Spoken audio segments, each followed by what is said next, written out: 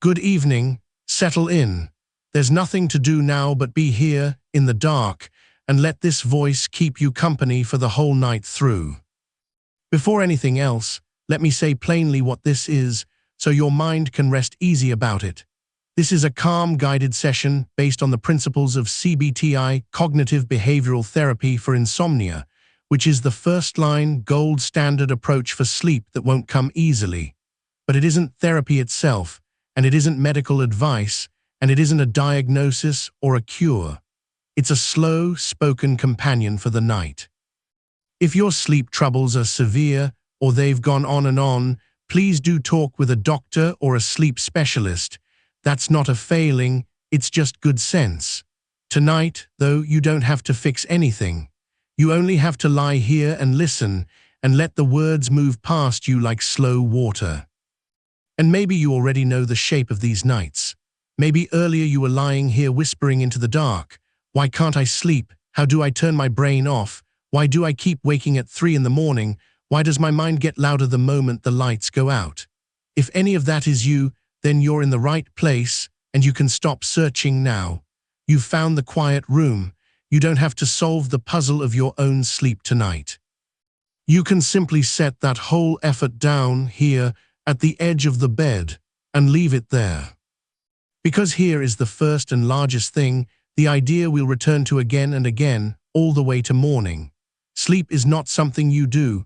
It is not a task you can try harder at. It is something that arrives on its own when the conditions are gentle enough. The way a shy animal comes to the edge of a clearing only when you've grown still and stopped watching the tree line so hard. The harder you chase it, the further back into the trees it steps. And that is the great trap of a difficult night. The wanting itself, the trying itself, becomes the very thing keeping you awake. The pressure to sleep is arousal, and arousal is the opposite of sleep.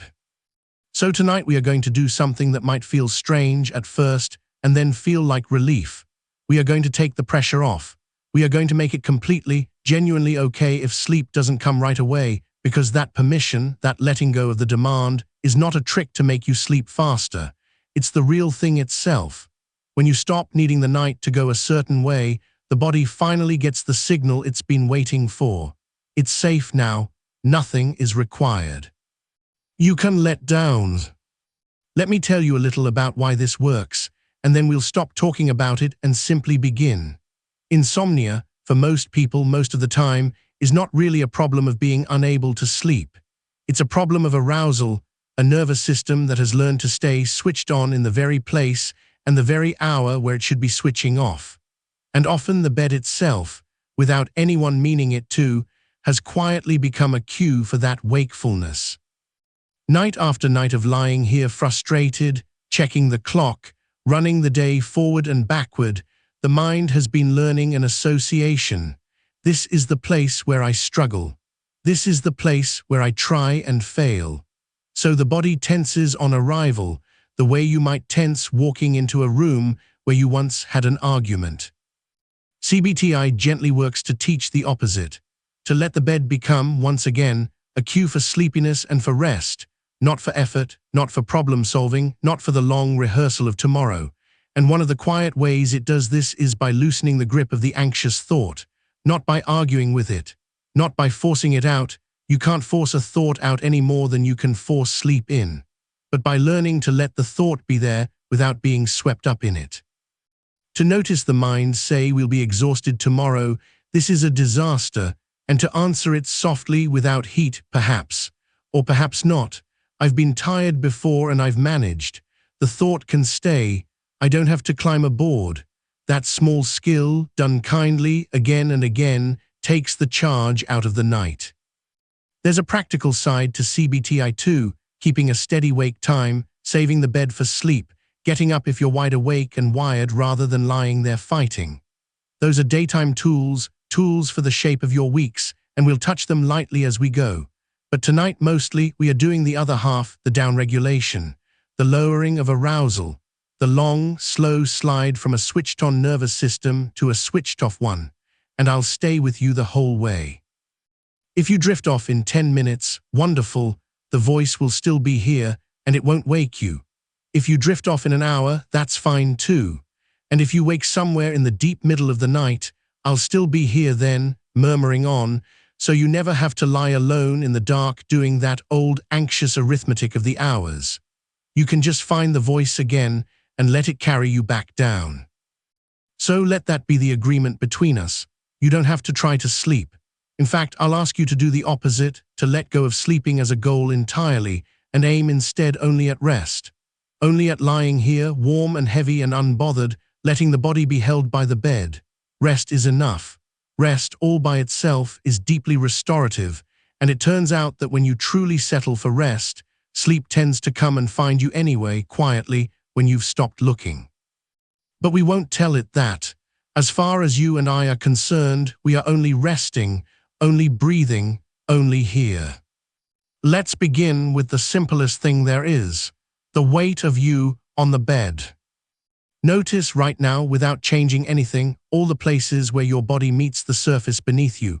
The backs of your heels, the backs of your legs, the long stretch of your back or the curve of your side if that's how you lie, your shoulders, the back of your head sinking into the pillow. Notice how the bed rises up to meet all of it, how it's holding you completely so that you don't have to hold yourself at all. There's no muscle you need to keep switched on right now. The bed has you. The floor beneath the bed has you. The earth beneath the floor has you. You are supported all the way down, and there is nothing to grip. And let the breath be easy. Don't manage it. Don't deepen it on purpose or slow it on purpose. Just let it find its own rhythm and follow it, the way you'd watch waves come in without needing to move the water. In and slowly out. Each out breath a little letting go.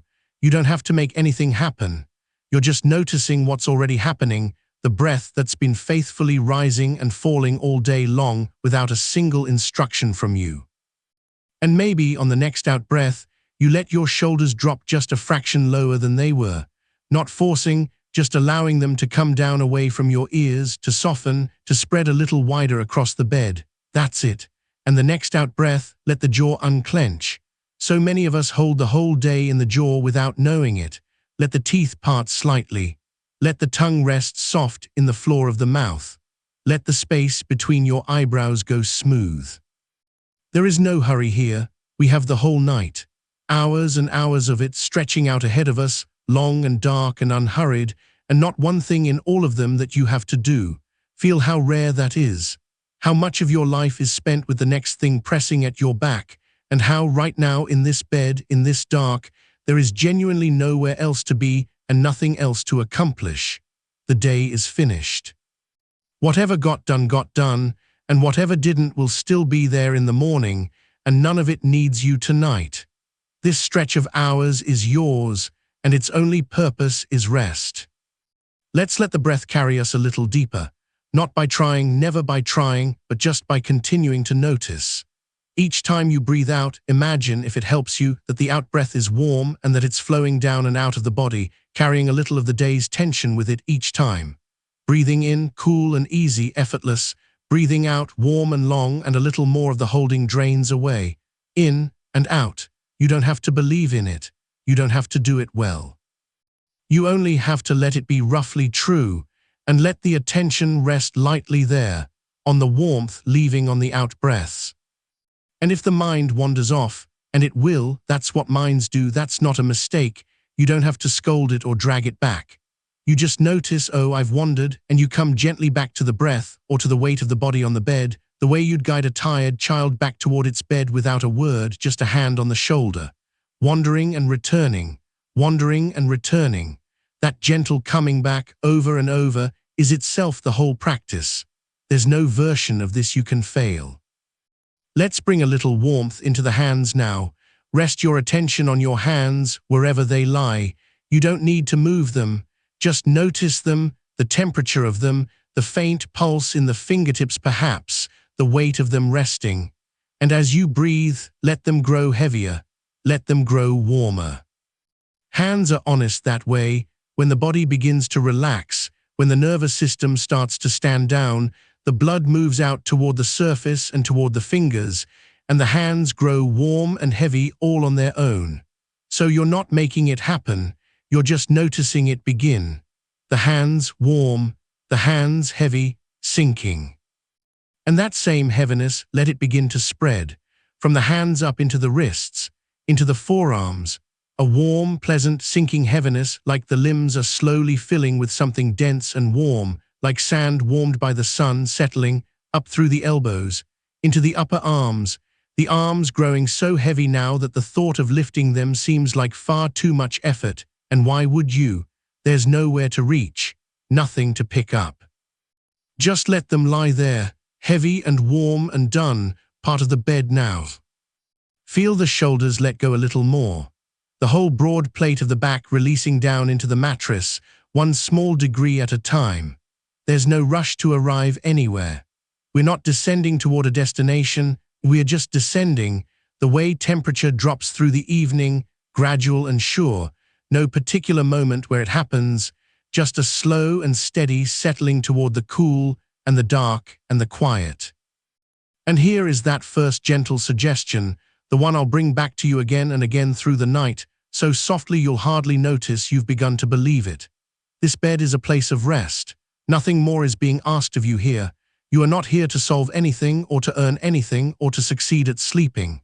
You are here to be held and to be warm and to let the day drain out of you. That's all. This bed is becoming, breath by breath, a place your body knows it can let down. A cue not for effort, but for ease. Not for trying, but for rest. And if some part of you is still standing a little apart, still watching, still checking, is it working? Am I getting sleepy? How long has it been? You can let that watcher soften too.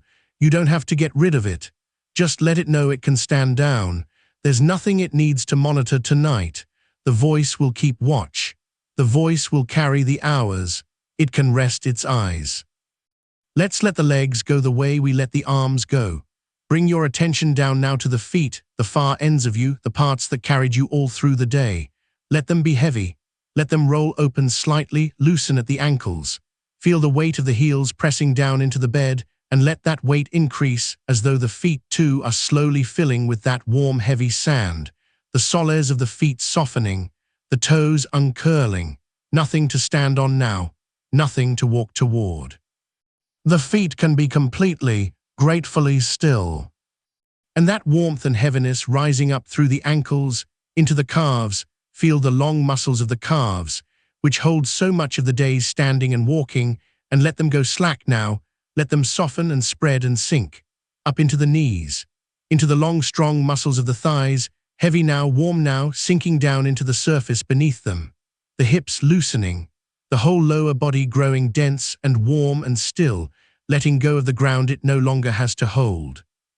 So now the arms are heavy, and the legs are heavy, and the breath is slow, and the bed is holding all of it, all of you, from your heels to the crown of your head. And there is nothing left for you to do but continue to breathe and continue to sink, a little lower with each slow breath out. In and out. Let me tell you what we're going to do with all these hours ahead, so that no part of you has to wonder. We're just going to keep doing this. Again and again, in slow, soft passes through the whole night.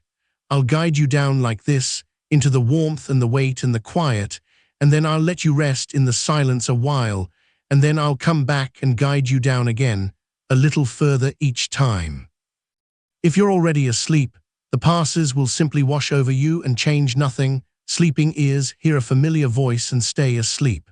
And if you're awake, if you're one of the ones lying here at some strange hour with the mind still turning, then each pass will be a hand reaching down to you in the dark, an easy way back toward rest, so that you never have to climb back up into worry. You can just take the next slow breath and let the next few words carry you back down. So there's nothing to hold on to and nothing to keep track of. You don't have to remember any of this. You don't have to follow every word. In fact, it's better if you don't. Better if the meaning starts to blur and the sentences run together like warm water. Better if you catch only every third word and let the rest go by. The understanding isn't the point. The voice is the point. The low, slow, steady sound of it, going on and on beside you in the dark, asking nothing, wanting nothing, just keeping the quiet company while your body does the ancient thing it already knows how to do.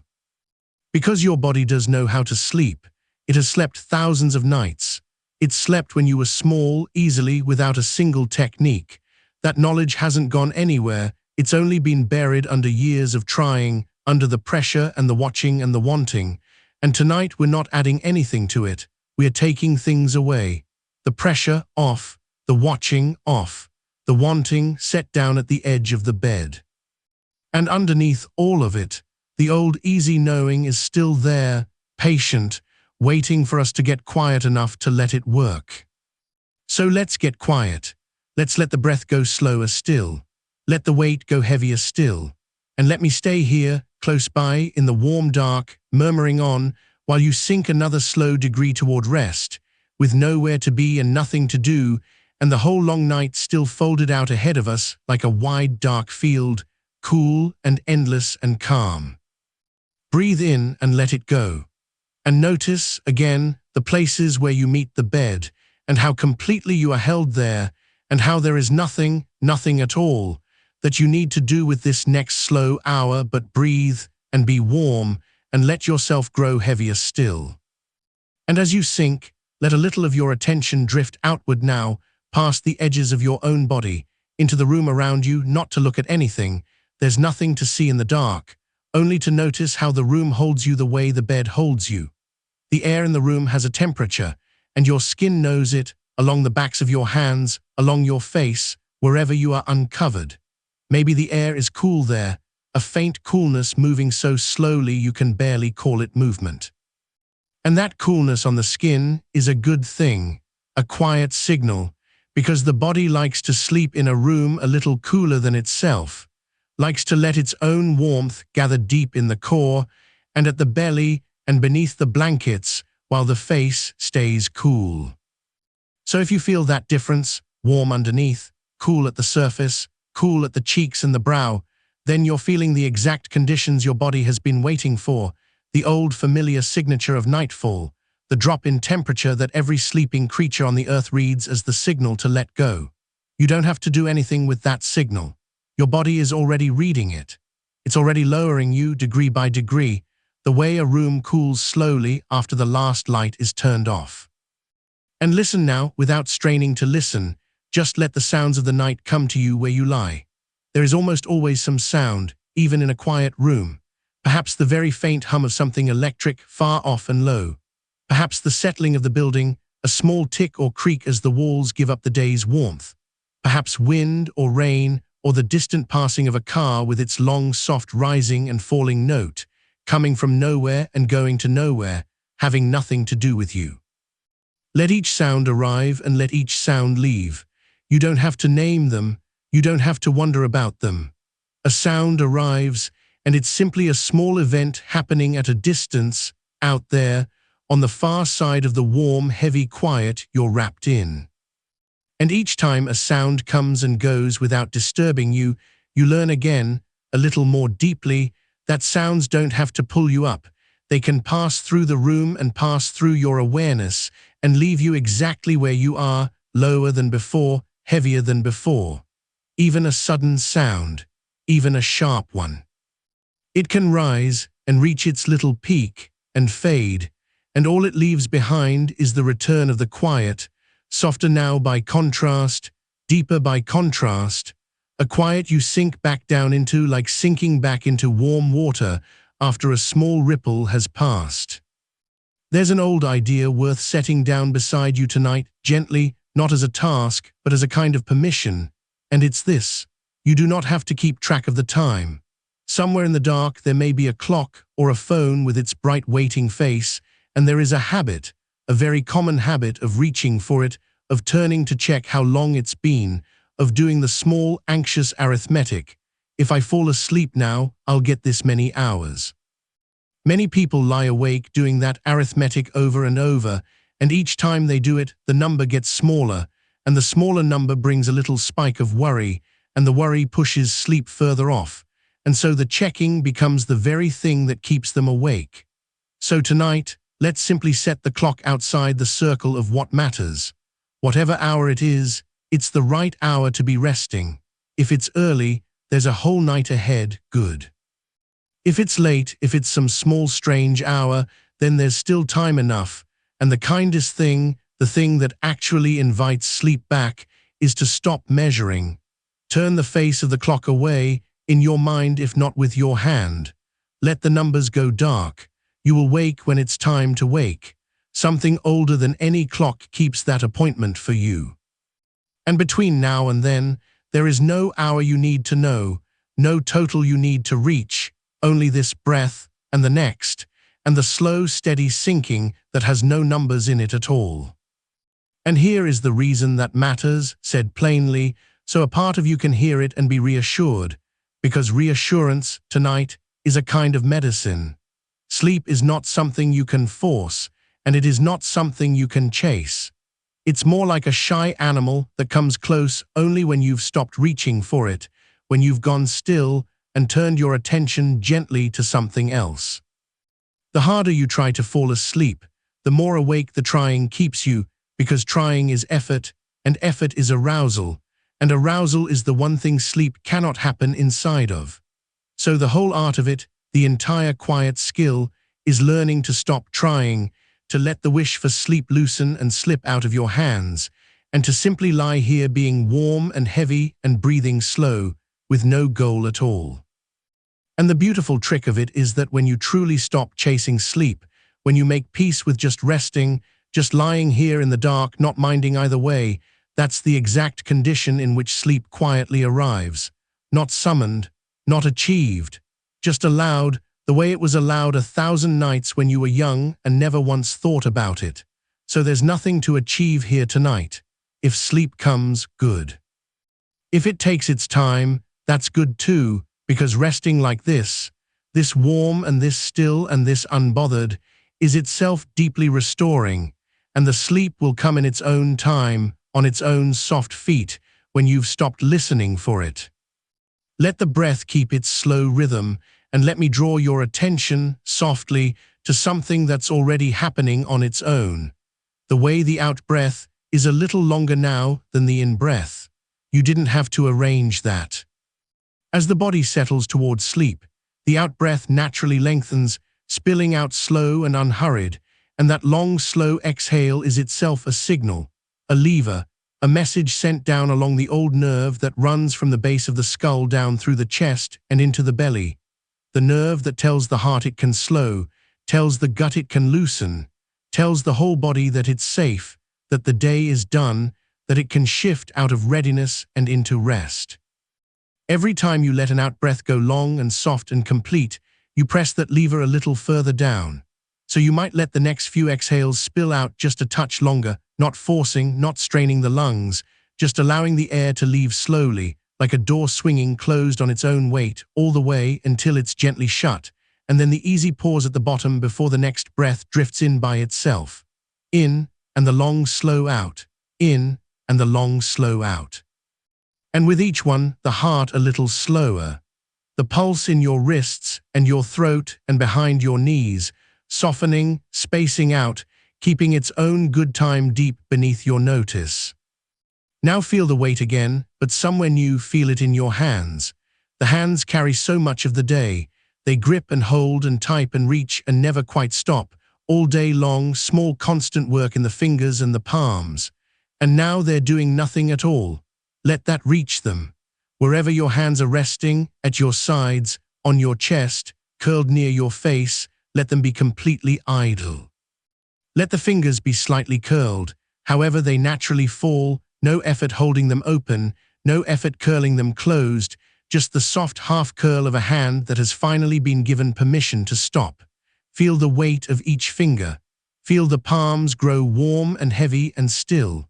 Feel the small muscles at the base of the thumb, which work all day and are so rarely noticed, let go entirely.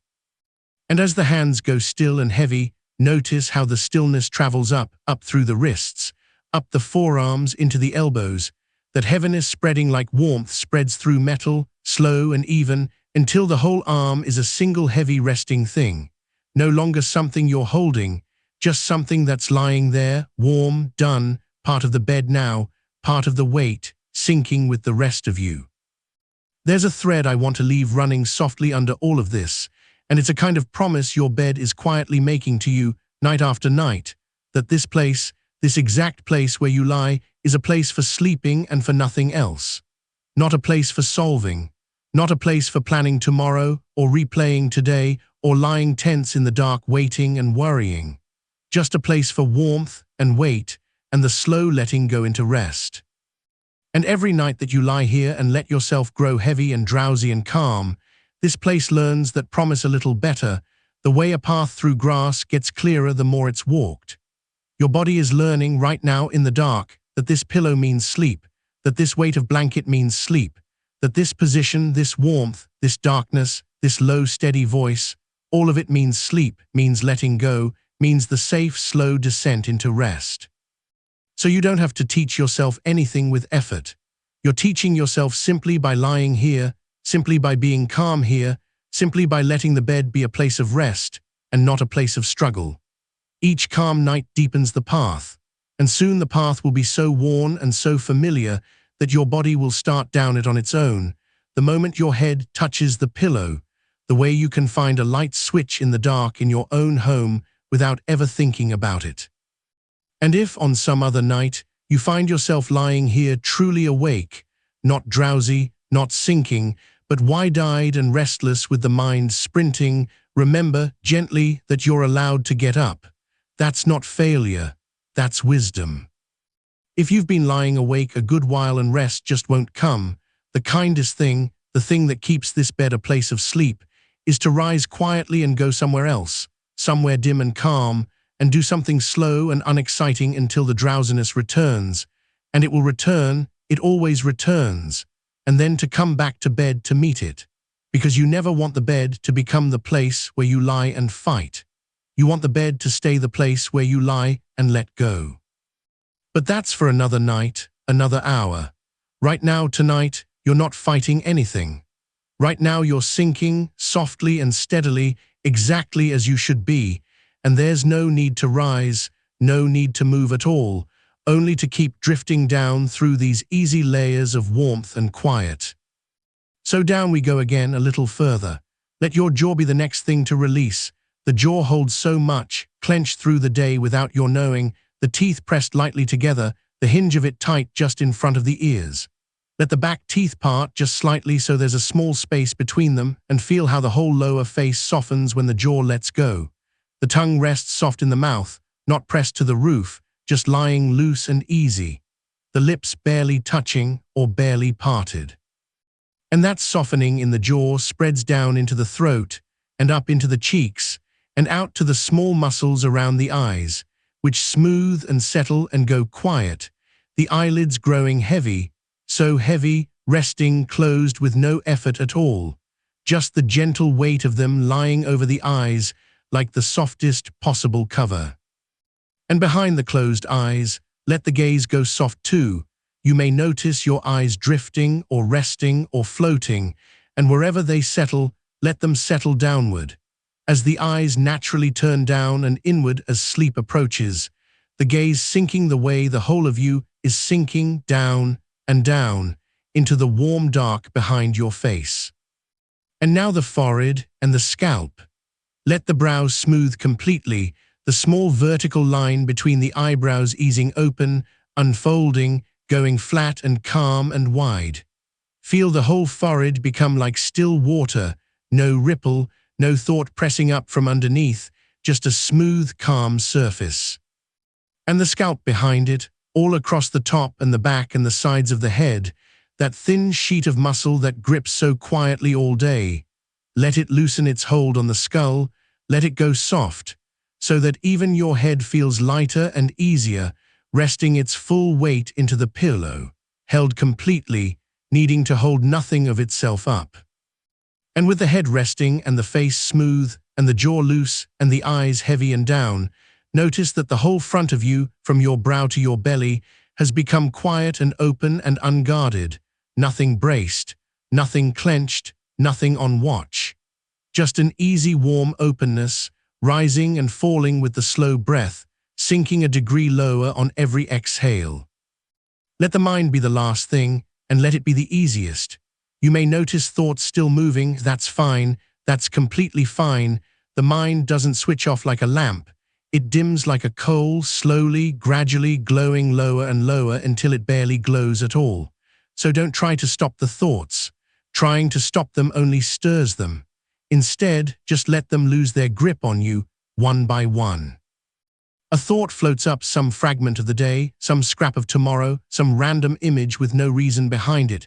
And instead of following it, instead of climbing aboard and letting it carry you somewhere, you just let it float there and float on and drift out of the room the way the sounds drift out of the room. You're not pushing it away. You're just not holding it. There's a difference, and your body knows the difference. Holding takes effort, and letting float takes none. So let the thoughts float. Let them get slower and stranger and more disconnected, which is exactly what thoughts do at the edge of sleep. They stop making sense. They start to drift sideways. A word turns into a picture turns into a feeling dissolves into nothing at all. And that not making sense is not something going wrong. It's the surest sign of sleep coming close. When the thoughts begin to blur and tumble and lose their thread, when you notice you can no longer quite follow your own mind, that's the doorway.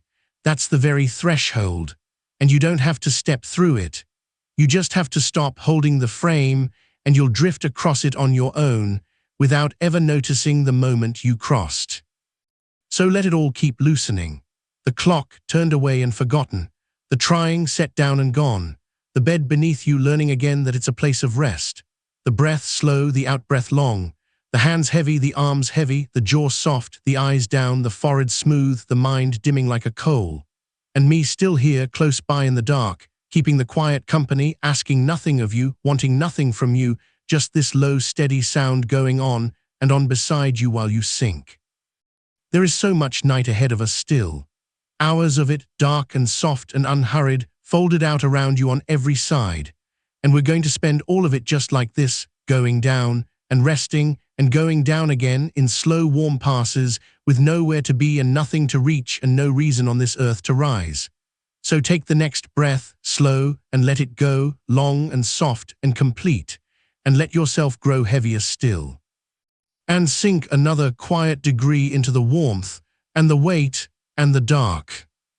And as you sink, let something new settle over you, the plain fact of your own warmth. Not the warmth of a room or a cover, but the warmth your body makes on its own, quietly all night long, without a single instruction from you. Somewhere under the skin, in the deep of you, a slow, steady heat is being made and kept and carried, the way it has been every night of your life, whether you slept well or badly, whether you worried or didn't.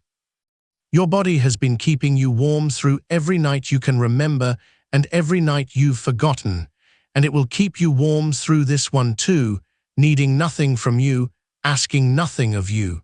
So you can let that be one more thing you don't have to manage. The warmth takes care of itself. And you can simply rest inside it, the way you'd rest in the low heat of a room where a fire has burned down to embers and gone soft and orange and quiet in the grate. That kind of warmth, settled and even and asking for nothing, filling the space slowly and staying. Let it move through you now, unhurried.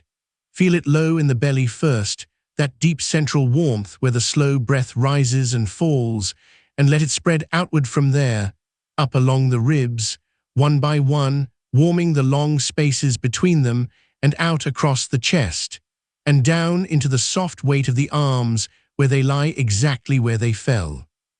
Let the warmth pool in the palms of the hands, in the pads of the fingers, that faint pulse of heat you can feel if you notice it and can just as easily forget. There's no need to move the hands, no need to check them, no need to do anything at all, but let them be warm and heavy and still. And down through the hips and the long muscles of the legs that carried you all day and can now be entirely off duty, entirely relaxed, warming from the inside like stones that have sat all afternoon in the sun and hold the heat long after the light has gone. All the way down to the feet. Let the feet be warm.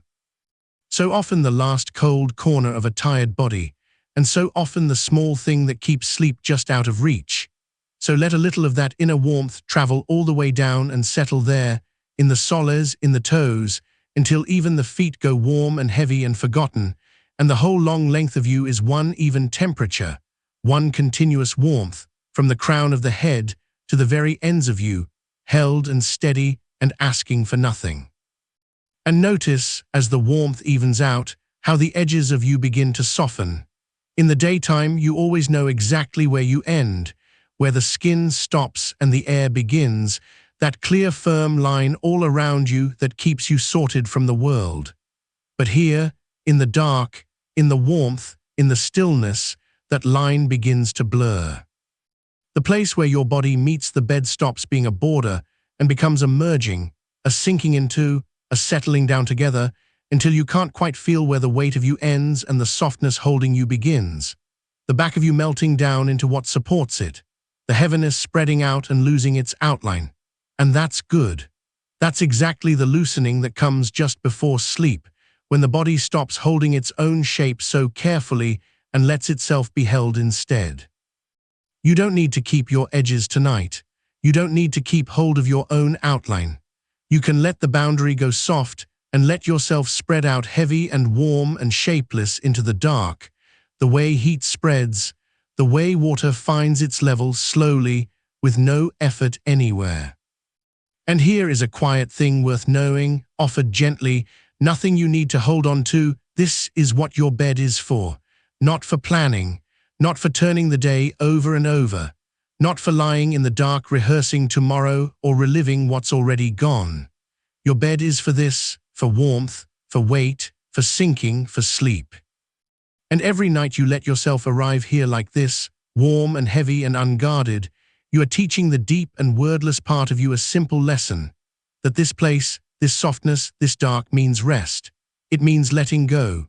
The body learns by repetition, quietly below thought, the way a path is worn into grass by walking it not all at once, but a little each time, until one day the path is simply there, and the feet find it on their own.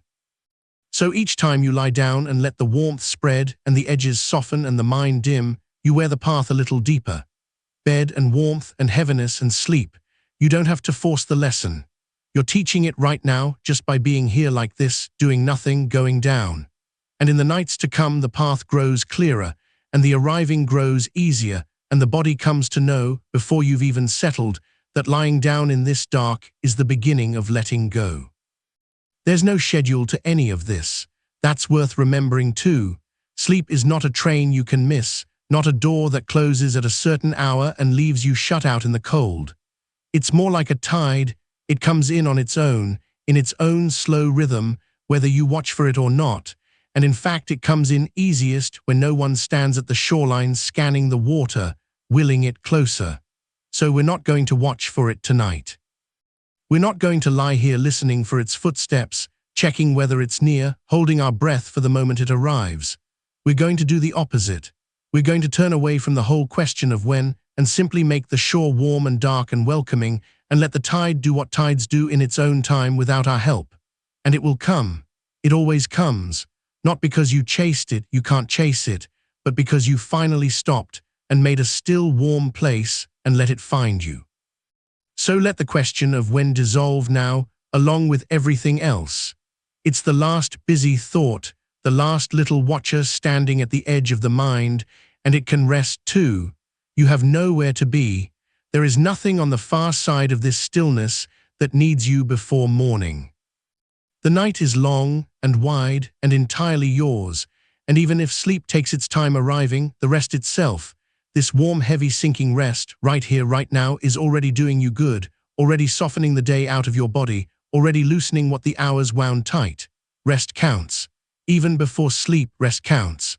Lying warm and quiet and unhurried in the dark, breathing slow, letting go, that is not waiting for something better. That is already the good thing. So you lose nothing by letting the minutes pass unwatched. There is no failure possible here. There is only this, and it is enough, and it is soft, and it is yours. Let the breath go a little slower still. Not forced, never forced, just allowed to lengthen the way breath naturally lengthens as the body lets go of the day. The in-breath easy and unhurried, drawn in low and slow without any effort of yours, and the out-breath longer, softer, emptying out completely, carrying a little more of the day's tension away with it each time it leaves. And in the small, still space at the bottom of the out-breath, that quiet pause before the next breath begins on its own, notice how peaceful that is. That little pause where nothing is happening at all, where you're neither breathing in nor breathing out, just resting, empty and calm, held in the warmth. You don't have to hurry out of that pause. You don't have to reach for the next breath. It comes on its own, always without you. Everything that keeps you alive through the night runs on its own, quietly in the dark, needing nothing from you, the slow beat of the heart, the tide of the breath, the deep steady warmth. You can hand all of it over now. You can let the automatic part of you carry you through the hours, the way it always has, while the thinking part of you, the part that plans and worries and watches the clock, grows dim and quiet and finally still. And listen, if you like, to the sound of your own breathing, not to control it, just to keep it faint company. That soft, low sound, coming and going, in and out, the oldest sound there is, the sound that has been with you since before you had a single memory, before you had words, before you knew your own name. The sound that will be with you through every night of your life. There's something in that steadiness that the deep animal part of you finds deeply reassuring. The rhythm of it, the return of it, the way it goes on and on, unhurried, whether you attend to it or not. Like waves on a shore heard from far off in the dark, arriving and withdrawing, each one a little softer than you remembered, each one carrying you a little further out. You can let that rhythm rock you now, in and out, rising and falling, nearer and further. And each slow cycle setting you down a little deeper than the one before, into the warmth, into the weight, into the dark that has no edges. And the room around you, let it hold you too. Whatever small sounds it has tonight, whatever faint hum or distant murmur or settling creak reaches you through the dark, let each one be not a thing that pulls you back, but a thing that lets you go deeper. Because every sound you hear from here, warm and heavy in your bed, is a sound happening out there, at a distance, in the waking world you've already left behind, and each one only tells you, again and again, that you are here and safe and still, and that all of that is someone else's to tend to now, not yours. The sounds are the walls of the quiet. They mark the edges of the stillness you're resting inside, the way the far-off sounds of a house mark the safety of the room where a child has already half fallen asleep. So you don't have to shut them out. You couldn't shut them out even if you tried, and trying would only wake you. Instead, let each one arrive and be noticed and dissolve, and let you sink a little lower as it goes. A sound rising somewhere out in the night, and passing, and taking a little more of your wakefulness with it as it fades. There is nothing you need to do with any of it. That's the deep permission underneath all of this, the thing worth letting all the way in. There is nothing here that needs doing, nothing to solve, nothing to decide, nothing to hold together.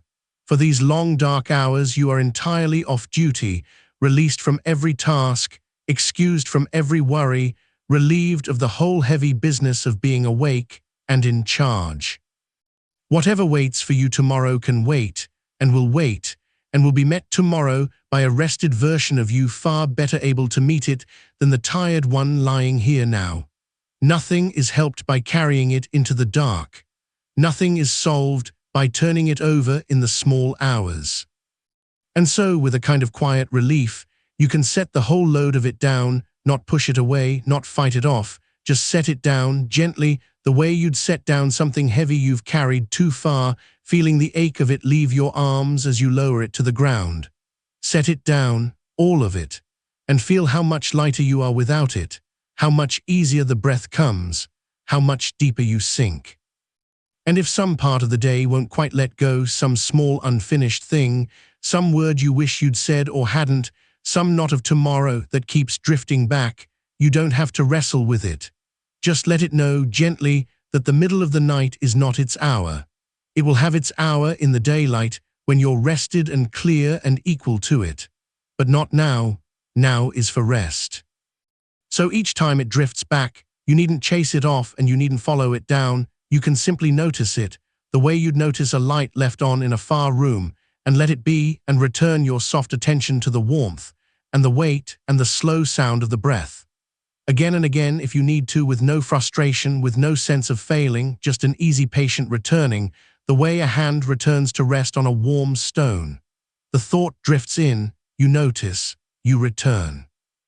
And each return is easier than the last, and each one leaves you a little deeper, until the thoughts drifting in grow fewer and fainter and stranger, and the returning becomes the only motion left, slow and soft and almost still. Let the face go heavy again. It gathers so much of the day, the face. It's always the last to be off guard, always faintly arranged even in the dark, still holding some small readiness to respond, to speak, to react. Let it stop.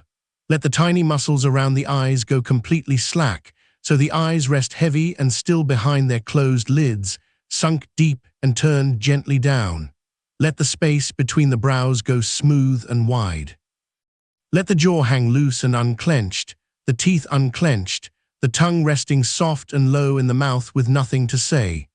Let the cheeks be heavy. Let the whole face grow slack and expressionless and calm, the way a face goes in the deepest part of sleep.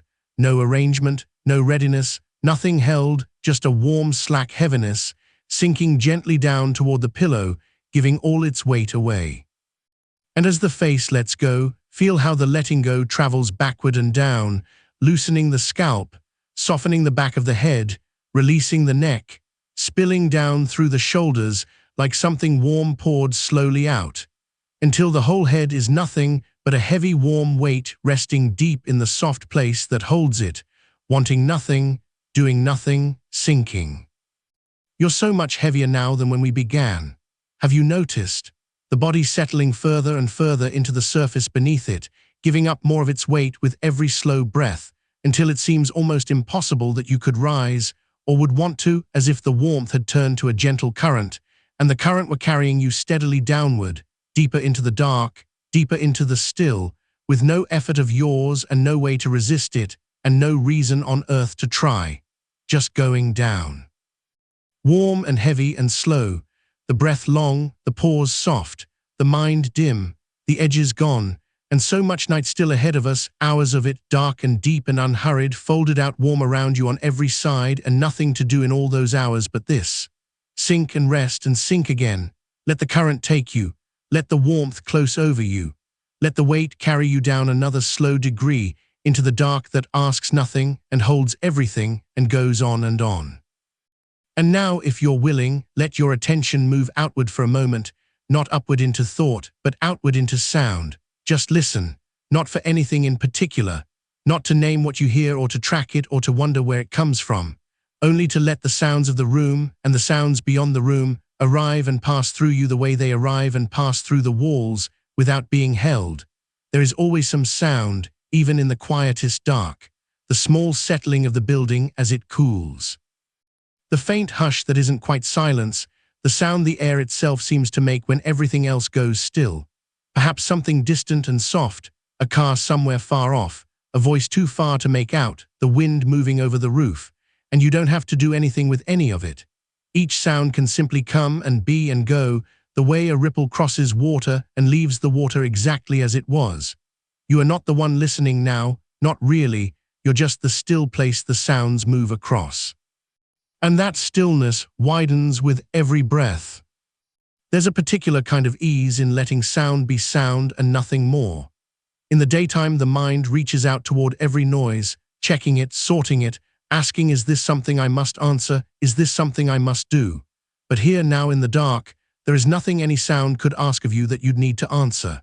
You are off duty, wholly and completely off duty, for the first time in a long day, and the sounds may come and go as they please, and none of them are yours to carry. Let even the listening grow lazy.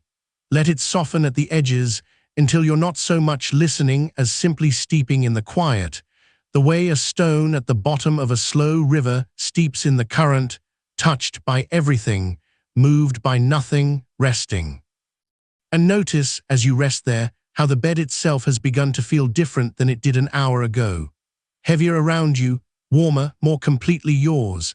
This is the quiet work of these nights, that the place where you lie down learns, slowly, patiently, to mean one thing to your body, and that one thing is rest, not effort, not the long turning over of the day, not the bracing and the trying and the watching of the hours, just rest.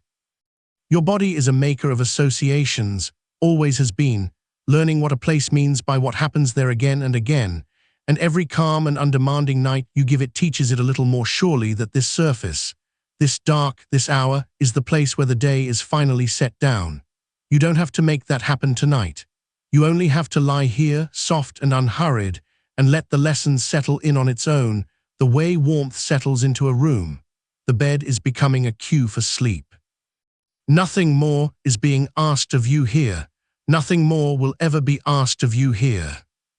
And if some old part of you still half expects the struggle, still lies down braced for the familiar fight, waiting for the mind to rear up and the hours to begin their slow crawl, you can let that part know gently that it doesn't have to stand guard tonight.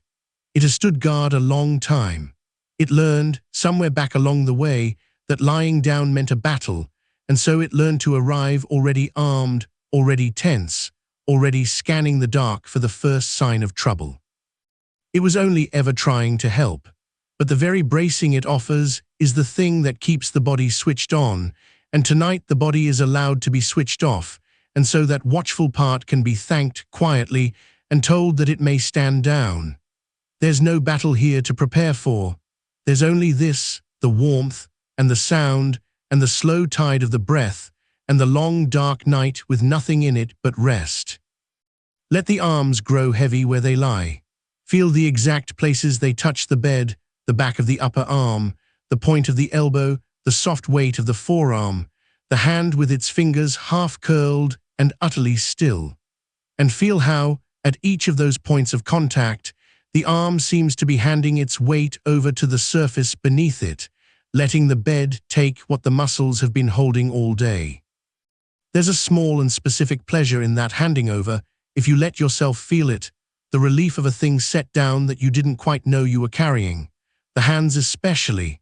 Think how much the hands do in a day, how rarely they are fully still, how even at rest they tend to keep some faint grip, some readiness to reach or hold or make. Let them be done now. Let them lie open and slack and forgotten, warm and heavy and empty, with nothing left to hold but the quiet. And the air, feel the air against whatever part of you is bare to it, the face, perhaps, or a shoulder, or the back of a hand resting outside the covers.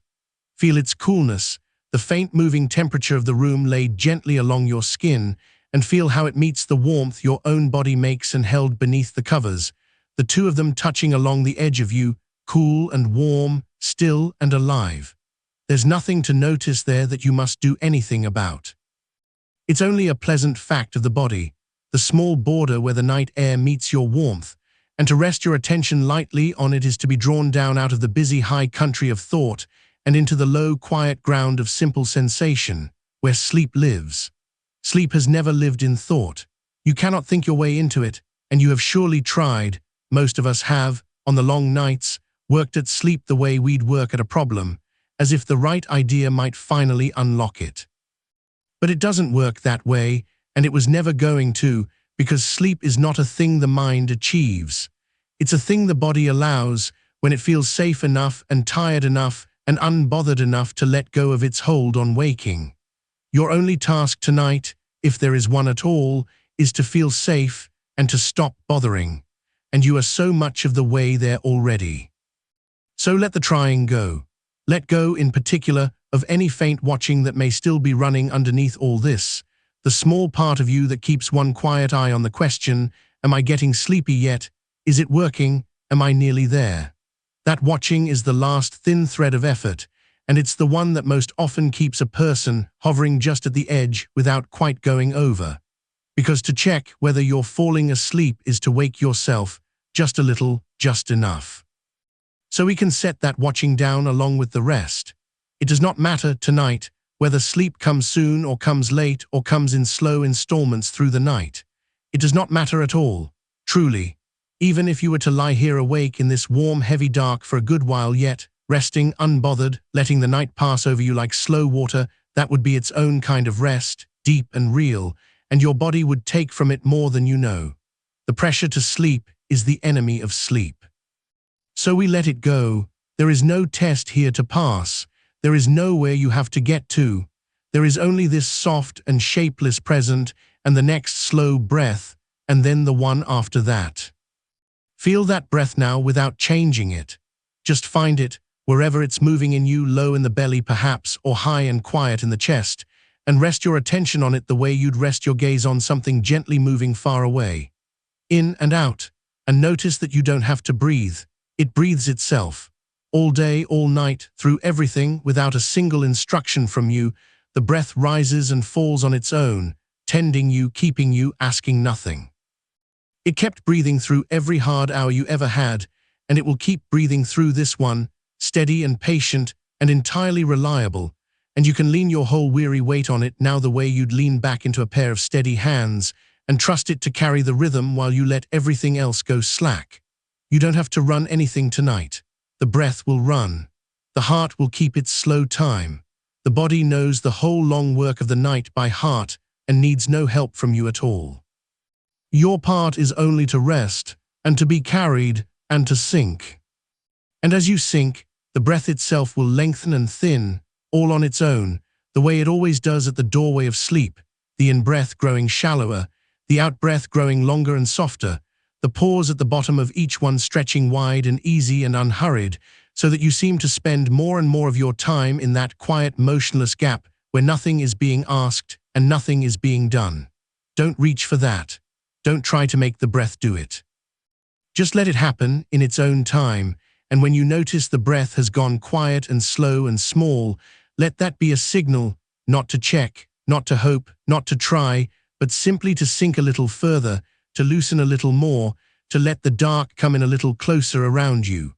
Each long, slow out-breath is a small letting go. Each one carries a little more of you down and away. And there are so many of them ahead of you, an unhurried procession of them stretching out through the whole dark length of the night, each one softer than the last, each one asking nothing but that you ride it gently down. Let the legs grow heavy now all their length. Feel the weight of them where they rest, the heavy backs of the thighs, the hollow behind the knee, the long muscle of the calf gone soft and slack, the ankles loose, the feet fallen open and still. There's a great deal of the day stored in the legs, all the standing and the going and the getting there, all the small braced readiness of a body that spends its hours upright and moving. And now none of that is needed. The legs have nowhere to carry you. They can be set down completely, given entirely over to the bed, so heavy and so still that they seem to belong less to you and more to the warm dark that holds them, as if the boundary where your legs end and the bed begins had gone soft and uncertain, blurred by the warmth, so that you can no longer quite feel where one leaves off and the other takes up. That blurring is good. That losing of the edges is the body forgetting itself into sleep. Let it happen everywhere it will. Let the outline of you grow vague and warm and unimportant until you are less a shape lying in the dark and more a slow, warm weight dissolving gently into it. And here is a thing worth knowing to carry with you down. The mind, left alone, will drift towards strangeness of its own accord, and that drift is not a problem. It is the very shape of sleep beginning. You may notice, as you sink, that your thoughts have started to loosen from sense. A fragment of a scene that has no reason to be there. A face, a room, a snatch of something that means nothing you can name. A drifting, tilting, sideways quality to the images, as though the mind were beginning to dream a little while you're still faintly here to notice it. Do not be startled by that, and above all do not wake yourself to examine it. It's the surest sign you're crossing over. It means the thinking mind has begun to let go of its grip on the wheel, and the older, deeper, dreaming part is quietly taking over, easing you down the last soft slope. When you feel that strangeness begin, the thoughts going loose and dreamlike and odd, you can simply say yes to it, in whatever wordless way you can, and let it carry you the rest of the way in. That drift is not you losing control. That drift is you arriving. So there is nothing left now to hold on to, and nothing left to do. The body is heavy and warm and dissolving at its edges. The breath has gone long and quiet and runs itself without you. The sounds come and go across a stillness that no longer minds them. The bed holds you the way the ground holds a fallen leaf, completely, asking nothing in return. And your mind has begun, ever so gently, to loosen and tilt and drift toward the strange, soft country where the dreams keep. All of it is happening on its own. All of it needs no help from you. You have handed the whole weight of the night over to something older and wiser than your effort, and it has taken the weight gladly, and all that's left for you is to let go, and keep letting go, deeper and deeper, softer and softer, down and down. Let the belly be soft. Let the chest be soft. Let whatever tightness has gathered somewhere in the middle of you, that faint knot we so often carry without knowing, just beneath the ribs, the place where the day's small worries seem to lodge, let it loosen and spread and warm and ease, until the whole trunk of the body is open and slack and rising and falling with nothing held anywhere inside it. The center of you unclenched at last. And feel how, when the center lets go, everything else follows, how a softening there seems to reach outward to the very ends of you, down the arms and out through the loosened hands, down the heavy legs and out through the fallen feet, up through the slack neck and into the emptied face. One long, slow wave of release moving outward from the quiet middle until every part of you is included in it, and nothing anywhere is holding, and the whole of you rests in one unbroken warmth. There is so much night still to come. Feel that not as a length to be gotten through, but as a great soft room folded warm around you, dark on every side, hours deep in every direction, and you resting somewhere near the middle of it with nothing to reach and nowhere to be. The night is not your opponent. It never was, though on the hard nights it can surely feel that way, a long dark corridor to be endured, watched, counted through. But that was only the struggle talking, and the struggle is setting itself down now, breath by breath, and the night is showing you its other face, the true one, not a corridor but a harbor, not a thing to survive but a thing to sink into, wide and dark and endlessly patient, holding you and all your weariness in a warmth that has no edge and no end. You may rest here as long as you like. You may sink as deep as you like. Nothing will call you back before its time. And so you go on down, slowly, in no hurry at all, one soft degree at a time. The breath long, the body dissolving, the mind adrift, the dark grown gentle and close and kind. And each slow moment lays another warm fold of quiet over you, and each one takes you a little further from the shore of the waking day, and there is no reason to turn back, and no strength left to try, and no wish anywhere in you to do anything at all but this, to let the warmth close over, and the weight carry down, and the long night hold you deeper and deeper and deeper still.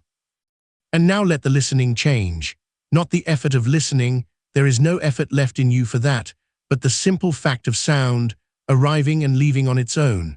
Somewhere in the room, or beyond it, there are small sounds still moving through the dark. The low hum a house makes when it thinks no one is awake, the faint settling of walls easing into the cool of the small hours, perhaps the distant sigh of a car somewhere far off, rising and thinning and gone. You do not need to name these sounds, or track them, or wonder where they came from. Let them pass through you the way light passes through water, touching nothing, holding nothing, leaving no mark. Each sound that comes is only another soft hand smoothing you further down.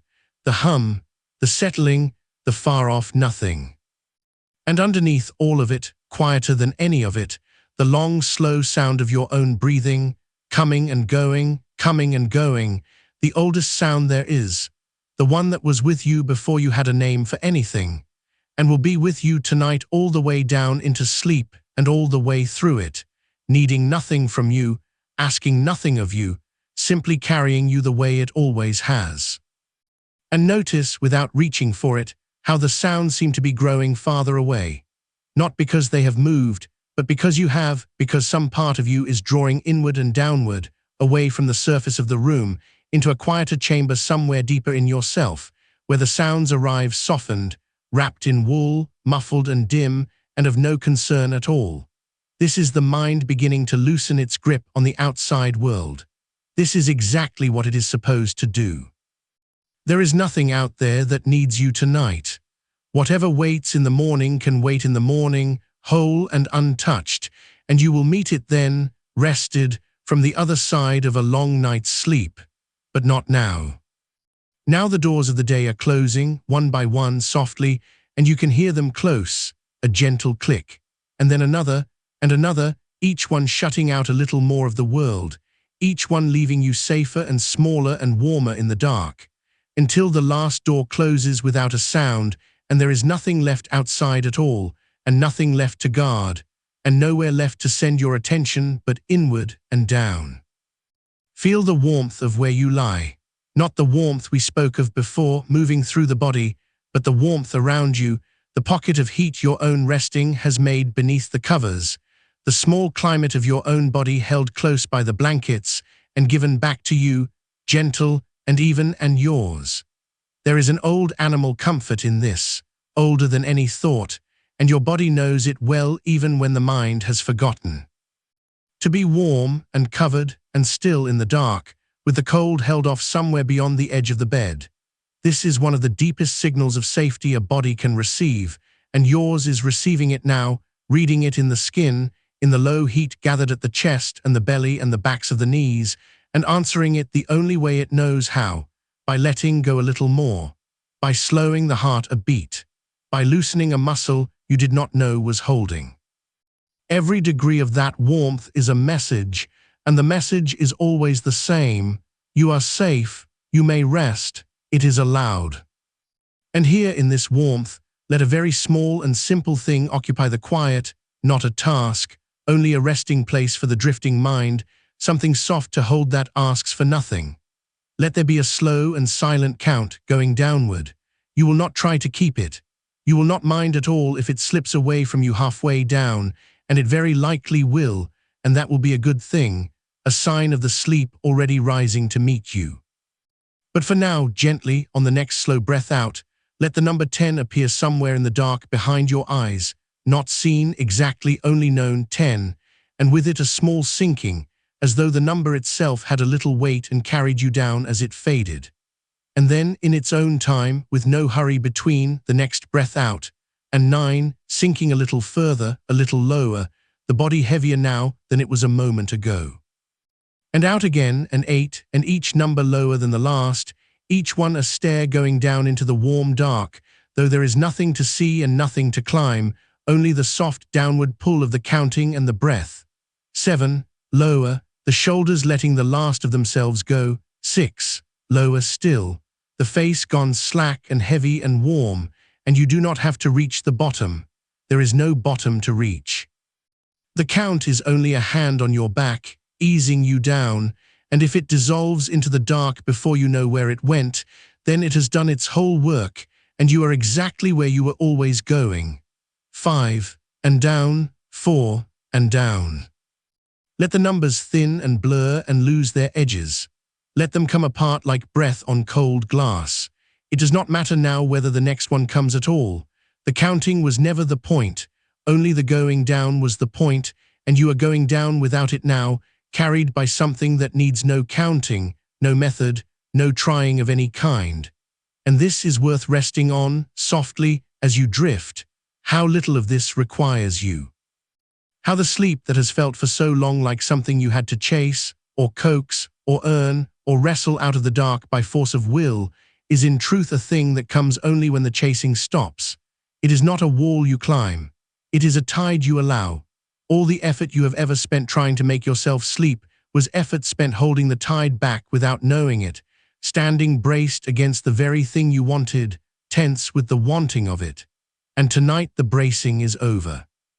Tonight you are simply letting the water come in, and it is coming in, you can feel it around the ankles, around the weight of the legs, rising slow and warm and dark, and all you are doing, all you have to do, is not stand against it.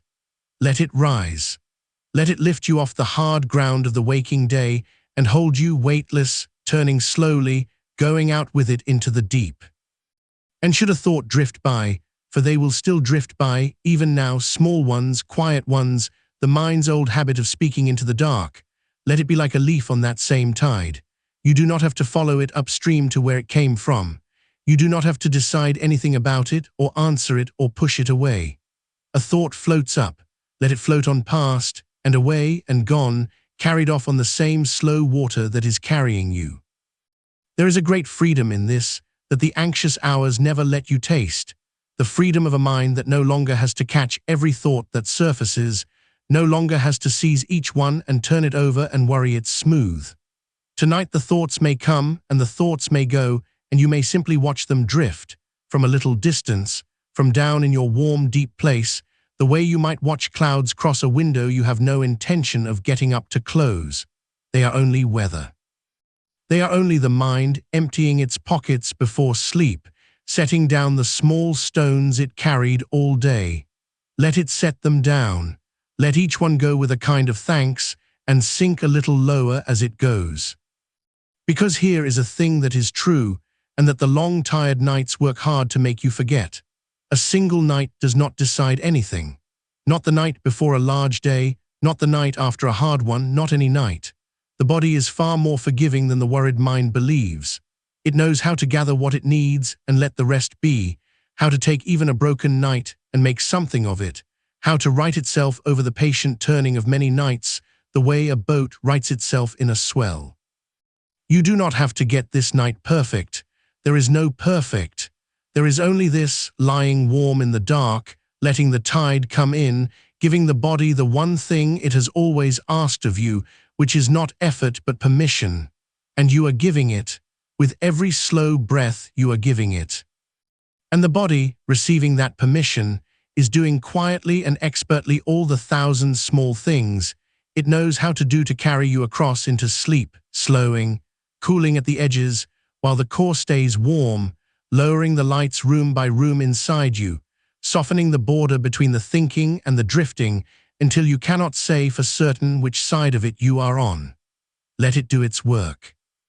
It has done this every night of your whole life, 10,000 nights and more, most of them without a single thought from you, and it has never once forgotten how. Let the weight return to your mind now, not a heaviness of trouble, but the good heavy of a body ready for sleep, the pleasant leaden fullness that comes when the muscles have finally believed they are off duty for the night. Feel it in the arms first, that particular heaviness, as though the blood in them had turned slow and thick and warm, as though they were sinking of their own accord a little further into the surface beneath them, too heavy now to lift, and no reason ever to lift them. Feel it pool in the hands, in the loose curl of the fingers, each finger too heavy to move and glad of it. Feel it fill the legs, the long bones of the thighs grown dense and still, the calves slack, the ankles fallen open, the feet dropped away into the dark at the far end of you, so distant now they hardly seem to belong to you at all.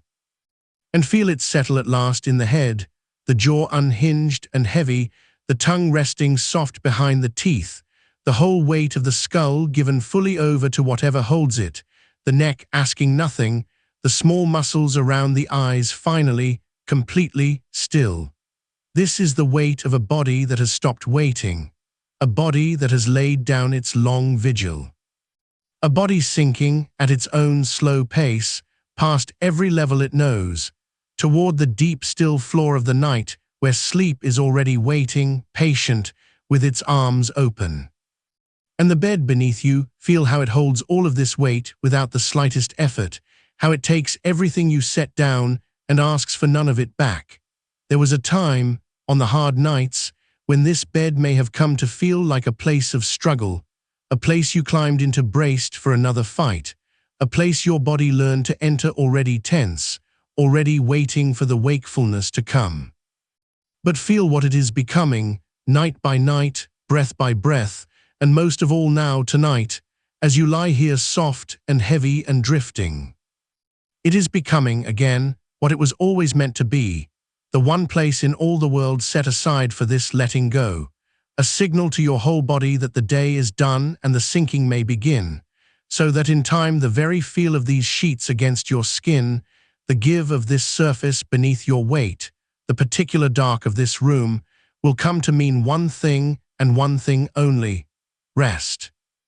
That is the quiet work being done in you even now, beneath all noticing, the long, slow teaching of the body that here, in this bed, in this dark, sleep is what happens. Not effort, not watching, not waiting, only this. Only the tide coming in, and the weight going down, and the warmth closing over, night after night after night, until the body forgets it ever knew how to do anything else. So let this bed hold you the way it is learning to. Let it be the place where nothing is required. You have carried yourself all day, carried your weight from room to room, held yourself upright against the pull of the ground, kept the long, unbroken effort of being awake and moving and answering the world, and you have set none of it down until now. Now set all of it down. Give the whole of your weight to what lies beneath you, all of it, holding nothing in reserve, keeping nothing braced or ready, until you are not so much lying on the bed as melting into it, the line between you and it grown soft and vague and unimportant, the two of you sinking together into the same warm dark. There is nothing left to hold up. There is nothing left to hold. The ground has you, the dark has you. The night has you entirely, and it is not going to let you go, and you do not want it to. And there is nowhere in the whole wide turning world you would rather be than exactly here, sinking, warm and heavy and slow. And your breath all this while has gone on quietly without you. You may have lost it for a time and found it again just now, and it does not mind. It kept on faithfully in your absence, long and low, and even the way the sea keeps on. Do not take it back up as a task. Simply notice, as you drift, how much slower it has become. How much longer the spaces have grown between the breaths, and how comfortable those spaces are, how there is no hunger for air in them, only a wide calm pause where the body rests between one slow tide and the next. In those pauses, feel how still you have become. There is a stillness there that goes down beneath the stillness of the body, a stillness of the whole self, a hush that has spread from the muscles into the mind, and from the mind into something quieter still, some ground beneath the mind that has no name and needs none. You are resting on that ground now. You have found your way down to it, breath by breath, degree by degree, the way water finds its level, and here on this deep still ground there is nothing that can reach you, nothing that must be decided, nothing that cannot wait until the light comes back. Only the long dark, only the warmth. Only the slow tide of the breath, coming and going, and coming, carrying you further out with every turn, further from the shore, further into the deep and gentle dark, where the whole of the night lies open before you. Hours and hours of it, unhurried, endless, kind. And you go on drifting there, held and heavy and warm, letting each breath be a little smaller than the last, letting each moment settle another soft weight of quiet over you, letting the dark grow thicker and closer and softer around you like a slow snow falling in a place with no wind, covering everything, softening every edge, filling in every space until there is nothing sharp left anywhere in you or around you, only the deep even hush of a self let all the way down, and the night going on. And the rest going deeper, and you sinking still, slowly, without effort, without end, further and further into the warm dark keeping of the long night. And if a thought should drift up out of that hush, and now and then one still will, rising slow like a single bubble from the floor of a deep and quiet pond, you do not have to chase it, and you do not have to push it back down. You can simply watch it rise and watch it reach the surface, and watch it open into nothing and be gone, leaving the water smooth again. That is all a thought is here in the deep of the night.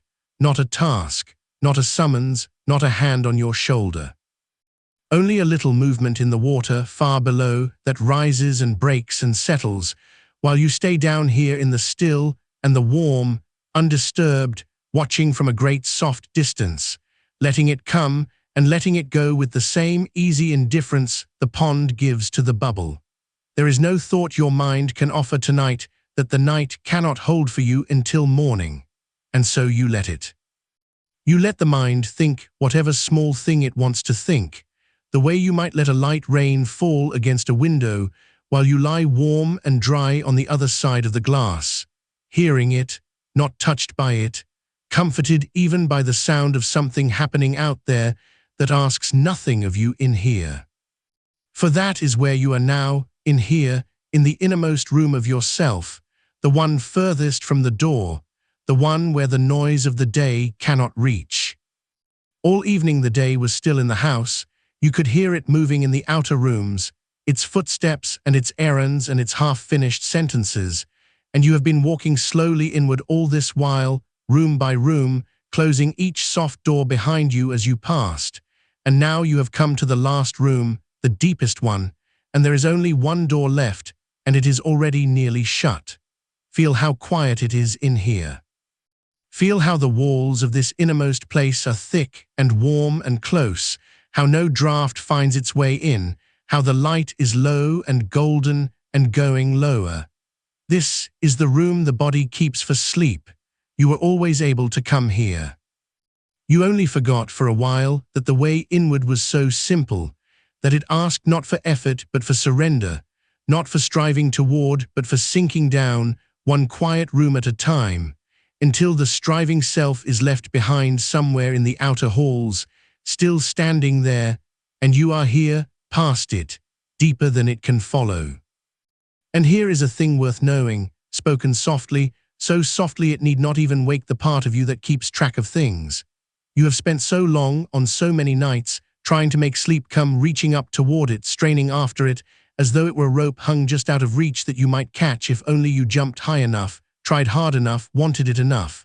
And you know by now how that goes. The harder the reach, the higher the rope withdraws. Sleep is not above you.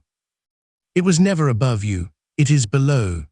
It is the floor you are already resting on, the ground at the bottom of all this letting go, and you do not reach up to it, you settle down onto it, the way a leaf that has fallen all afternoon finally comes to rest on still water and stops, and floats, and is carried. You do not have to do the sleeping. You have only to stop doing the waking. And the waking, you will notice, has very nearly stopped on its own.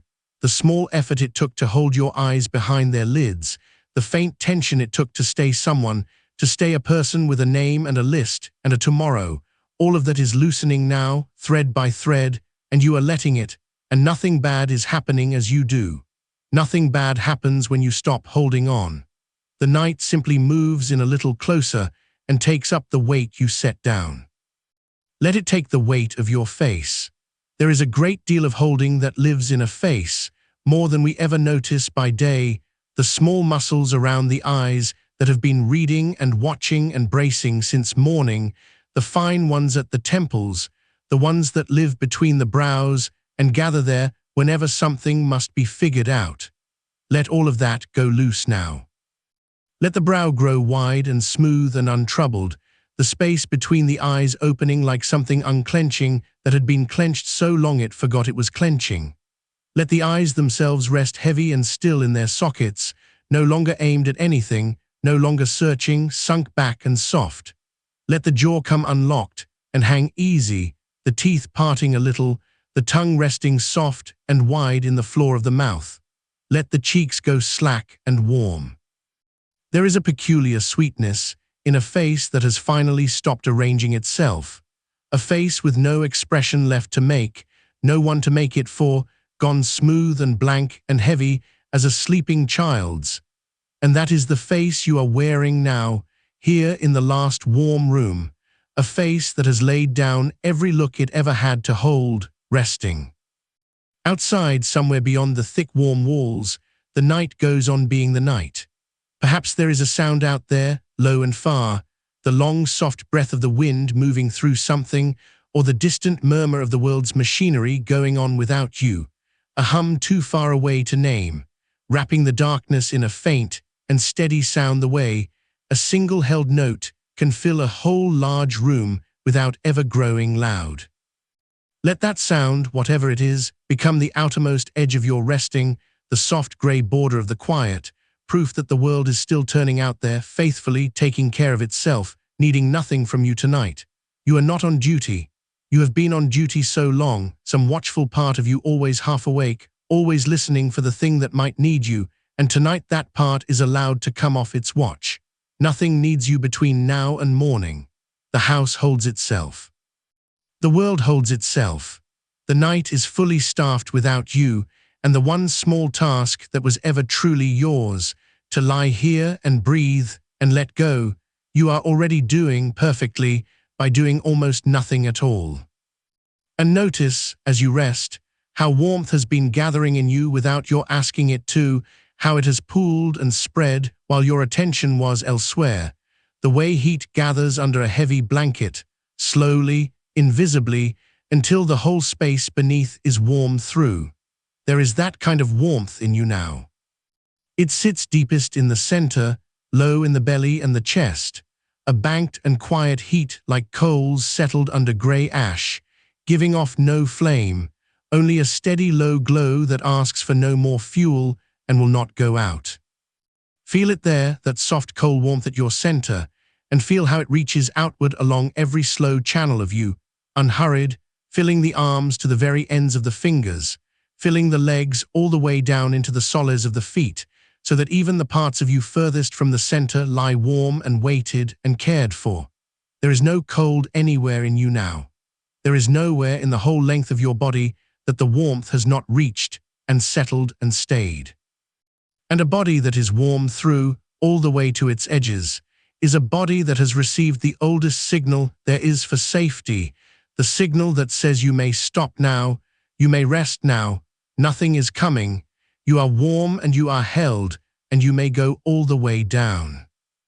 So go all the way down, not with a plunge, not all at once.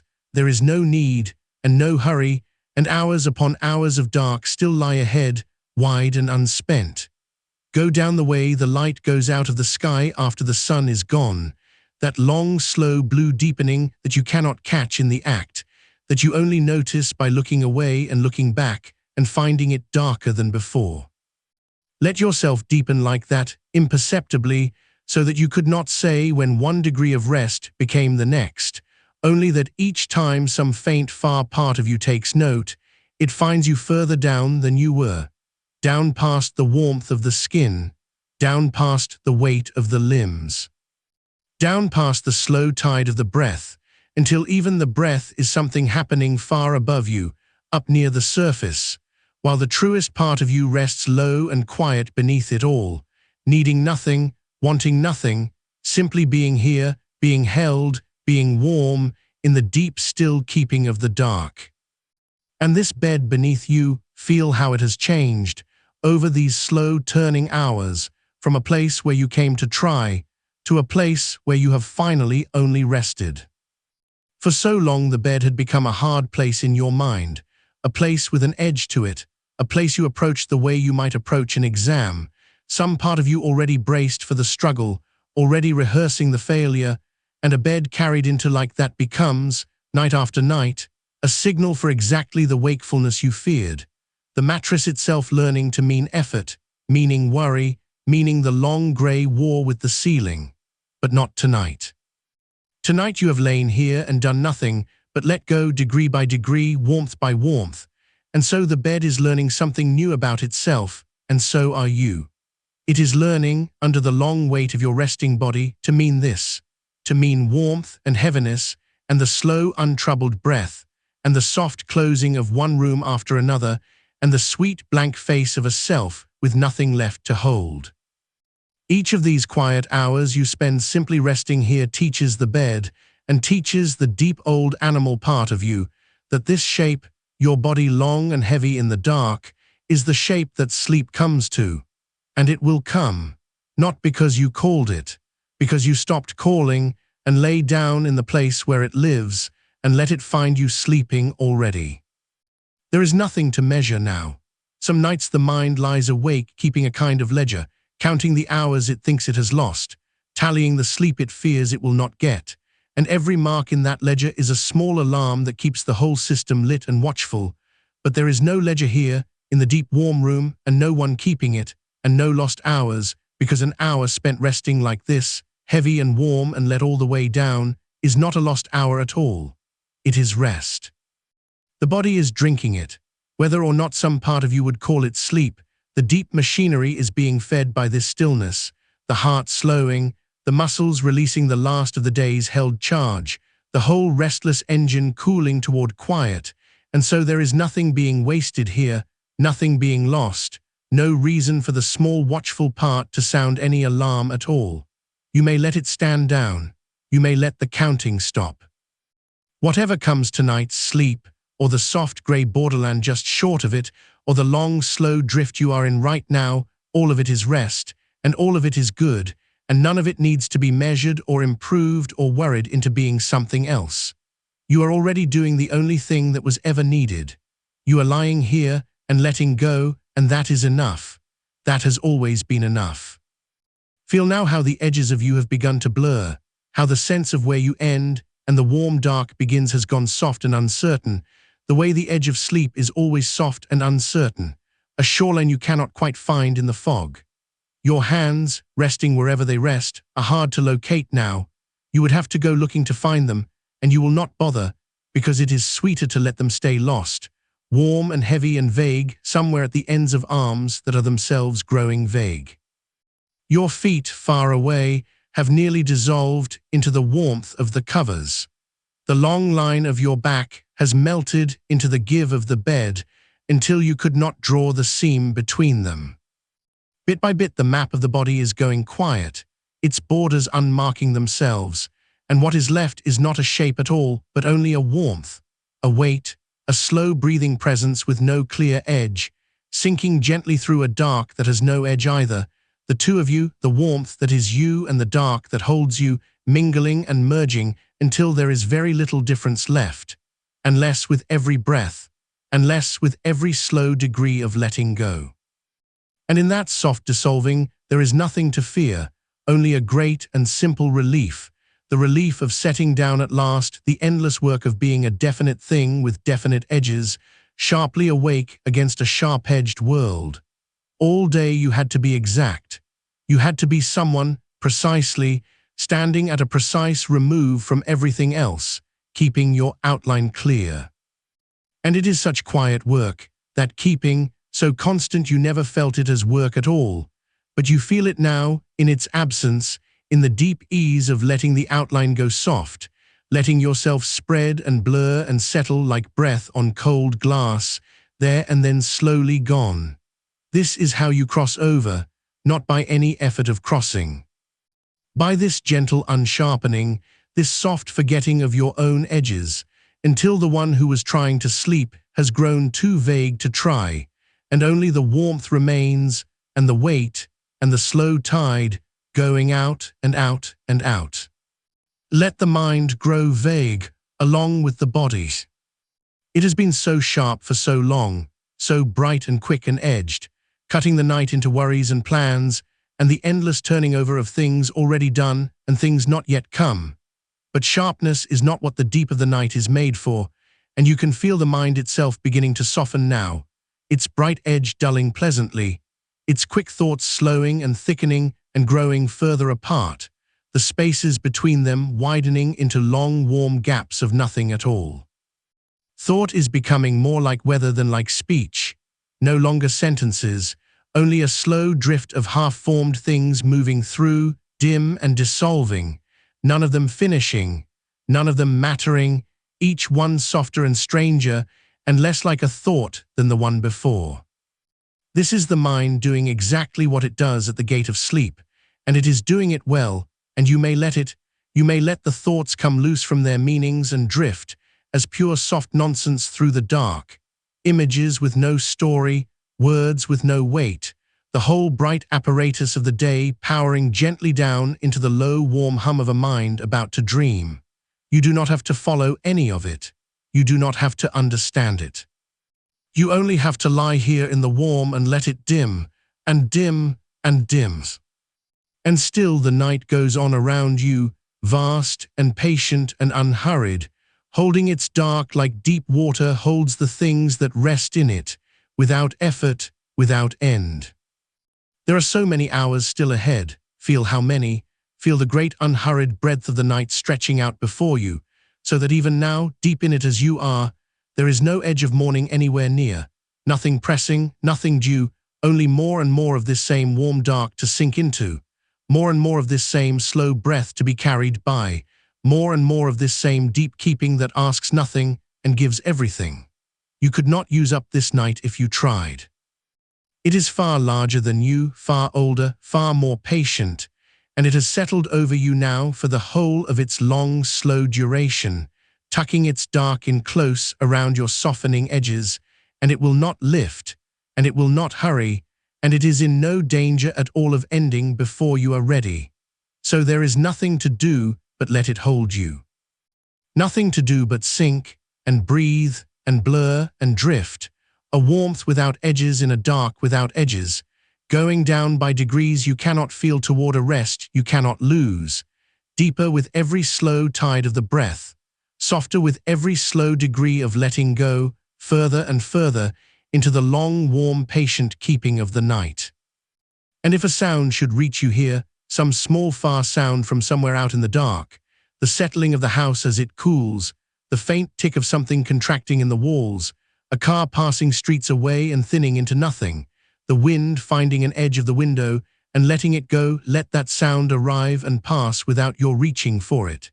You do not have to name it. You do not have to wonder at it or track it to its source or decide whether it means anything at all.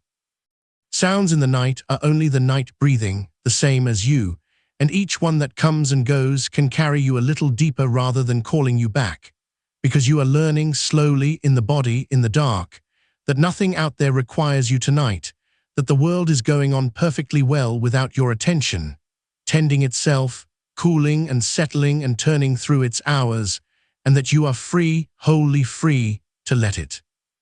Let each small sound be a stone dropped into deep water, sending its soft ring out across the surface, and then gone, the surface healing over, the dark closing again, smooth and whole and undisturbed. And notice how the sound, once it has passed, leaves the quiet even quieter than before, as though each small noise were only there to show you by contrast how much stillness it was resting in, how vast the silence is that holds it, how the quiet is the true and constant thing, and the sound only a brief guest moving through it. Rest in that quiet. Rest in the thing that stays when the sound has gone. And feel now, if you will, the simple fact of the surface beneath you, not as effort, not as anything to check or adjust, only as a plain and steady truth holding you from below. The mattress taking your weight without complaint, meeting every part of you that leans into it, giving back exactly the support you give it, and no less, a long even pressure running the whole length of you, patient as the ground. You are not falling. You have never been in any danger of falling. Something solid and quiet is beneath you and has been beneath you all along, and it will go on holding you through every hour of this night, whether you attend to it or not, whether you are awake to feel it or long since gone under. You can lean your whole self into that holding. You can let it take the parts of you that have been holding themselves up all day, the small braced places, the muscles that have forgotten they were clenched, the quiet lifelong habit of carrying your own weight even while lying down. Let the surface have it. Let it take the weight you did not know you were still keeping. There is nothing you need to hold up anymore tonight. The bed will do the holding, the dark will do the keeping, and you can simply be held. This is what the bed is for. Not for the turning over of the day, not for the planning and the counting and the long, anxious accounting of the hours, not a place to solve anything or decide anything or win anything back. Only for this, only for rest, and for the slow, easy slide beneath it into sleep. And each night that you lie here and let go this way, each night that you let the bed be nothing but warmth and weight, and the going down into dark, you are teaching the oldest part of yourself something quiet and true, that this place, this soft dark shape in the corner of the night, means letting go. That to lie down here is to begin to disappear, pleasantly, safely, the way you are disappearing now.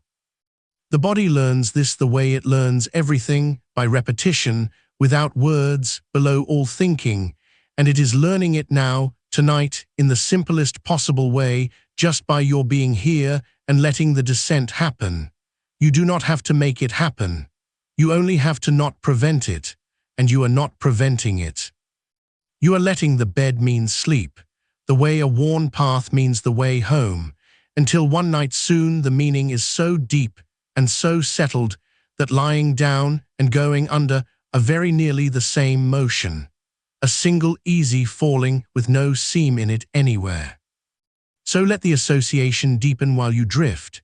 Every slow breath that passes here in the warm and the dark is another quiet stitch in that learning, another moment in which this place and this softness and this letting go are woven a little more tightly together, so that they belong to each other more and more, so that the one calls up the other without your ever having to ask. There is nothing to force. The learning happens in the resting. The path deepens simply by being walked, and you are walking it now slowly in your sleep-bound body, going the way you have gone 10,000 nights before and will go 10,000 nights again, down the soft, worn path from waking into dark, a way so old and so deep in you that your body could find it blind, and does, and is finding it now, without map, without effort, without any need of you at all. And if wakefulness is still here with you, if some thread of you is still awake enough to hear these words and to know that it is awake, then let that be perfectly all right too. You do not have to chase sleep down. You do not have to seize it or hurry it or lie here measuring how near or far it is, because sleep does not come to the ones who hunt it. It comes to the ones who stop, who set the hunting down, who let the wanting itself grow quiet. And so even your wakefulness, even the part of you still faintly here, is welcome. It can stay as long as it likes. It can rest here in the warm right alongside the rest of you, unbothered and unhurried, and it will grow drowsy in its own time, on its own, the way a lamp left burning in a warm room slowly dims of itself, no hand upon it, only the oil quietly running low. You need not put it out. Let it burn low on its own. Let even the awake part of you rest, here in the dark, with nothing to do and nowhere to be, and watch how being allowed to stay awake is the very thing that finally lets it sleep. Because there was never any failing in it, never any wrongness in a mind that stays up a while in the dark. Bodies have done this since there were bodies. The night has always had its wakeful hours, its long soft middles where the mind surfaces and turns and looks around and finds the dark still there. And none of it means anything is broken, none of it means the night is spoiled or the rest is lost. You can wake in the deep of the night and simply be awake in the deep of the night, warm and held and in no trouble at all, and then slip back under when the slipping under comes, as it always, eventually, comes. There is no ledger, there is no score being kept.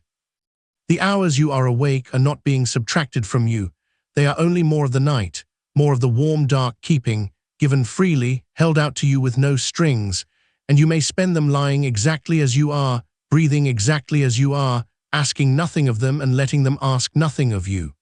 This ease, this deep permission to be awake without alarm, is itself a kind of rest, sometimes the deepest kind, and it loosens the very knot that keeps the sleep away. Feel how the loosening spreads. Feel how, when there is nothing to win and nothing to lose and nowhere at all to get to, the whole body sighs a little further down into the warmth.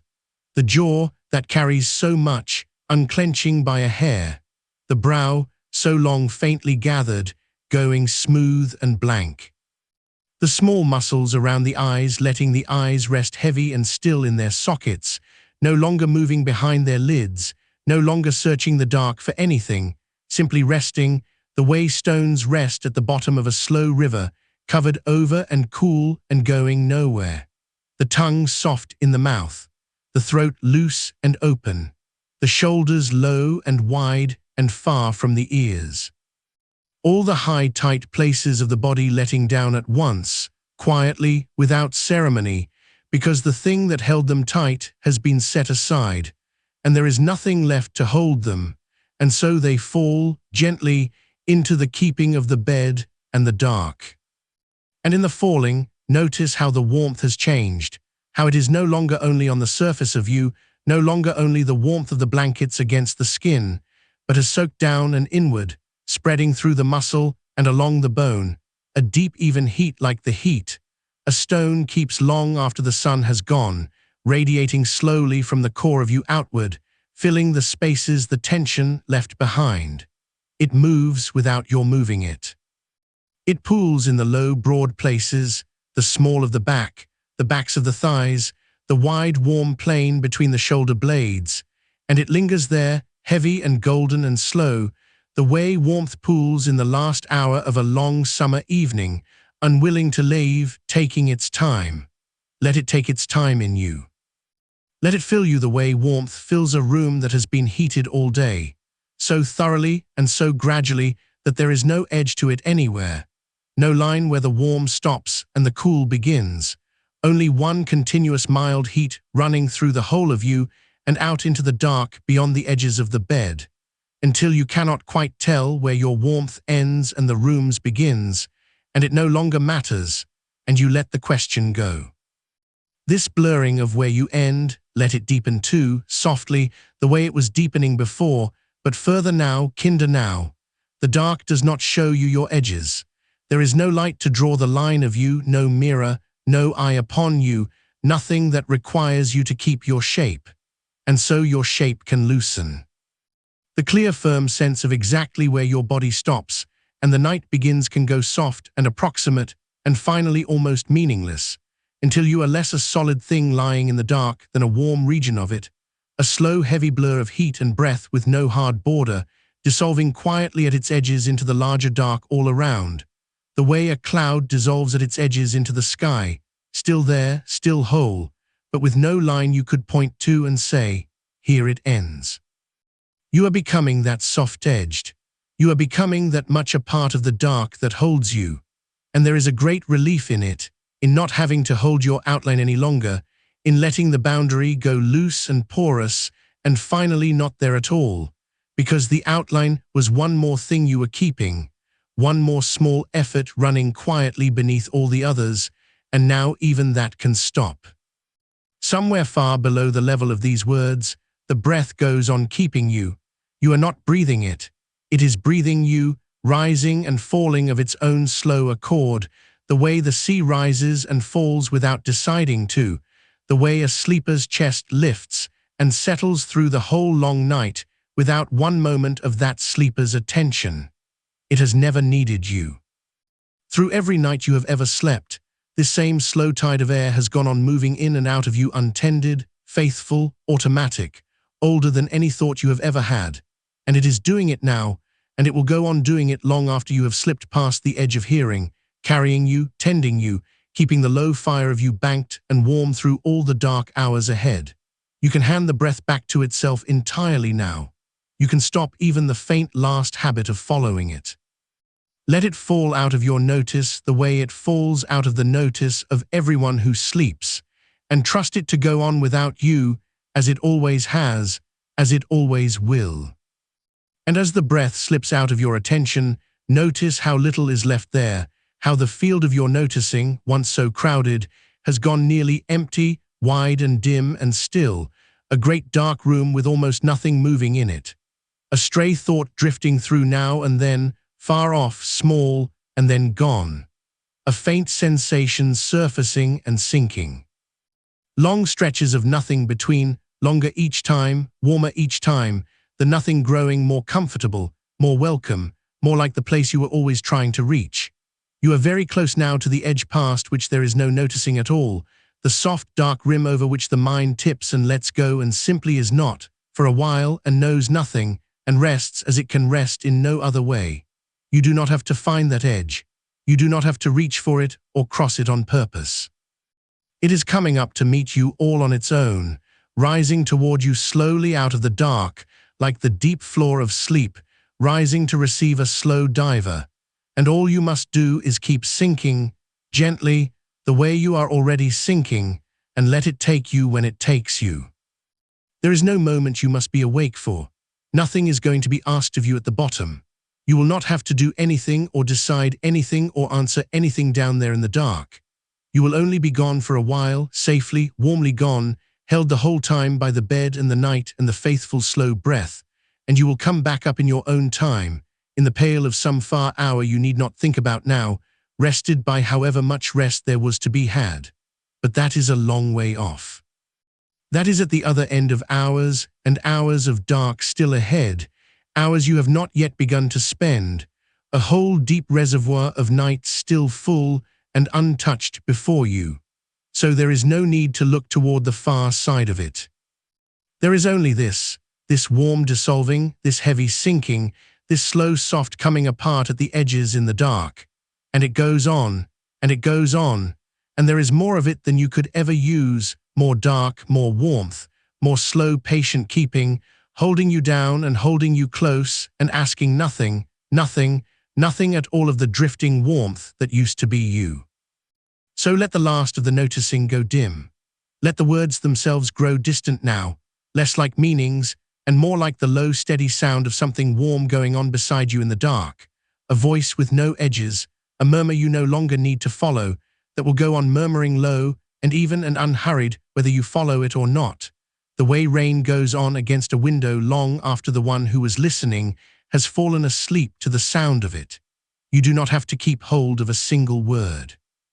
You can let them run together into one long soft blur of sound and warmth and weight, and let that blur carry you further down, further under, past the reach of listening, past the reach of thought, into the dark and simple depth where nothing is required and nothing is missing, and there is only the warm, slow keeping of the night, closing over you now by the smallest and gentlest of degrees, deeper and softer, and further still.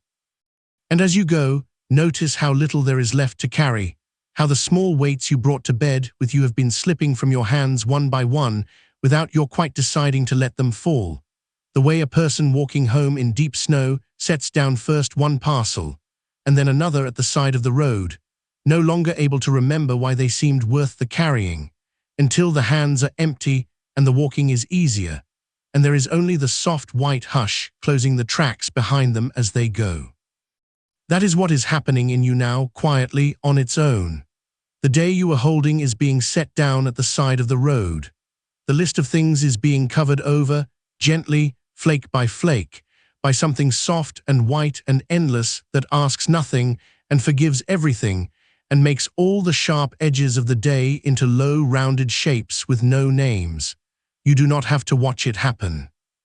You only have to keep walking down into the warm and let the snow keep falling behind you, filling in every place you have been. There is a stillness that comes over a house very late, long after the last light has gone out, when even the small machinery of the walls has quieted and the rooms hold their warmth like something cupped in two hands. The house ticks now and then as it cools, a soft settling in the timbers, the wood easing by the width of a hair into the shape the night wants it to take, and none of it needs your attention, none of it is yours to tend. The house will keep itself through the dark. The walls will stand without your watching them. The doors are closed that need closing, and the warmth is held, and the long, slow night leans in around all of it like a hand cupped around a low flame, keeping it steady, keeping it safe, so that everything inside can loosen and cool and settle by tiny degrees into deeper and deeper rest. You are one of the warm things the house is holding.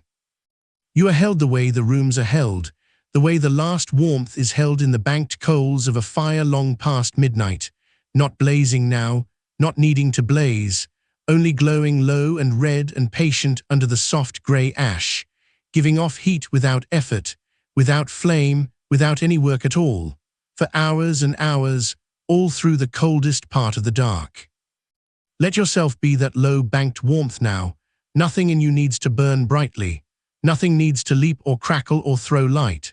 There is only the deep even glow far down under the ash, the kind of warmth that has stopped trying to be anything, that simply is and gives and lasts, and it will last the whole night through without your feeding it a single thought. You can let the last small flames of thinking sink down into that steady red glow and go quiet there.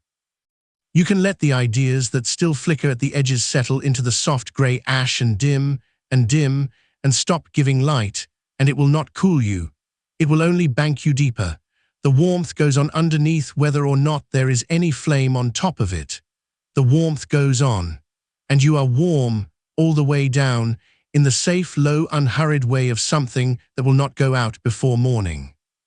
And in the deep quiet you may begin to feel, very faintly, the slow rocking that was under everything all along, the small even lift and settle of your own breathing, gone so calm now that it moves you the way a boat is moved at its mooring on a windless night.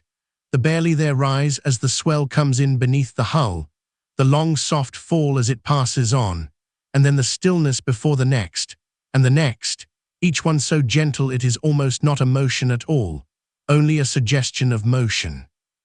A rocking so slight it soothes rather than stirs. The rope that holds you is loose and long and lets you drift the little distance the water asks, and then draws you softly back and lets you drift again. You are moored, you are held, you cannot be carried off, and yet you are free to sway, the small free sway of a thing floating in the dark on deep and easy water. Feel the breath rock you like that. In, and the hull lifts. Out, and it settles. And between them, that pause, that hushed low trough of stillness where nothing moves at all, and the whole dark harbour holds its breath with you before the next slow swell comes in beneath you and lifts you, once more, the smallest possible amount, and lowers you again, deeper than before, always deeper than before. You need not count the swells, you need not follow them. They will go on rocking you long after you have stopped noticing that anything is moving at all. The way the sea keeps a sleeping sailor all night in its slow arms, without ever once asking him to wake and be grateful for it. The rocking is not a thing you are doing.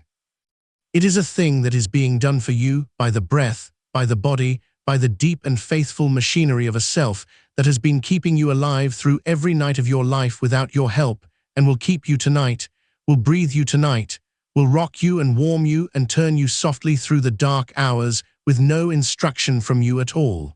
You can trust that. You can hand the whole night over to it. It has never once forgotten how. Every breath you have ever taken while sleeping, it took for you unasked, and it will go on taking them, one after another, slow and sure, and even long after the last of your noticing has slipped down under the water and gone still. There is a kind of quiet that is not the absence of sound, but a great soft fullness of it. The way a snowfield at night is not empty, but brimming with a silence you could almost lean your weight against. And in that fullness, the small sounds that remain lose their sharpness and their meaning and become only texture, only the grain of the quiet itself. Some far-off sound out in the night, a car on a distant road drawing its thin line of sound across the dark and thinning away again to nothing. A sound that has nothing to do with you, that asks nothing of you, that is only the world going on somewhere far off, while you lie here warm and moored and sinking, wanting nothing the world has. Needing nowhere the road goes. Let those far sounds come and let them go. Each one that reaches you from far away is only another proof of how far away it is, how deep and folded in and covered over your own warm place has become, how much soft dark lies between you and everything that is still awake and moving out there in the cold. You are further in than all of it. You are down beneath the reach of it, in the warm, low room at the very bottom of the night, where the far sounds arrive, already worn smooth and gentle, softened by all the dark they had to cross to find you, and where they do nothing at all but deepen the hush they fall into. And should a thought about the night itself drift up, some faint far ripple of the old worry, some pale thin question about whether this is sleep, whether it is coming, whether it is enough, let it arrive already softened too, worn smooth by the same long dark. You do not have to answer it tonight. You have learned over these hours that the question does not need catching and does not need solving, that it can float up and hang there for a moment, weightless and dim, and then lose its shape and sink again all on its own. the way a little cloud of silt lifts off the floor of a still pool when something brushes it, and then, in the perfect stillness, settles back down grain by grain, slower and slower, until the water is clear again and dark again and holds nothing but the deep. The thought about sleep is only silt. It lifts and it settles. You do not have to keep the water clear by force. You have only to lie still enough, long enough, and the stillness does the clearing for you all by itself, every grain drifting down and coming to rest on the soft, dark floor where all the settled things lie quiet together, undisturbed, in water too deep and too calm for any current to reach. That is where you are going down to now, the soft, dark floor at the bottom of the still, deep water, where everything that ever lifted and troubled the surface has long since drifted down and settled and gone quiet. It is the calmest place there is. No wind reaches it. No light reaches it. The storms that cross the surface far overhead never once stir the fine, soft silt of it, never once disturb the things that rest there, layered and patient and still, under the whole slow weight of all that dark water. And you are sinking toward it as gently as a single grain, turning over and over so slowly in the cool dark that you cannot tell falling from floating, cannot tell down from resting, feeling only that the pressure grows softer and kinder the deeper you go, the dark grows warmer and closer, the silence grows more complete, until at last you will come to rest among all the other settled things on the soft floor of the deep, and lie there and be still and be kept, for as long as the long night holds. There is no hurry in a thing that is sinking through still water. It has all the time there is. It does not strive downward. It is simply, patiently drawn, and it goes at exactly the pace the water allows and no faster, and arrives exactly when it arrives, and this is right, and this is enough. So let there be no striving in your sinking either. You are not trying to reach the floor. You could not reach it faster by wanting to. You are only letting yourself be drawn, the way weight is drawn, the way rest is drawn, down through the soft, dark layers of the night, each one warmer and quieter than the last, each one asking a little less of you than the last, until wanting itself grows too heavy to hold and slips from you like the last parcel at the side of the snow-covered road, and sinks away below you, and is gone, and you go on down after it, lighter now, emptier now, nearer the still floor than you were.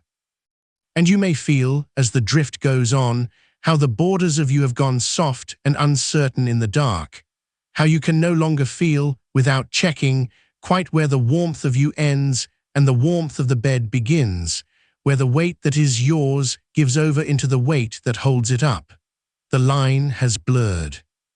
It has been blurring for a long while now, all through these quiet hours, the way the edge of a shore blurs under rising tide, the water sliding up over the sand so gently and so evenly that there is no moment you could point to and call the moment the land became the sea, only at last, the simple fact of water where dry ground was, the whole low margin gone under, smoothed over, joined into one calm dark surface with no seam in it anywhere. That is what is happening at the edges of you. The tide of the dark is sliding up over your outline, filling in the shape of you, joining you without a seam to the warm dark all around, so that soon there will be no telling where you stop and the night begins, no border left to defend, no edge left to keep, only warm dark, evenly everywhere, and somewhere within it a slow, soft breathing that no longer seems to belong to anyone in particular, that is simply the breathing of the warm dark itself, going in and out and in, keeping the whole still night alive while it sleeps. Let the tide come all the way in. There is nothing on the low shore of you worth keeping back from it. Let it slide up over the last dry edges, the last places that still feel like a separate self with a separate outline to hold, the faint held line of the shoulders, the last faint sense of a face turned to the dark, the small last knowledge of hands lying somewhere at rest. Let the warm dark water rise and cover each of them in turn, smoothing them under, joining them in, until there is no held line anywhere, no outline left to feel. Only the one calm surface of the flooded dark lying still and level and unbroken from the far edge of the room to the far edge of sleep, with you somewhere beneath it, dissolved into it, gone under so softly and so completely that being gone feels like nothing more than being finally, wholly at rest. And far under that still flooded dark, deeper even than the soft settled floor, there is a place that has no images in it at all, no water and no snow, no house and no fire, no shore and no sound. A place the words have been walking you gently toward this whole long while and cannot themselves quite enter, for words are made of edges, and that place has none. It is the plain dark of sleep itself, the deep unfigured dark where there is nothing to describe, because there is no one there to do the describing, only rest, only depth, only the long warm nothing that the whole body has been leaning toward all night, like a stone leaning down through water toward the floor it has always belonged to. The words can bring you to the threshold of it. They can walk with you down through all the softening layers and set you at its dark, unedged rim. But the last small step over that rim you take alone, and take easily, and take without knowing you have taken it, one breath still faintly here, at the edge of the words, and the next breath already gone over down under, into the plain deep dark where nothing is asked and nothing is missed, and the night simply keeps you, wholly and warmly, and without any end you need to think of, hour upon dark unhurried hour, all the long way through.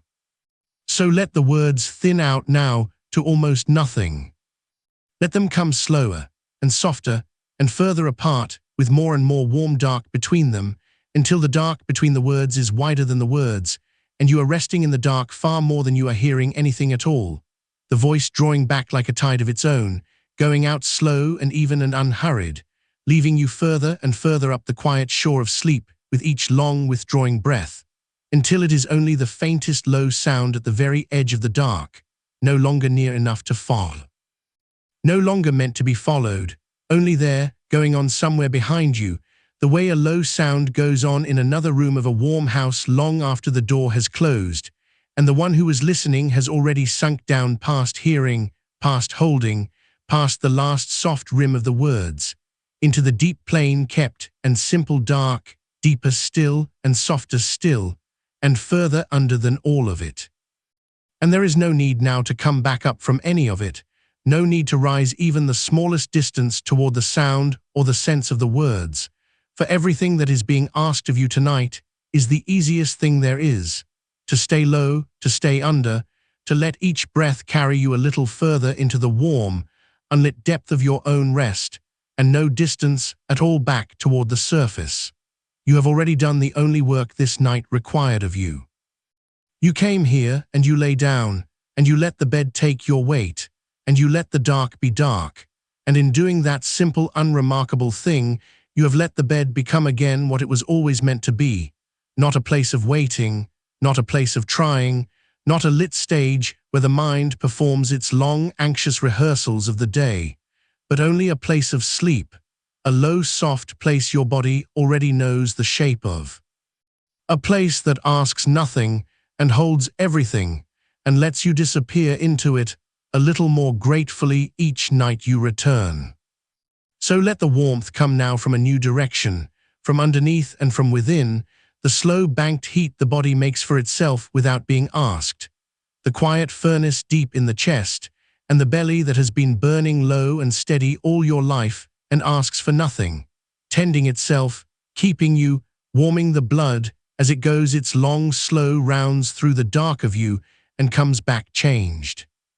Feel how that warmth has pooled by now in the deep center of you and spread outward to the very edges, so that even the far small places, the tips of the fingers, the soles of the feet, the rims of the ears, have gone soft and heavy and warm, warmed from the inside by that patient low burning that will keep on quietly through every hour of the night, whether you attend to it or not. One more thing you do not have to hold, one more thing that holds itself. One more thing that keeps on keeping you while you let go and go down. And over that low inner warmth, laid across the whole length of you, the mild and even weight of the covers, warmer for your having lain still beneath them.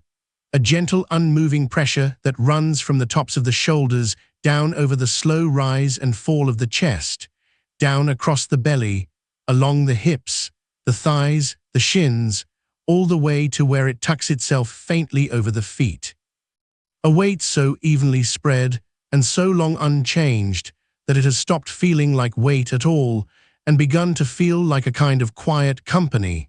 The soft, steady fact of being covered, being kept, being pressed gently down toward the bed by something that means you nothing but rest. There is an old ease in being covered like this, older than any of your worrying, a thing the body understood long before it understood anything else, that to be warm and weighted and dark and still is to be safe, and that to be safe is to be allowed, at last, to stop. And your body is stopping now, has already, in most of its long, quiet acreage, stopped.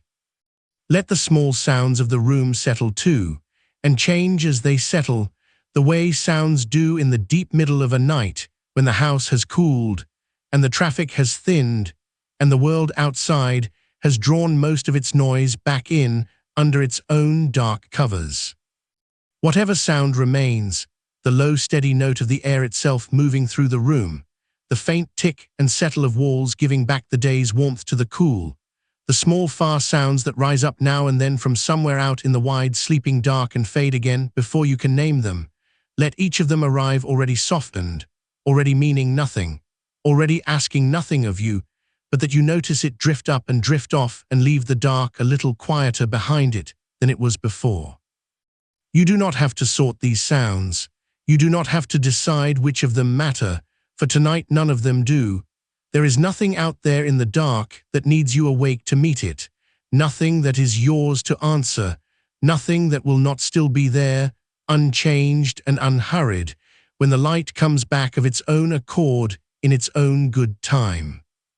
So let each sound be only a small texture in the wide dark fabric of the night, a single faint thread woven through a stillness so much larger than itself that it disappears into it, the way a single far light disappears into the great dark field of a sky, present and unimportant, there and letting you be.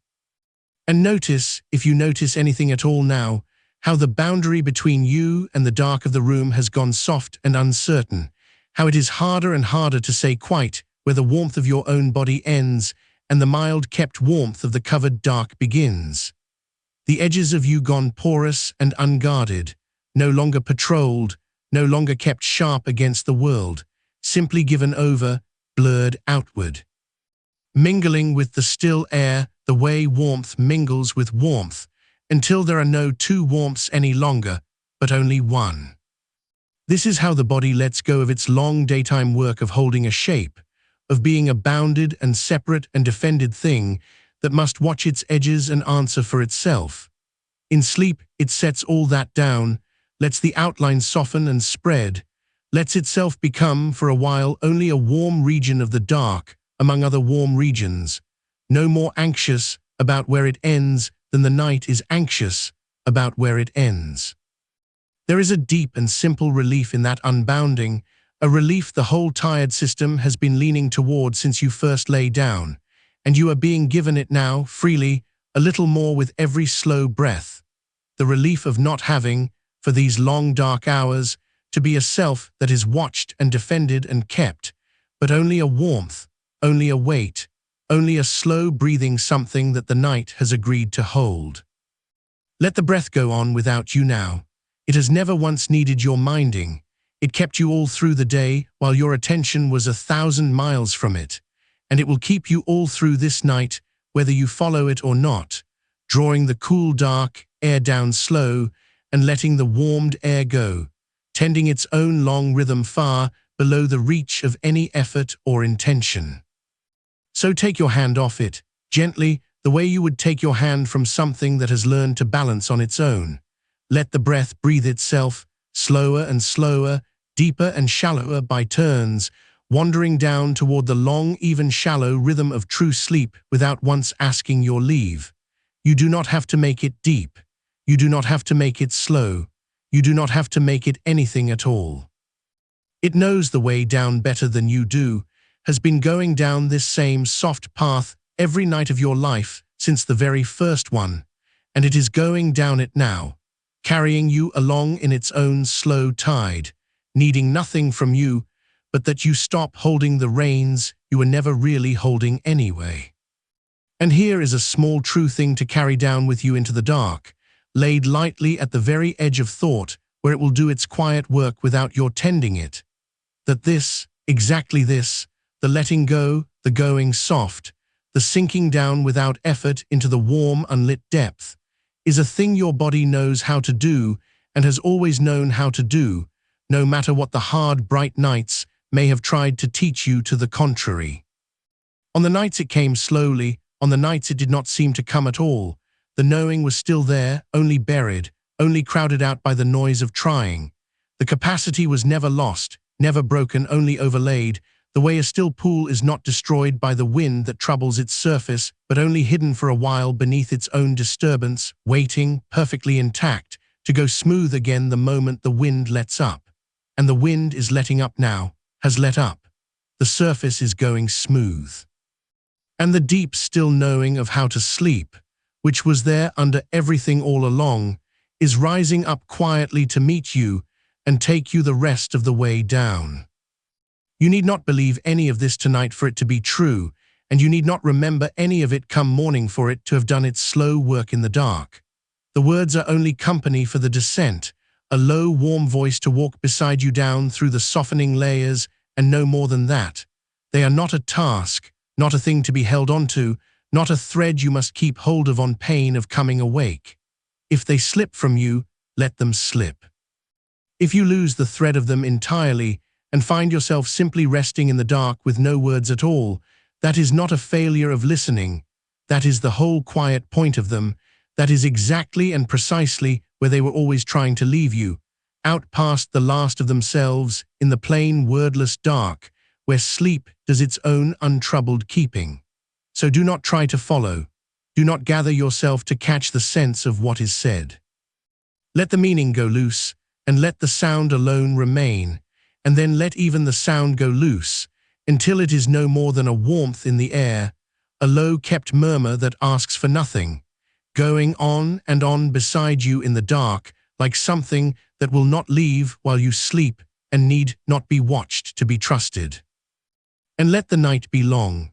That is the gift of it, that there is so much of it still ahead of you, hour upon dark, unhurried hour, more of it by far than you could use, a great wide field of dark time laid out in front of you with no fence at the far end of it that you have to reach. There is nowhere you must be inside it. There is no hour in it you are responsible for arriving at. If some part of you far off still keeps a faint accounting of the time, still half listens for how much of the night has gone and how much is left, let that small accountant lay down its ledger too, for its arithmetic does not matter here and never did. The sleep you get tonight is not a sum to be reached, not a debt to be counted out coin by anxious coin, but only a slow, warm thing that gathers of itself in the dark while you stop watching for it, deepening on its own the moment you stop measuring its depth. So stop measuring, let the hours be uncounted. Let the night be simply a long dark room with no clock in it, a room you are lying down in the middle of with all the time that could ever be spread soft around you on every side, and no reason at all to reach the far wall. Down here where you are now, the difference between 1 hour and the next has already begun to lose its meaning, the way the difference between one dark fathom and the next means nothing to a thing that has sunk past all of them into the still, deep, cold, warm dark of the very floor. You are somewhere in that easy, fathomless middle now, past the reach of the surface and its restless light, held in the slow dark by nothing you can see, kept level and still and unhurried by the sheer settled depth of where you have come to rest. And it costs you nothing to stay here. It is the surface that costs. It is the coming up and the holding on and the keeping watch that cost. Down here there is no cost at all, only the long free falling that is not really a falling because there is no ground to fear and no bottom to strike, only more dark and warmer dark and softer dark, opening below you gentle layer beneath gentle layer for as far down as you could ever wish to go. So go down, not with any effort, there is no effort left in you to spend, and none is wanted, but only by ceasing a little more to hold yourself up, only by loosening a little more, whatever last faint grip still keeps some small part of you tethered to the near bright edge of things. Let that grip open the way a hand opens in sleep slowly, without deciding to, the fingers simply uncurling of their own weight until whatever they were holding is no longer held and no longer missed. There is nothing in that hand you need to keep. There is nothing you are carrying down here that cannot be set down and left lying in the warm dark to be found again, whole and waiting, whenever you should want it. But you will not want it tonight, and knowing you will not want it, you can let the hand fall all the way open and rest. And the room goes on holding you while you do. The dark goes on being dark, the covers go on being warm, the low inner furnace goes on quietly burning, the breath goes on breathing itself slow and even far below your minding.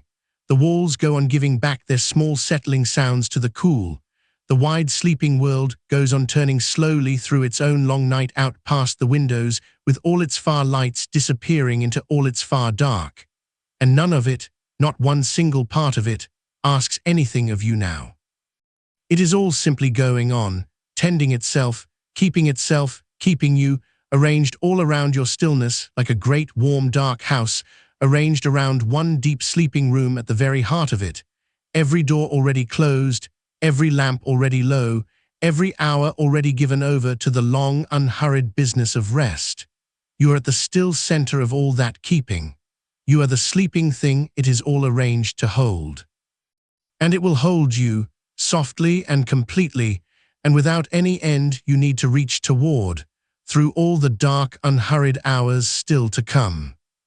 So let this be the last thing for a long while that has any words in it at all, a slow settling further, an easy sinking lower, the voice drawing back again into the dark between the words, the dark between the words growing wider and warmer and deeper still, until there is far more dark than word, far more rest than sound, and you are lying so far down in the warm, kept quiet, that the murmur behind you has thinned almost to nothing, almost to the memory of a sound. Almost to only the soft dark itself going on being soft. There is nothing more to do. There was never very much to do. There is only this, the long dark, and the warmth, and the weight, and the breath breathing itself, and you, sunk down past all of it into the plain, deep, unfigured dark where the night keeps you and asks nothing, deeper still and softer still, and further under, with the whole long dark, unhurried rest of it still lying ahead of you, warm and wide and wholly your own. And if some part of you should surface a little, later in the night, up toward the thin edge of waking the way, a swimmer rises without meaning toward a paler water, that is nothing to meet with alarm and nothing to hold against yourself. Waking a little in the night is one of the oldest and most ordinary things a body does. It has done it in every bed in every century, under every kind of roof, and it means only that you are alive and turning, not that anything has gone wrong. So if you find yourself, some hour from now, lying with your eyes still closed in the same warm dark, aware again of the weight of the covers and the shape of the quiet, you need not reach for a thought about it, need not begin the old counting of what is lost, need not ask the room how long or how much or whether. You can simply let the surfacing be a surfacing, a slow rolling of one wave, and let it pass under you again without climbing onto it, sinking back down the way you are sinking now, easily, with the whole soft dark still there to receive you. The bed asks nothing of those small returns. The bed only goes on being the place where rest is allowed, and being awake for a little in it takes nothing away. It is still rest, this lying warm and unhurried in the dark. Even in the moments the mind drifts nearer the surface. The body is still gathering what it needs, still mending its long, slow way through the hours, whether or not any part of you is there to watch it happen. And you do not need to watch it happen. That is the deep and simple mercy of the night, that none of the mending asks to be overseen. Something in you knows the work, the way something in a tree knows to draw the sap back down into the roots when the cold comes, without the tree ever being told, without the tree ever once lying awake, wondering whether it will manage it this year.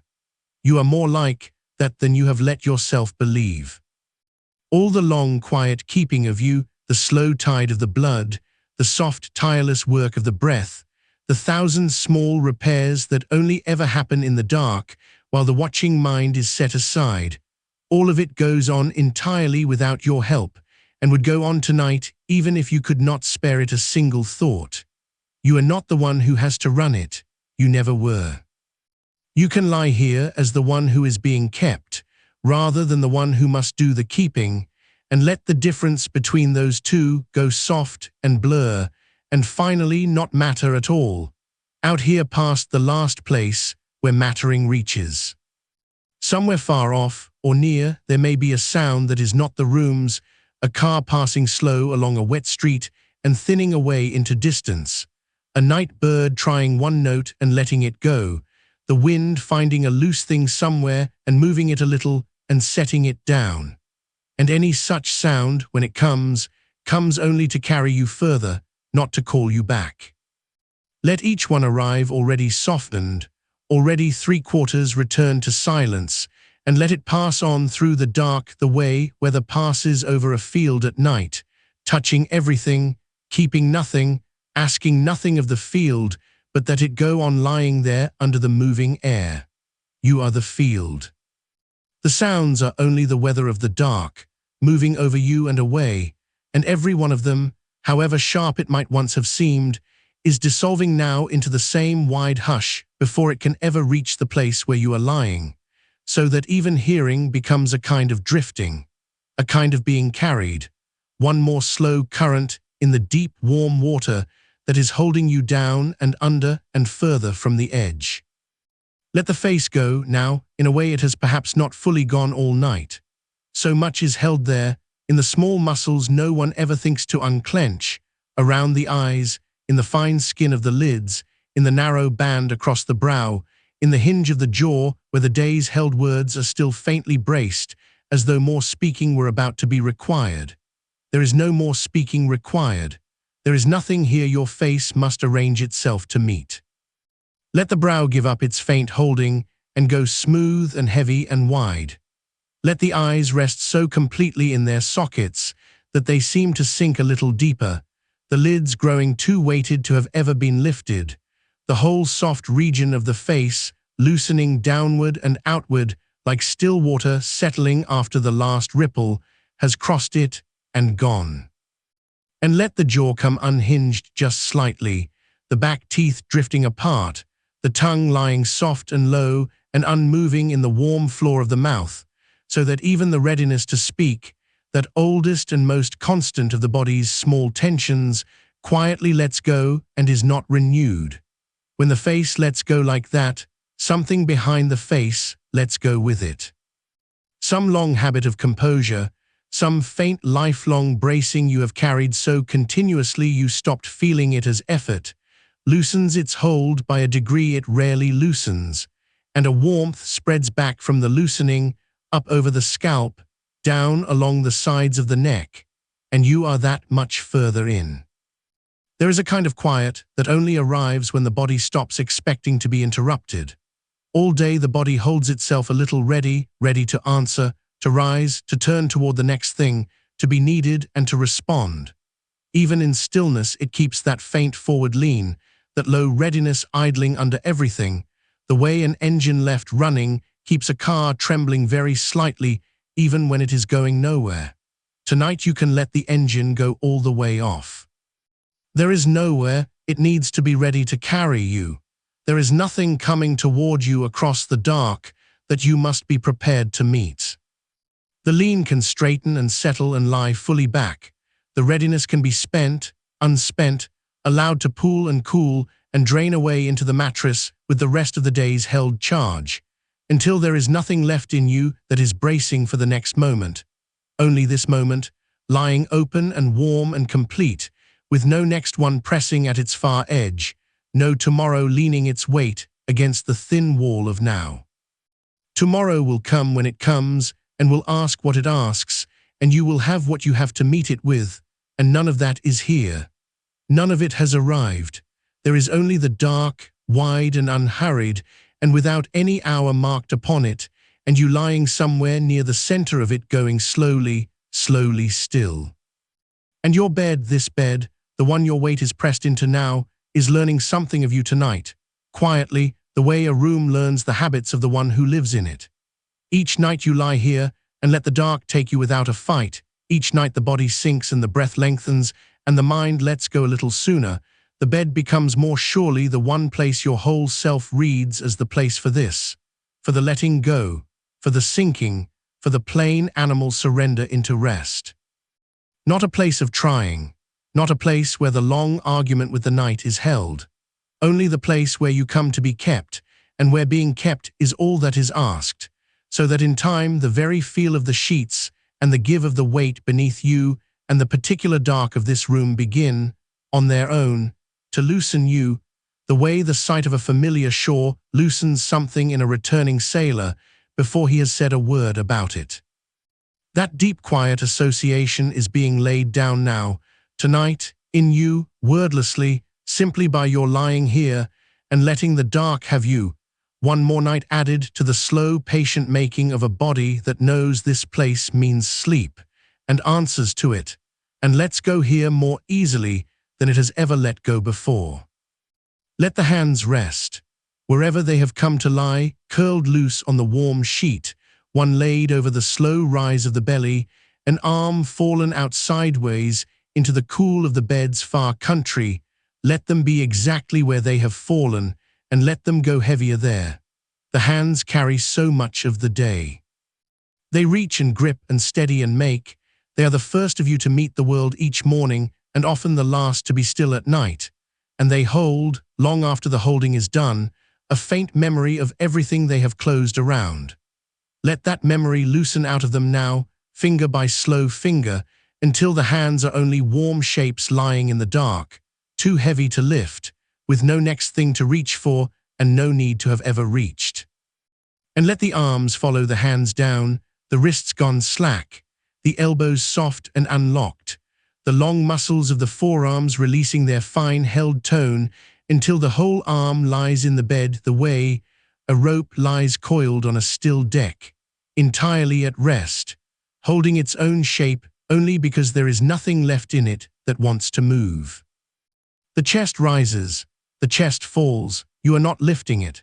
Notice, if some dim edge of you can still notice anything at all, how little you have to do with the breath now, how it has slipped almost wholly out from under your hand and gone on breathing itself, deep and slow, and even at exactly the pace the sleeping body chooses when it is left alone to choose. There is a great trust in that, if you let there be. The breath does not need you to remember it. It has never once, in all the years of you, forgotten itself, not for a single night, not through all the deepest sleep you have ever fallen into. It goes on and on, faithful past all your fear of it stopping, keeping you without your knowing, and you can lean the whole weight of your trust against that faithfulness the way you would lean against a wall you have leaned on 10,000 times and never once found gone. Let the breath breathe you.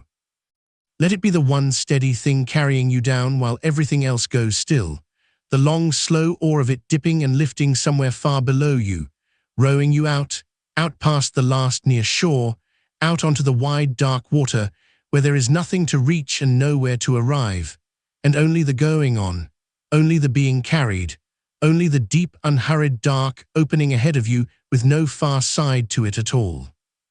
And the warmth stays with you. Under the covers, along the length of you, that low banked warmth, the body makes and keeps and gathers close in sleep goes on quietly deepening, the way the warmth in a stone that has lain all day in the sun goes on giving itself back long into the evening, from somewhere near its center slowly, with no hurry to be spent. You are warm from the center outward. The warmth pools where you are heaviest and spreads soft, and even into the places that were cool, into the feet, into the hands lying out in the dark, into the whole slow settling weight of you, until there is no cool edge left anywhere for the mind to catch on, only a single continuous warmth, held in by the dark and the covers and the long habit of the body, holding you the way warm water holds a swimmer who has stopped swimming and simply lets the water have him, face to the dark sky. Going nowhere, held up by the very thing he has stopped struggling against. You have stopped struggling against it. That is the quiet difference in you tonight, the one you may not even have marked as it happened, that somewhere back in the long dark hours the old bracing against sleep, the reaching for it that always pushed it further off, went slack in you and did not renew itself, and you began instead to let the sleep come as the tide comes, on its own slow schedule, needing nothing from you but that you lie still and let the water rise. And the water is rising. It has been rising all along, patiently, past the ankles of your waking, past the knees, past the slow loosening waist of your attention, and you have let it, without once trying to hold it back or hurry it forward, until now it stands warm and dark and high all around the last low island of your waking mind, lapping softly at its edges, wearing them gently away, and there is less of the island every moment and more of the wide, warm, dark water, and no fear in the going under, none at all. Only the long, soft yielding of the last, dry ground into the deep that was always going to have it, and always meant it only kindly, and is holding all of you now, the sunk part and the sinking part alike, in the same unbroken dark. So lie there in the risen water of the dark, and let it close its warmth over the last of your holding on. There is nothing left that must stay above the surface. There is nothing up in the thin, bright air of watching that is worth the effort of keeping even one small part of you lifted toward it. Let that last lifted part settle under with the rest, slow as silt, slow as the long, slow drift of things coming to rest on a deep and lightless floor, until you are all one weight, all one warmth, all one slow breath moving through one still body far down under the surface of the night. And the surface itself, with its faint far light and its faint far sounds, is so far up and so far off now that it has stopped being anywhere you are, stopped being anywhere you could return to even if you wished. And you do not wish. You are down where the night keeps its deepest quiet. You are down past where the words can follow or need to. And the dark goes on holding you, and the warmth goes on keeping you, and the breath goes on breathing you, slower and further under still, with all the long dark rest of the night still ahead of you and nothing in it, nothing at all, that you must wake to meet.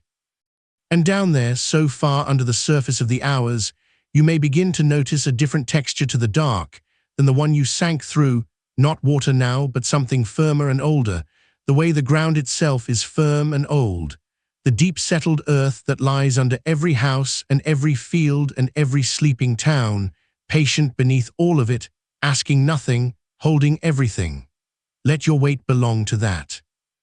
Let the long line of your body lie along the dark the way a fallen branch lies along the forest floor after a season or two, when the rain and the quiet have pressed it down into the leaf mold, and it is no longer something separate laid on top of the ground, but something the ground has begun to take back into itself, softened at every edge, sunk to the level of the earth around it, no longer holding any shape it must work to keep. There is a rest in things that are being taken gently back. There is a rest in no longer standing apart from what surrounds you, in letting the border between you and the dark grow soft and uncertain and finally not worth the finding, so that the warmth of you and the warmth the covers have kept and the deep still hold of the bed are one continuous thing with no seam in it anywhere. And you could not say, if anyone asked, and no one will ask, where the resting body ends and the resting dark begins. The house holds you the way the earth holds the house. Somewhere above you and around you, the walls stand quietly in the dark doing the slow, patient work they do every night, keeping the weather on the outside of your rest, keeping the wind and the cold and the wide empty night on the far side of the glass, so that here, in this one small kept room, there is only the mild unmoving air and the faint tick of things cooling and the deep steady fact of shelter. You do not have to keep the house. The house keeps itself, and keeps you, the way it has kept every night you have forgotten, the hundreds and hundreds of nights you slept through so completely that morning came before you knew the night had gone. Those nights are still in you somewhere. That old easy sleeping is still in you, laid down under everything like the deep earth under the house, and it does not need to be summoned or reached for or worked at, only allowed. only let up quietly through the loosened floor of you, the way ground warmth rises into a room that has stopped fighting the cold. Let the breath go on without your minding it. It has not needed you for hours. All through the long descent, it has kept its own slow tide, drawing the mild dark air in over the warm threshold of you and letting it fall away again, unhurried, uncounted, each breath a little longer at its low, still turn than the one before, each pause at the bottom a little wider and more welcome, a little more like the pause itself, is where you live now, and the breathing only a small soft coming and going at the edge of a stillness that never moves. You do not have to deepen it. You do not have to slow it. It is already slower than any breath you would have chosen, out at the far edge of your knowing, and it will slow further still on its own as the night goes down its long grade toward morning, and you can leave it wholly to itself, the way you leave your heart to itself, trusting the old machinery of the body to carry you through the dark without one order from the part of you that has finally, tonight, been allowed to stop giving orders. And that part, the ordering part, the watching part, the part that for so many nights stood sentry at the gate of sleep and would not sit down, feel how it has sat down at last. Feel how it has stopped its pacing. There is nothing at the gate tonight that it must challenge, no hour it must guard against, no thought it must chase down and settle before the settling can begin. It has laid its lantern in the grass and let the flame gutter low, and it is sitting with its back against the old warm stone of you, looking out at nothing, wanting nothing, and even that tireless watcher, is beginning to nod where it sits, its chin dipping, its own eyes going heavy in the dark, because there is simply nothing left tonight for it to do, and a thing with nothing to do, held in enough warmth and enough quiet for long enough, will always in the end begin to sleep. If some small thought should drift up through all this, and one may, even now, some pale, slow thought rising the way a single leaf turns over far down in still water, let it come, and let it go without taking hold of it. You need not follow it up toward the light. You need not answer it or finish it or decide the thing it seems to want deciding. Down here, the thoughts have no weight and no urgency. They drift by like the drift of dim shapes past a window in deep water, and they mean nothing that must be met tonight. And they pass, all of them pass, if you only let them, if you only lie still in the warm dark and let each one go by untouched, until the space between them widens and widens, and there are longer and longer reaches of pure dark quiet with no thought in them at all. Only the slow breath, only the deep-held warmth. Only the night going on around you like a great slow patient animal breathing in its sleep. This is what the bed is for. Not for the turning and the reckoning and the long anxious arithmetic of the hours.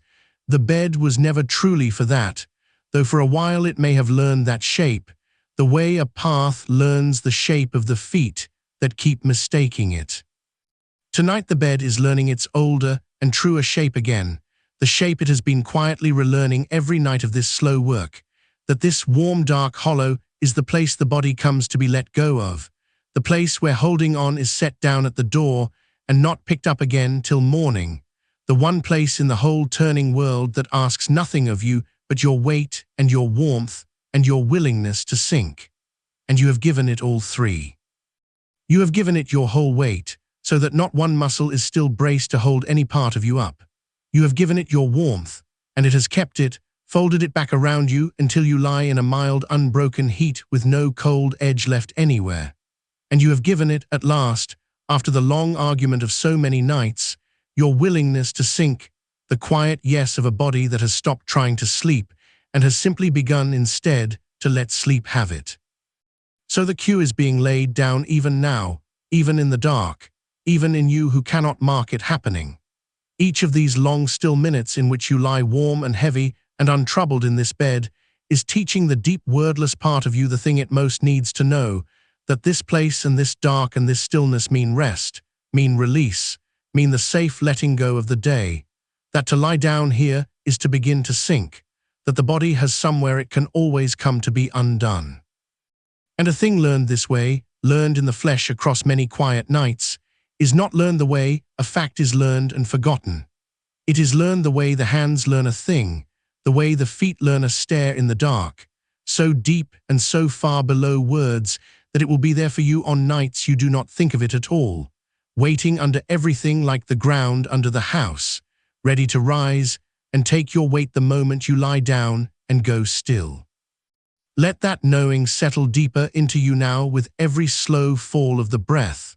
There is nowhere else you need to be. There is nothing later tonight that requires your watching.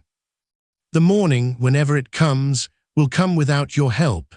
The light will find the edges of the curtains and lift them into grey without one moment's effort from you.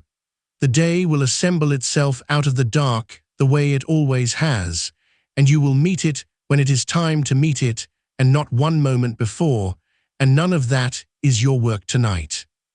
Tonight your only work, and it is not even work, it is the opposite of work, it is the laying down of all work, is to go on lying here in the deep warm held dark, letting the breath breathe you slower, letting the weight of you settle further into the patient earth of the bed, letting the last watching part of you nod down into the same soft dark as all the rest. And down here, where you have come to, the sounds of the world have thinned almost to nothing. Whatever small night sounds there are, the faint settling of the house, the far low voice of the wind at the corner of the roof, the almost nothing hum that a quiet room makes when everything in it has gone still, they do not disturb the dark. They line it, the way a far dog barking once across sleeping fields does not break the silence, but somehow deepens it, marks the great width of the quiet by showing you its one small edge. Let the sounds be that for you. Let each faint far sound, when it comes, sink you a little deeper rather than lift you at all, so that hearing itself becomes a kind of falling.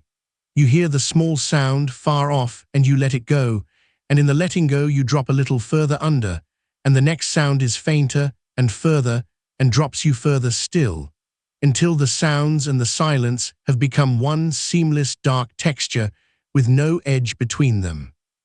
And you are far below the level where any of it could reach in and ask anything of you. The warmth has gathered most deeply now in the center of you, low and slow, the banked heat of a body at its lowest and most restful ebb. And from that low center, it moves outward through you so gently, so evenly, that you cannot feel it moving, only feel that everywhere it has reached is heavy and mild and at ease, the long bones of the legs gone warm and slack and impossibly far away, the deep hollow of the chest rising and falling on its own slow tide.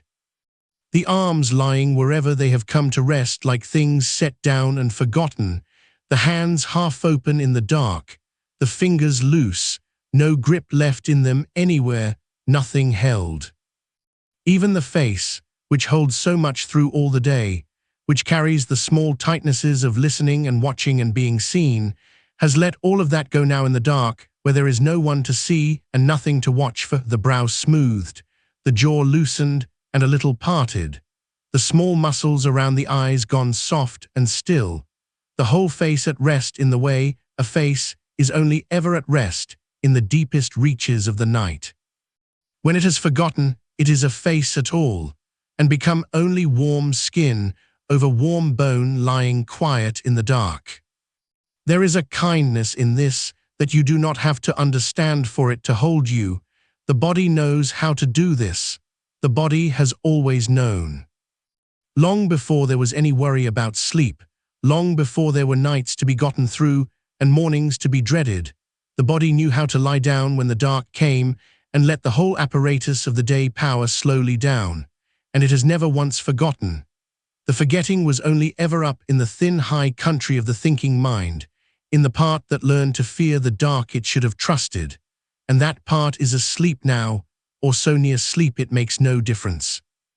And with it quiet at last, the old deep knowing of the body has the night to itself again, and it is doing what it has always done, without instruction, without effort, without any need of you. Trust it the way you trust the ground to be there under your foot before you have looked. Trust it the way you trust the breath you are not counting. It is carrying you down the long, slow grade of the night exactly as it should, and all you need do is let yourself be carried. And you are being carried, Feel how little of you is still your own doing now. The breath is not your doing. The warmth is not your doing. The slow, heavy settling of the body deeper into the dark is not your doing. And the thoughts that used to be so relentlessly your doing, have thinned to almost nothing and drift now without your minding them.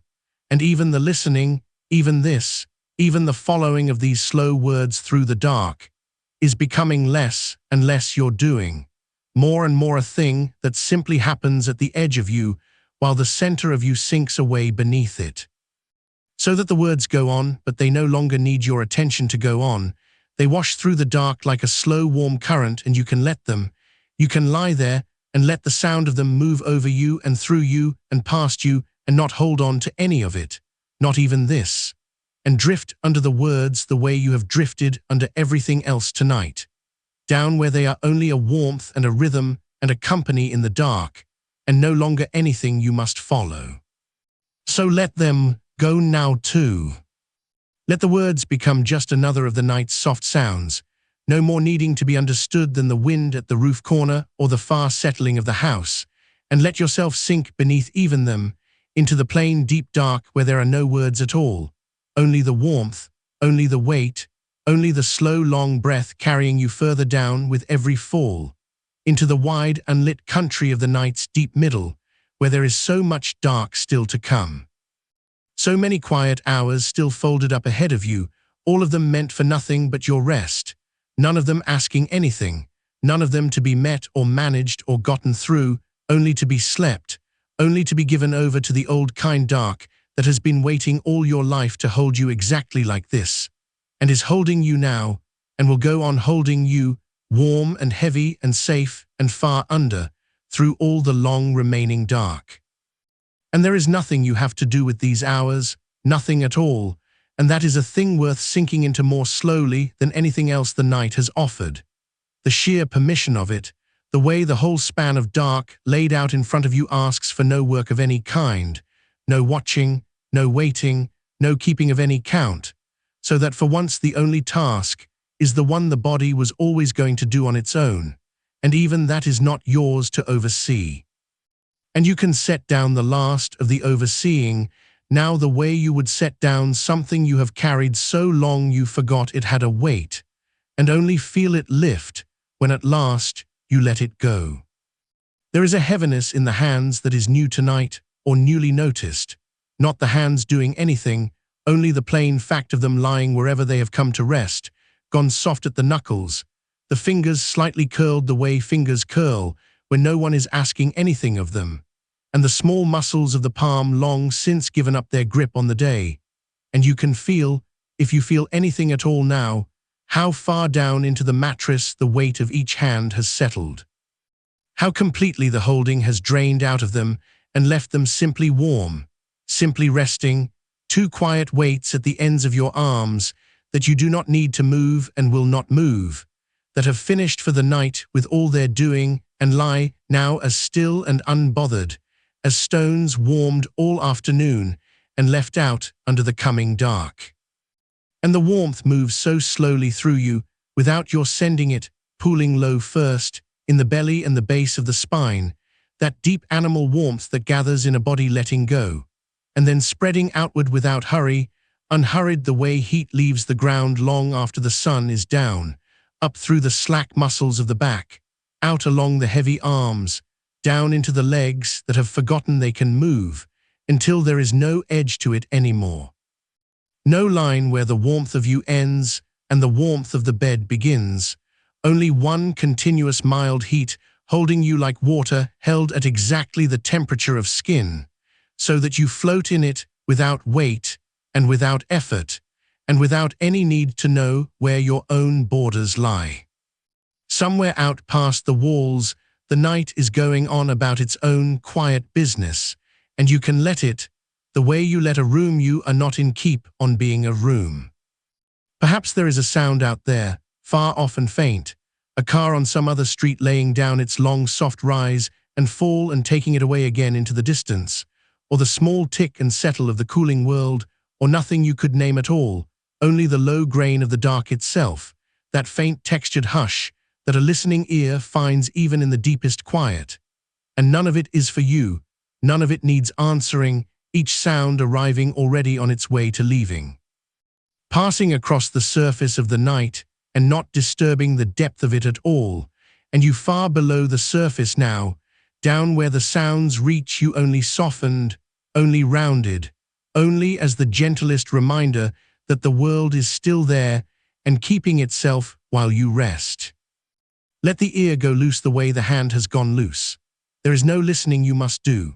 The sounds will come and the sounds will go, and you need catch none of them, need follow none of them to their end, and even the ones that rise a little nearer can be let to pass straight through the wide-open quiet of you and out the other side, leaving no mark, changing nothing, the way weather passes over deep water and troubles only the top few feet of it, while everything below stays dark and slow and undisturbed.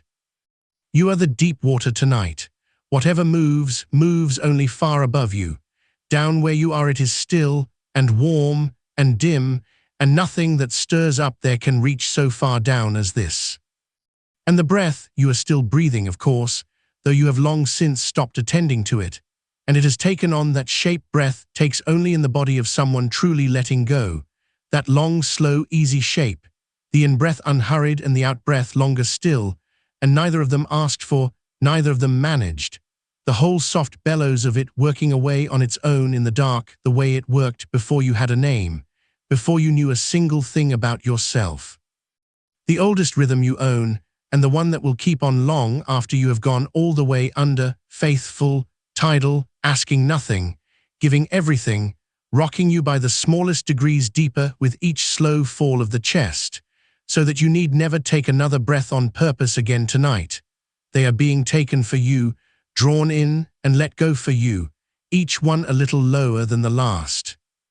There is a kind of quiet that only comes this late, this far into the dark, and you are in it now, not the sharp, thin quiet of a room where someone is straining to hear, but the thick, soft quiet of a whole world sleeping, the quiet that has weight to it, that settles over the roofs and the fields and the long, empty roads all at the same time and presses down gently on everything alive. And you are one small, warm, sleeping thing beneath it among countless others.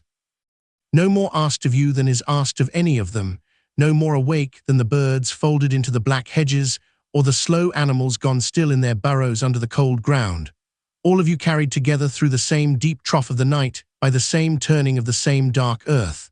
And there is such company in that, though you will not remember it come morning. The plain fact that you are not keeping this vigil, because there is no vigil, because half the world lies exactly as you lie, given over. Breathing slow, and the dark is wide enough to hold every one of you without strain. You do not have to picture any of it.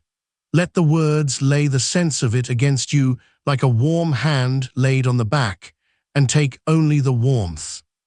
There is nothing to see behind your eyes and nothing you must make appear there, only the mild dark itself, the ordinary red-black dark of closed eyes in a dark room, and how restful it is to ask nothing of that dark, to let it be plain and empty and near, a soft blank close against the face, neither hiding anything nor showing anything, only there, only dark, only the near quiet screen of the night against which no thought now bothers to rise. And where the thoughts were, earlier, those long turning trains of them, the going over and the going back, the small rehearsals of tomorrow and the worn smooth grievances of the day, there is now mostly a slow drifting nothing, a wide grey drift with here and there some half-shape moving through it that is already not quite a thought, already coming loose at its edges, already more like the memory of a thought than a thought itself, and none of them cohering, none of them catching. Each one arising soft and blurred and sinking again before it can gather any weight, because the part of you that used to seize on them and spin them into something has loosened its grip and gone drifting itself. And without that grip, the mind cannot hold a shape for long, and does not try, and is content at last to be only this slow, warm passing of half things through a dim and widening space. If one should surface a little clearer than the rest, some errand, some worry, some old bright fragment swimming suddenly up, you need not push it down, and you need not follow it up.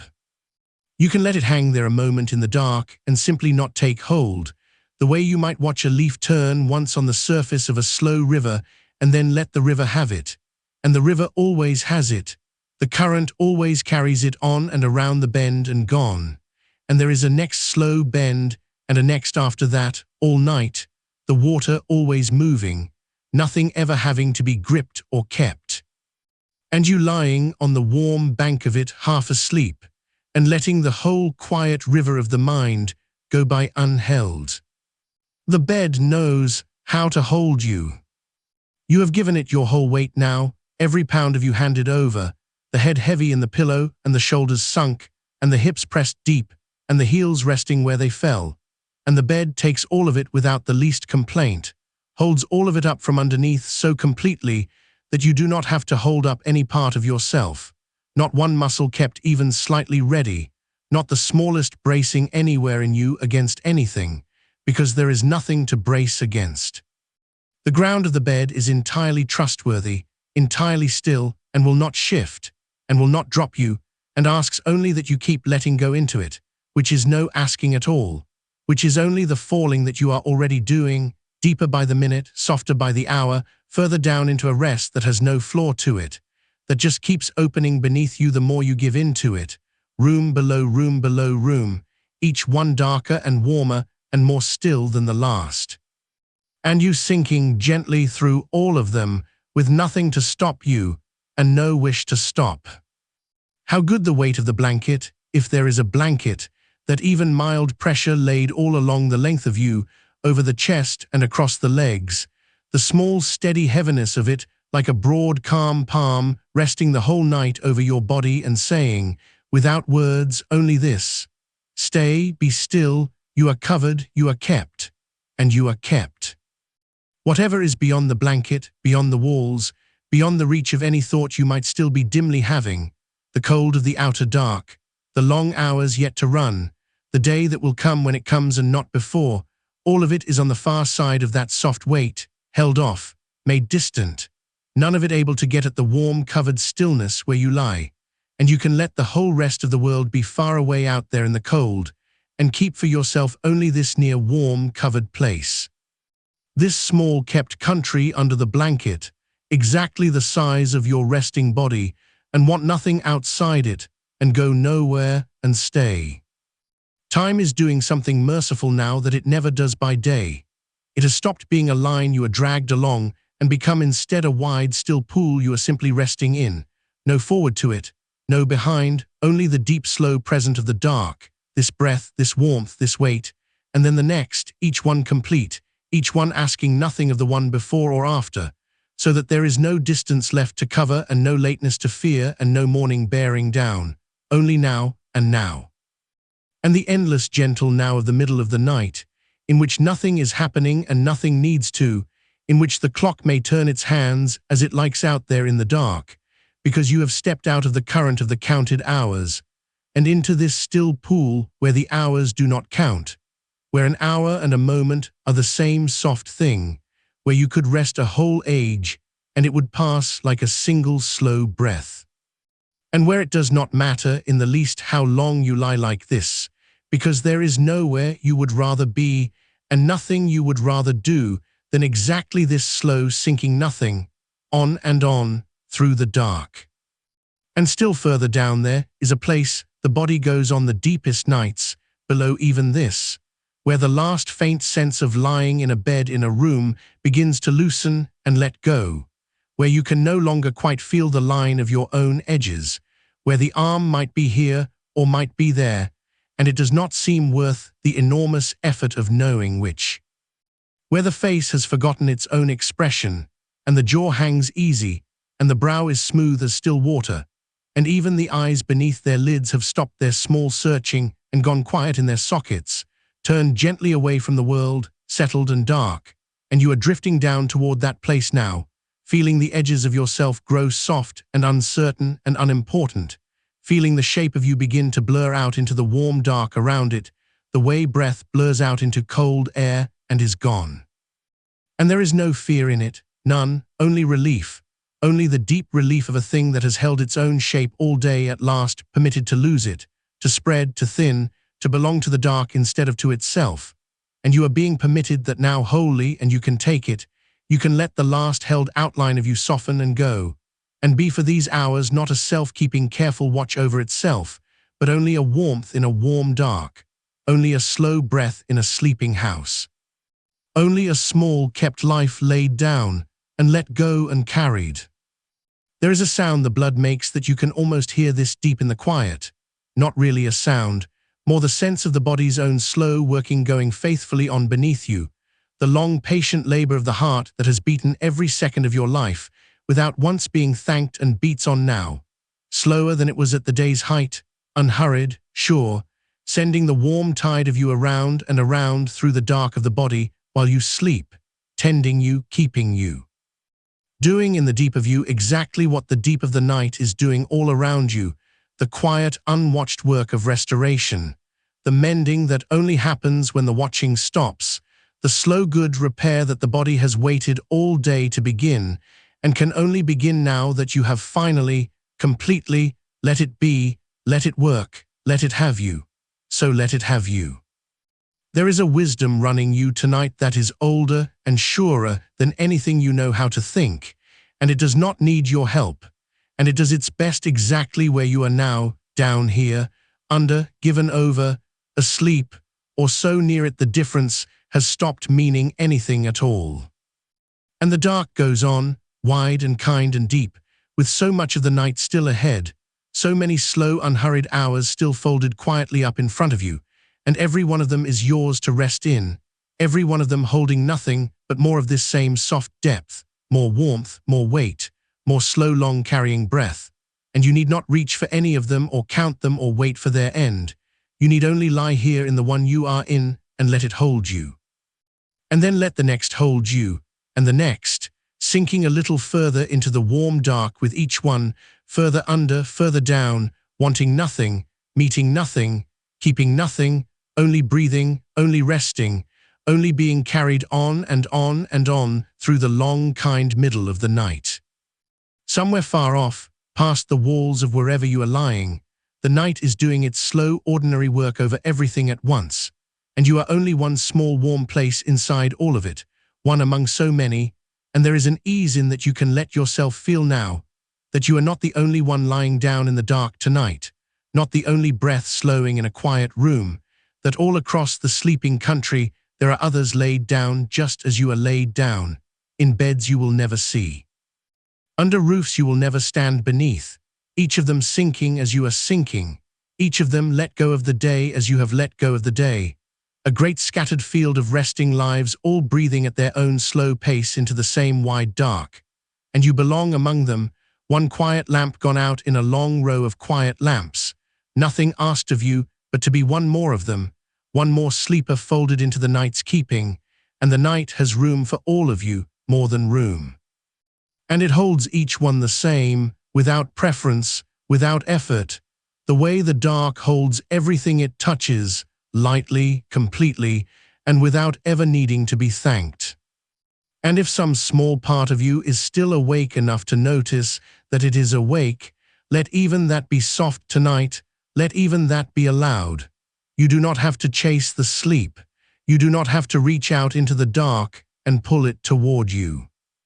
That has never once been how it comes, and some deep part of you has always known this, has always known that sleep is not a thing you do but a thing that is done to you, a tide that turns on its own when the shore has gone quiet enough to let it, and your only work, if it can even be called work, this softest of all things, is to keep the shore quiet, to lie here undemanding on the sand of yourself and let the water decide when to come in. It is already coming in. It has been coming in for hours. You can feel how far up it has already reached, how much of you is already under, already given, already dissolved into the warm dark and no longer keeping its own account. Only the smallest rim of you is still dry, still faintly listening, and there is no hurry for it either. It too will go under in its own time. The tide will find it. The tide always finds it. There is a kind of rest that happens even before sleep does, a rest the body takes in gladly whether or not the mind has yet gone all the way down, and you are deep inside that rest already, deep inside its slow repair, so that even these last quiet minutes of near waking are not wasted, not empty, not a failure of anything. They are themselves a mending, they are themselves a lying fallow, they are the field resting between its seasons, and a field at rest is not a field doing nothing. It is a field quietly gathering back everything the growing took out of it, and you are gathering yourself back now in exactly that way, slowly, in the dark, without lifting a finger, the goodness soaking back down into you through the long, unhurried hours, so that, whether the last of you sleeps in the next breath or the next hour, you are already being given what the night came to give. Let the bed take more of your weight than you thought it could.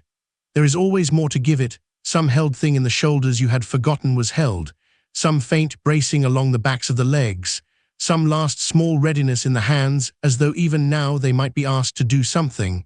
And there is nothing they will be asked to do, nothing at all, not for hours, not until the light, and they can uncurl that readiness and let it drain away down into the mattress and be gone. This is the place your body has been waiting all day to arrive at. All through the standing and the moving and the carrying and the being upright, some patient part of it was quietly longing for exactly this, for the horizontal dark, for the weight let down, for the surface that holds instead of the ground that must be walked. And now it is here, now it has what it wanted, and it knows precisely what to do with it. It needs no instruction from you. It has done this every night of your whole life, and it will do it now, easing you down, settling you. Letting each part in turn grow too heavy to hold, and then letting it go. And your bed is learning you, night by night, this bed where you are lying, learning that when you come here you come to rest, that this is the place where the holding stops, that nothing hard is asked of you here, and nothing hard will be. Every quiet night you spend lying down in the dark like this teaches it a little more, wears the path a little deeper, so that the very shape of lying here begins, over time, to mean sleep to the oldest part of you, the cool of the pillow, the give of the surface beneath you, the particular dark of this room, all of it slowly becoming a single soft signal that says down, that says safe, that says now you may let go, and you are teaching it that even in this very hour. Simply by lying here easy and unhurried and asking nothing, simply by letting the dark be kind and letting the rest be enough, so that the good you are doing yourself tonight reaches further than tonight, and each of these hours lays itself down like another quiet layer in something that is slowly, patiently getting better, whether or not any single night feels like proof. Far above the roof, if you let your mind drift up through it for a moment without effort, the sky is going on the way it always goes on, dark and slow turning, the same few stars wheeling their long way over the sleeping house so gradually that no watching could ever catch them moving. And beneath them the air is cool and still and holds the small sounds of the night, the settling tick of things cooling, the far-off nothing that country dark is full of. A wind that comes and goes so gently in the higher branches that it might only be the sound the dark itself makes as it deepens. You do not have to listen to any of it. Let it be there without listening. Let it hold the room the way water holds a stone dropped into it, closing over quiet and complete, and let yourself be that stone, gone down, held on every side, resting at the bottom of the quiet, where nothing reaches and nothing asks, and the pressure of the whole soft dark above you only presses you gentler and gentler down. The weight of the covers over you is its own slow kindness, and you can feel it now if you turn the faintest edge of attention toward it. That even, patient heaviness laid all along the length of you, warm where you are warm, pressing softly at the shoulder, the hip, the outside of the far leg, following every rise and fall of the slow breath without ever asking the breath to change. And there's something in that steady covering weight that the body reads, without any words, as safety, as being tucked and tended.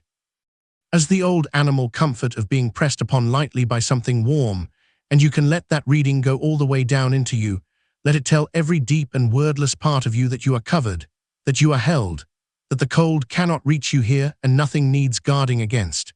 so that whatever in you still stood a little on watch can finally sit down, can finally lay its own weapons in the grass, can finally believe the long day's news that it is over and you are safe and you may sleep. And the breath, all this while, has gone on without you. You gave it up hours ago and it did not falter. It kept on drawing itself slow and full and letting itself down again, tending its own tide with no help from you at all, the way it did before you were old enough to know you were breathing, the way it will go on doing through every hour of this night while you lie unaware beneath it. And you can feel now, faintly, how it has slowed since you lay down, how much longer and softer each one has become. How the small pause at the bottom of each one has stretched out into a wide, easy stillness, where for a moment nothing moves at all, nothing is needed, nothing is wanted, and then the next breath rises on its own out of that stillness, like something the dark itself is doing, so that you are no longer the one breathing, but only the warm place where breathing quietly happens, only the still ground the tide comes in and out across. And you can rest down into that with your whole soft weight and let it carry the rowers for you. There is nothing to solve tonight. Whatever waits for you on the other side of this dark, and something always waits, there is always the next day with its small weights folded up and ready. None of it can be lifted from here, none of it wants lifting now, and the deepest wisdom of the night is that it lets you set all of it down without solving any of it, lets you lay every unfinished thing in a row along the far wall of the dark, and simply leave them there, unbothered and unbothering. Until the light comes back, and the part of you that handles such things wakes strong enough to lift them again. That part of you is sleeping now, or nearly. Let it sleep. It has carried enough. It does its worst work in the dark anyway, turning small things over and over until they grow teeth they never had by day, and you owe it nothing tonight. You need not follow it down any of the old worn paths it wants to wander. You can let it lie down beside the rest of you and grow quiet. And if it starts, half dreaming, to reach for some worry the way a hand reaches in sleep for a thing that is not there, you can let the reach go slack and unanswered, let it fall back open and empty. And sink again. Notice, if you can without waking yourself to notice it, how little you want just now, how the wanting itself has gone quiet, how there is no reaching in you anymore, no leaning toward the next thing, no faint forward pull of a mind that wants to be somewhere it is not. All of that has gone still. You are for once exactly where you are, and it is enough, more than enough. It is everything the night has, and the night is giving it freely. This warmth, this weight, this dark, this slow breath, this bed that is learning you, this body doing its quiet mending underneath you, this long, soft middle of the night with so much of itself still ahead. There is nowhere you would rather be than here, because being anywhere at all has stopped mattering, because the part of you that measured here against elsewhere has laid itself down and gone under with all the rest. And what is left is only the warm fact of resting, only the being held, only the slow going down that asks nothing and refuses nothing and carries you gently on. And you can go further down than this. There is always further, all through a night this long. The dark has no floor you can reach by trying, only deeper and deeper rooms of itself that open one into the next as you sink, each one quieter than the last, each one warmer, each one holding you a little more completely, so that just when you think you have gone as far down as a body can go, the floor softens again and lets you through into somewhere softer still.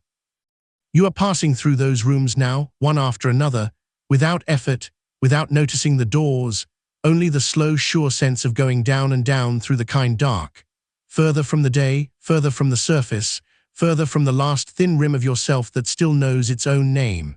And you can let that go too. You can let even the name grow faint and far and unimportant, because down here in the deep rooms of the night, nothing needs a name.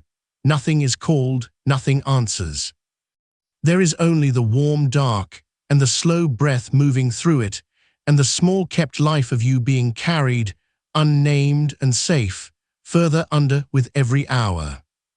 The house around you, or the walls around you, whatever holds the room where you are lying, has settled all the way down into its own night by now, all its small daytime sounds long gone quiet, all its warmth banked low and even, and it stands watch around your sleep the way a good old thing stands watch, without effort, simply by being solid and closed and dark, keeping the weather on the outside and the quiet on the inside.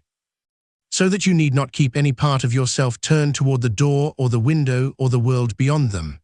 They are held, they are seen to, the walls are doing it, and will go on doing it all night without you.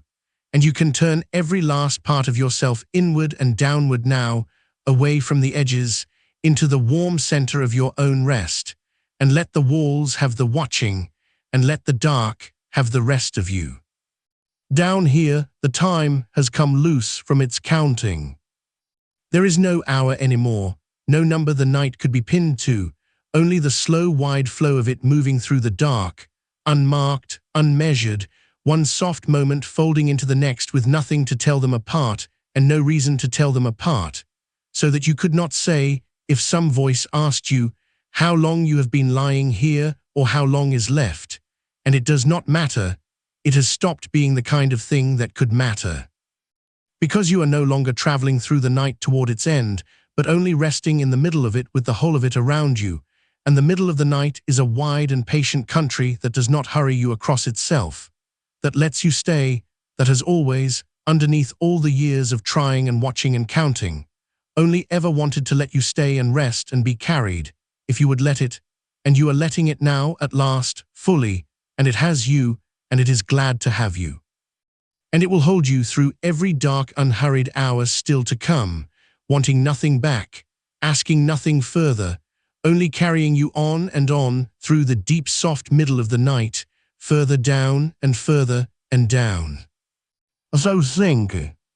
There is nothing left to do but sink, and even the sinking is not a doing, it is only what happens to a thing this heavy and this warm and this given over, only the slow settling of weight through the dark toward wherever the dark is deepest, and you can trust it the way you trust the ground to hold you, the way you trust the next breath to come, without watching for it, without helping it, without any part of you standing by in case it fails, because it will not fail, it has never failed.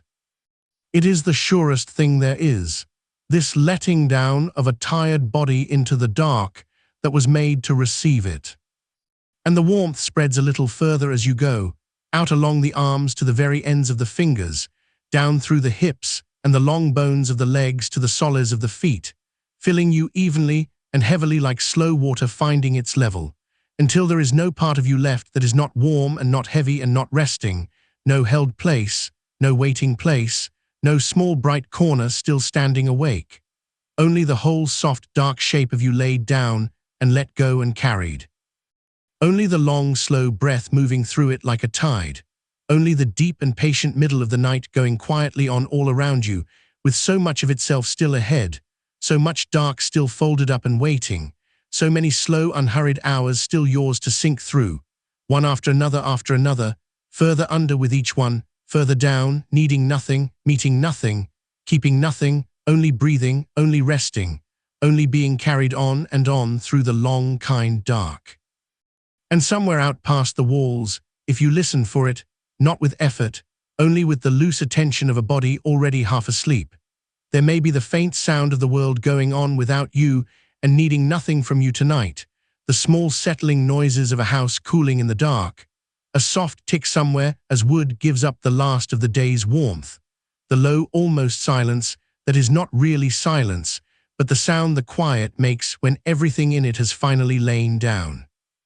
And none of it asks anything of you, none of it is yours to tend, it is only the night keeping itself, moving its slow air from room to room while you rest at the still center of it, held and apart and let be.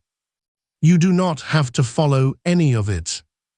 The sounds can come and the sounds can go, drifting in from far off and drifting out again, and each one, instead of pulling you up toward waking, can press you a little further down, the way a hand laid gently between the shoulders presses a tired body deeper into the bed, so that every small noise of the sleeping house becomes only another weight settling over you, another soft signal that the day is closed and the doors are shut, and there is nothing now on the whole of the earth that you are needed for.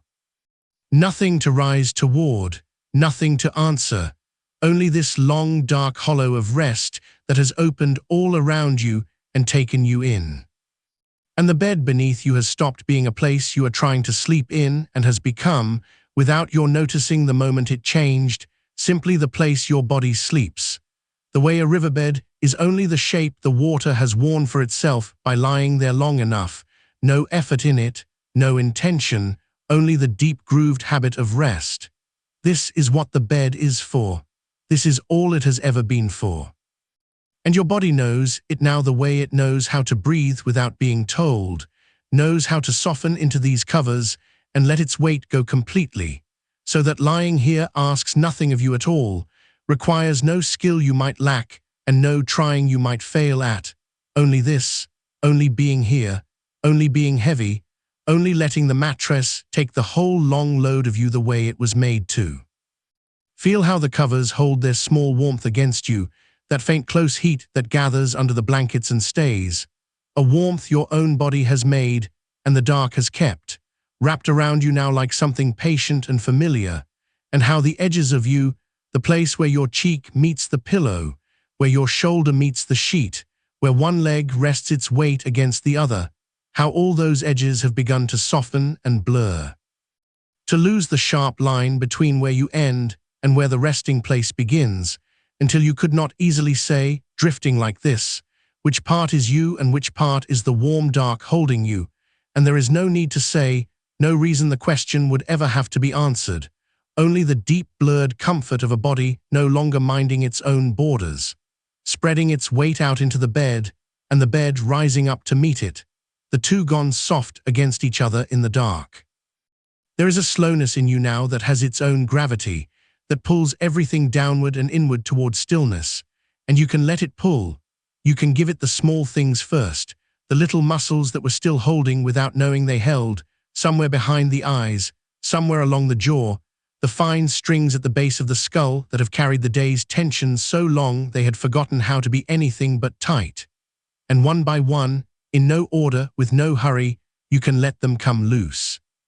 Feel each one let go of its grip and go quiet and heavy and warm, and with each small letting go, a little more of you settles closer to the floor of sleep, a little more of the surface drifts away, until only the deep part of you is left, the old part, the part that was resting like this long before you had a name or a worry or a single night to lose, the part that has always known exactly how to do this and has only been waiting all these years for the rest of you to grow quiet enough to let it. And your breath, you need not gather it or guide it or count it into any shape, for it has slowed all on its own down here, gone long and low and even without your help, moving through you like something the night is doing to you rather than something you are doing, a slow rising and a slower falling, a tide you are not working but only floating on, and each time it falls, each time the breath goes softly out and leaves you empty and unhurried in the pause before the next one gathers, you sink a little. You settle a little deeper, you feel the whole weight of you ease down another small step into the dark, and then the next breath comes, unasked, all by itself, the way it always has, filling you gently and setting you down again a little lower than before, so that the breathing itself becomes a slow stair of descent, each fall a step, each step further under, and nothing for you to do on any of them but be carried down. Outside, the dark has its own weather, its own slow business that you are no part of tonight. Perhaps the air has cooled and gone still against the glass. Perhaps somewhere far off there is a sound of water, real or half-dreamed, the faint patient dripping or trickling or falling of it, the sound water makes in the dark when no one is listening, and you can let that sound, if it comes, lay itself down over your thoughts the way a slow rain lays itself down over a field, filling in all the small dry cracks where worry used to catch, smoothing everything toward one dark, even wetness where nothing stands out and nothing snags, so that the mind, given nothing to grip, simply lets go of gripping, and the last few thoughts that were still turning somewhere at the back of things slow and thicken and sink like leaves going down through still water, turning as they go, growing dim, settling at last on the soft bottom where the deep quiet keeps them, and you above them already, floating up and away into the dark, lighter for their leaving, farther from waking with every breath. And it is all right, entirely all right, if the thoughts do not fully go, if one or two still drift somewhere at the far edge, murmuring their small old business, half-formed and fading. You do not have to chase them out. You do not have to win against them. Down here, they have lost their weight. They are only weather passing over a sleeping country, thin cloud crossing a dark field, and they cannot wake you now. They cannot reach the deep place where you have gone to rest. They can only wander the empty surface a while and thin out and drift apart on their own, unwatched, untended, dissolving into the same soft dark that is holding everything else tonight. And you sink beneath them, below the level where any thought can follow. Down into the wide plain quiet where there is nothing to think, and no one asking you to. The heaviness has found the smallest places now. It has gone out into the hands and settled in each finger, one by one, so that they lie exactly where they fell and have no wish to move. It has poured slowly down the length of the legs and pooled warm and dense in the feet, filling them like the last warmth at the bottom of everything. It has laid itself across the chest and the belly in a broad, soft blanket of weight that rises and falls, only rises and falls, with the long, slow breathing and nothing else. And you are so heavy now, so evenly and completely heavy, that the idea of moving has quietly left you altogether. Not because you cannot, but because there is no reason, no need, nowhere else in all the world to be but exactly here, sunk into the warm, dark shape of your own rest, given entirely over to the bed and the night and the slow tide of your breath. Let the face go last, the way it always wants to hold on longest. Let the forehead go smooth and wide and empty. Let the small space between the brows unclench and stay unclenched. Let the eyes rest heavy and still behind their lids with no picture to make and no place to look.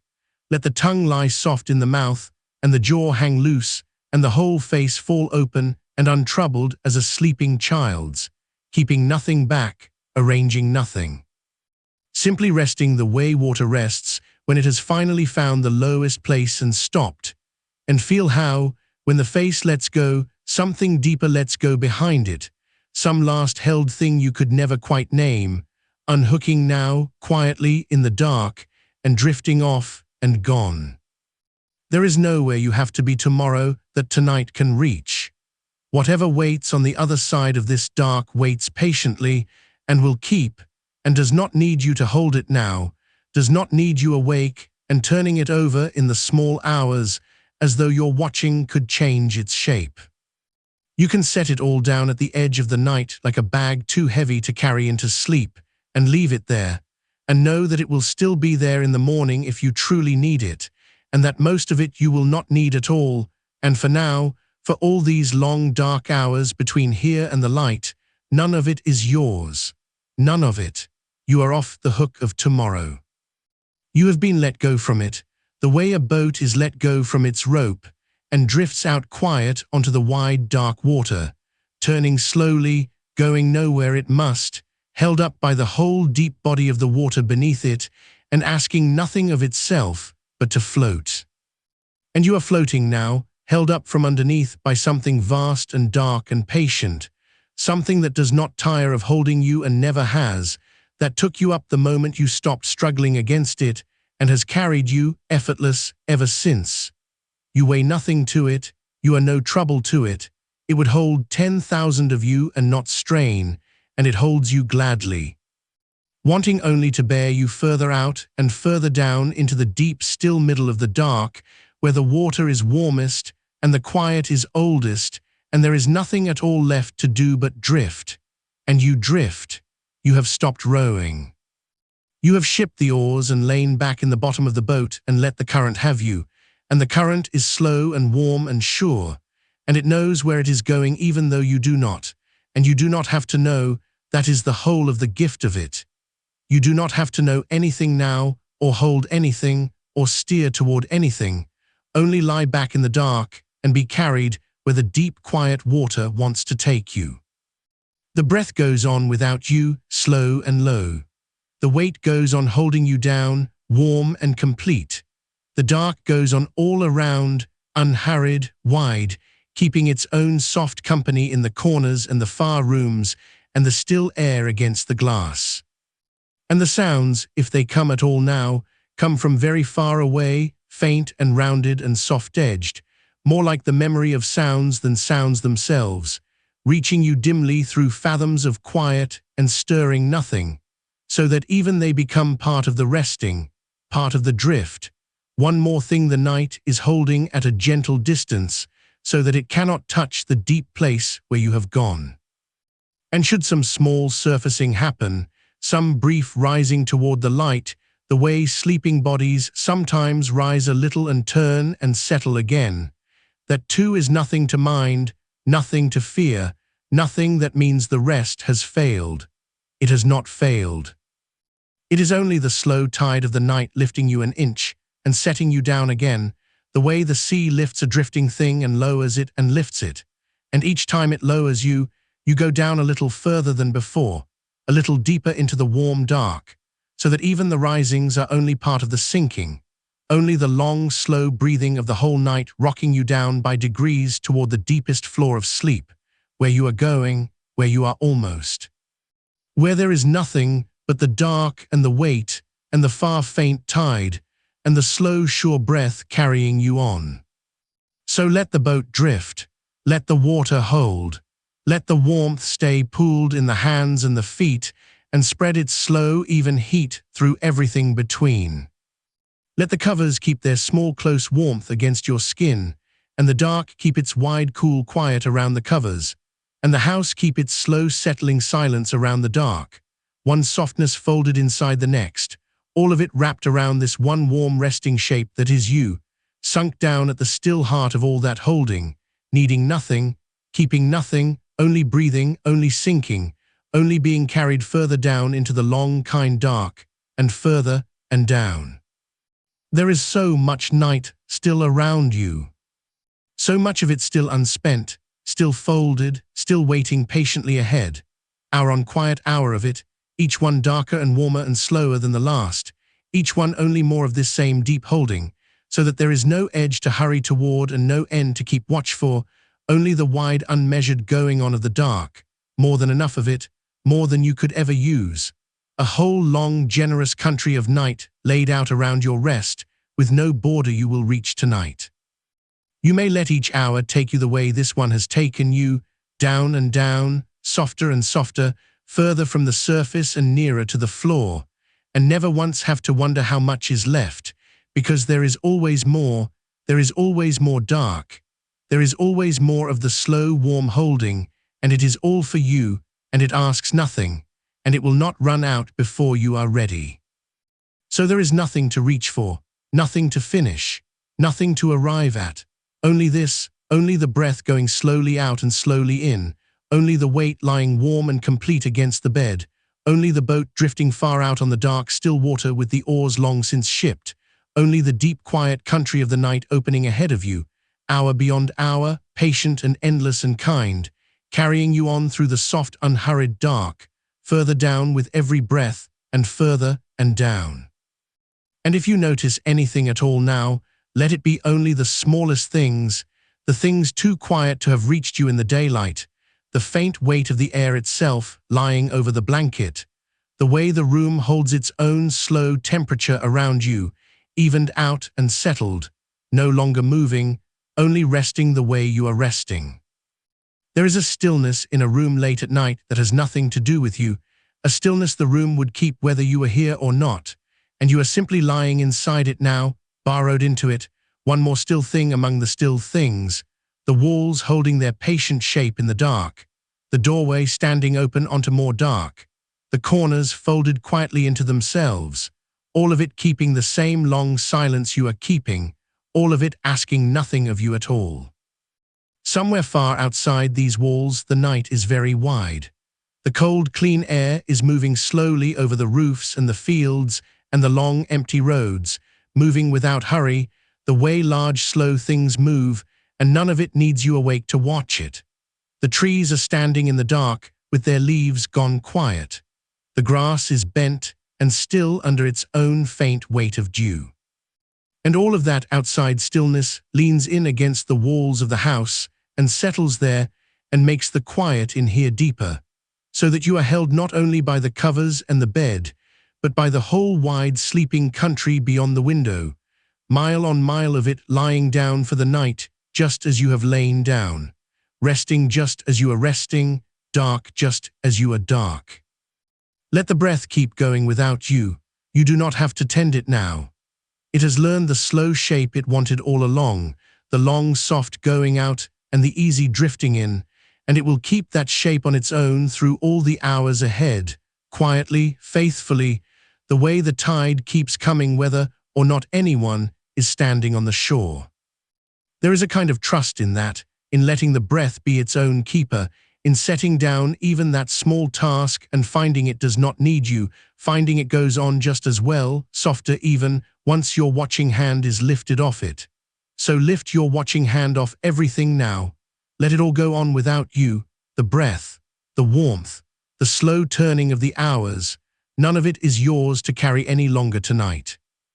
And here is a thing that is true, that you can let sink down into you while you sleep, needing no answer, no effort, only resting there the way a stone rests at the bottom of still water, that a night does not have to be earned. You do not have to do anything to deserve this dark. You do not have to have slept well before, or slept easily, or done the day rightly, or finished what was set for you. The night comes anyway. The dark opens for you anyway, wide and even and without any accounting, the same dark it has always been, keeping no ledger, remembering none of the other nights, holding no count of the times you lay awake, and asking nothing back for the times you did not. It only opens, it only holds. It has forgiven, without ever needing to forgive, every difficult night you have ever had, because it kept none of them, because to the dark each night is only itself, new and whole and unweighed, and this one is yours freely, and it is enough, and there is nothing owing. So if some old habit still stirs somewhere far back, some faint reflex from the harder nights, some small readiness to brace, to check, to measure how the sleep is going, let it stir, and let it pass, the way a small draught passes through a room and stirs nothing much and is gone. You do not have to follow it. You do not have to answer it. It is only an old shape the mind used to make, a groove worn by nights that are over now, and it can wear smooth again with time. It can soften and fill in and grow quiet, the way a path grows over when no one walks it. And you are not walking it tonight. You are lying still and letting it green over. Every night you lie here and do not brace, do not check, do not measure, the old groove fills in a little more, and the new smooth thing, the simple falling, the easy sinking, the plain trust of a body that lies down and lets go, grows a little more worn in and familiar, a little more like the thing your body does without being asked. There is no hurry in that either. It comes the way morning comes to the far side of the world, slowly and by degrees, and without any single moment you could point to and call the change. You only wake 1 week and find some night has slipped by more easily than you expected, and then another, and the ease has quietly become the ordinary thing, and the struggle has quietly become the thing you have to work to remember. But none of that is for tonight. Tonight you have nothing to build and nothing to prove. Tonight you only lie here in the deep middle of the dark and let it hold you, and let the slow work do itself, the way roots do their slow work in the winter ground, with no light and no witness and no urging, only the patient going on under the surface, only the quiet becoming. Feel how far down you have come. Not by climbing, not by trying, only by ceasing, by the long letting go of one thing after another, until there was almost nothing left to hold you up, and you sank the last small distance the way a leaf finally settles on the floor of a wood, all its turning done, all its drifting spent, come to rest at last on the soft dark ground with the other leaves, one among the countless quiet things that have come down out of the moving air and been received by the stillness below. You are received now. Whatever held you up through the long day, the standing, the doing, the small constant work of being upright and awake and answerable, has been set down, and the ground of the night has taken your whole weight, gladly, without strain, the way the ground takes everything given to it and never once refuses. And your body knows this ground. It has always known it. Long before you learn to worry about sleep, before the harder nights, before any of it, your body knew how to be carried down into the dark and left there and brought up again gently at the far end, whole. It knew it as an infant, breathing in the small, warm dark before there were any words for warmth or dark. It has known it every night of your life that you cannot remember, the thousands of nights that simply happened, that closed over you and opened again and left no trace because nothing went wrong in them, nothing needed remembering. This is one of those. This is one of the plain, unremembered nights, the kind that does its quiet work and asks nothing and is gone by morning, folded in among all the others, and your body is doing tonight exactly what it has always most deeply known how to do, and you can leave it to that old sure knowing and rest inside it, and be carried the way you have been carried 1,000 nights before this one and will be carried 1,000 nights after. Let the face be soft. Even now, even this deep, there can be some last small holding left in a face, a faint set to the jaw, a trace of a line between the brows, the small habitual work the face does all day of being a face for others, of arranging itself, of meaning something. None of that is needed here. No one is reading you now. In the dark, your face can stop being a face and become only what it is when it is alone and unwatched, only skin over warmth, the mouth loose, the brow smoothed flat, the small muscles around the eyes finally letting the eyes rest heavy and closed with nothing to see, nothing to show, nothing to hold. Let the whole face go the way still water goes when the wind drops off it, level and easy and untroubled, giving nothing back but the dark. And let the throat be soft, and the small space behind it, and the place where the breath turns around at the top of each slow tide and starts its easy way back down. There is a quiet there, right at the turning of the breath, a small still hinge where nothing is happening for a moment, where the going out is finished and the coming in has not begun, and you can let yourself rest in that little hinge of stillness each time it comes, that small held pause at the bottom of the breath, and each time it will feel like a place to put something down, and each time you can put a little more down until there is nothing left in your hands at all. Until the pause and the going on are the same soft thing, and you are resting in both at once, held in the breath and held in its stillness, carried and set down and carried again. Far off, if any sound reaches you at all now, let it be no more than a mark on the deep quiet, a small dark stitch in the wide cloth of the silence, some sound from the sleeping world that rises for a moment and is gone, and means nothing, and asks nothing, and only shows you by contrast how much stillness there is around it, how much soft dark quiet the one small sound is floating in. A sound like that does not wake you now. It cannot. You are far below the reach of it. It passes over the surface of the night the way a bird passes over deep water, high up and quickly gone, and down where you are resting the water does not even stir. Let the sounds come and go up there on the surface. You are not on the surface anymore. You are down in the still deep part where the sounds do not carry, where there is only the weight and the warmth and the slow tide of the breath, and the sounds are only a far faint weather happening to someone else's night, far above your own. And you can let the sense of your edges go soft now too, the outline of you, the border where you leave off and the dark begins. In the daylight that edge is sharp and always minded, the skin a fence around the self, the constant faint knowledge of where you stop. But here in the deep dark, the fence can blur. The warmth spreads out past where you thought you ended. The weight settles down through the bed, and the bed settles down through the floor, and it grows harder and harder to say just where your resting ends and the room's resting begins, where your stillness stops and the night's stillness starts. You can let that blurring happen. It is only the deep part of rest, the part where the self loosens its grip on its own outline and spreads a little into the quiet around it, mingles with the dark the way warm water mingles with warm water and cannot be drawn back apart. There is nothing to lose in it. You come back at morning whole, always, gathered up again into your own sure shape. But for now, for the long dark middle of the night, you can let the edges soften and go out into the quiet, and be less a separate thing and more a part of the whole slow resting dark, held not around your edges, but all the way through. So let there be no more inside and outside. Let there be only the one deep quiet, and you somewhere in the warm middle of it, breathing. Let there be only the slow, even going on of the night, with no seam in it, no place where you stop and it starts, only the one long, unbroken dark holding everything at once, the room and the house and the wide, cold country and the small, warm, resting shape at the center of it all, and no line anywhere between them, only the one soft dark and the one slow breath moving through the whole of it, in and out and down.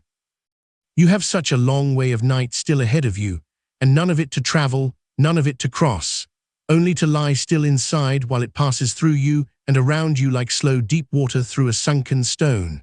Hour after unhurried hour, each one darker and softer than the last, each one loosening you a little further, letting you down a little deeper, until the deepest hours come, the ones with no name and no number, the ones that pass without your knowing them at all.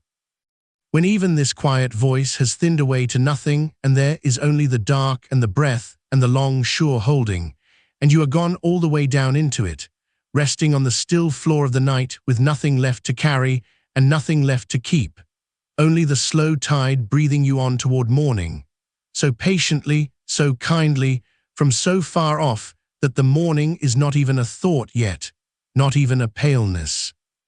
Only a thing that will come on its own, in its own good time, and does not need you awake to meet it. So sleep on, sink on, there is more dark and more, and it is all yours, and it is all soft, and it asks nothing. Let the weight lie, let the warmth stay, let the breath keep its slow, sure going. Let the edges blur out into the quiet. Let the whole wide night hold you in its one deep unbroken hand, and carry you and set you down and carry you again, down past the last of the thoughts, down past the last of the sounds, down past even the sense of going down, into the still warm floor of the dark where there is nothing to do and nowhere to be and no one to be it, only the rest, only the deep and simple rest, going on and on around you, more of it than you could ever spend.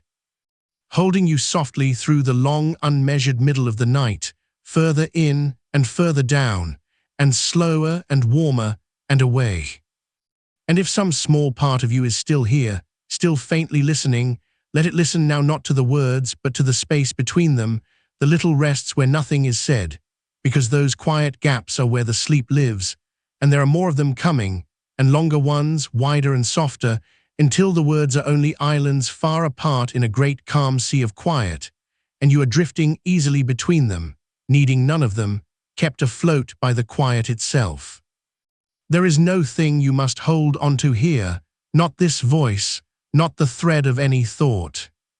You may let each one go the moment it comes, the way the out-breath lets go of the air without gripping it, without saving any of it, trusting that the next breath will come on its own, because it always has, all the long years of your life, every breath arriving unasked while you were busy with 1,000 other things, and it will keep arriving now all through the dark, whether you attend to it or not. So you may set even that down, even the watching of the breath, and let the breathing go on without a watcher. The way the tide goes on in an empty cove, with no one there to count the waves.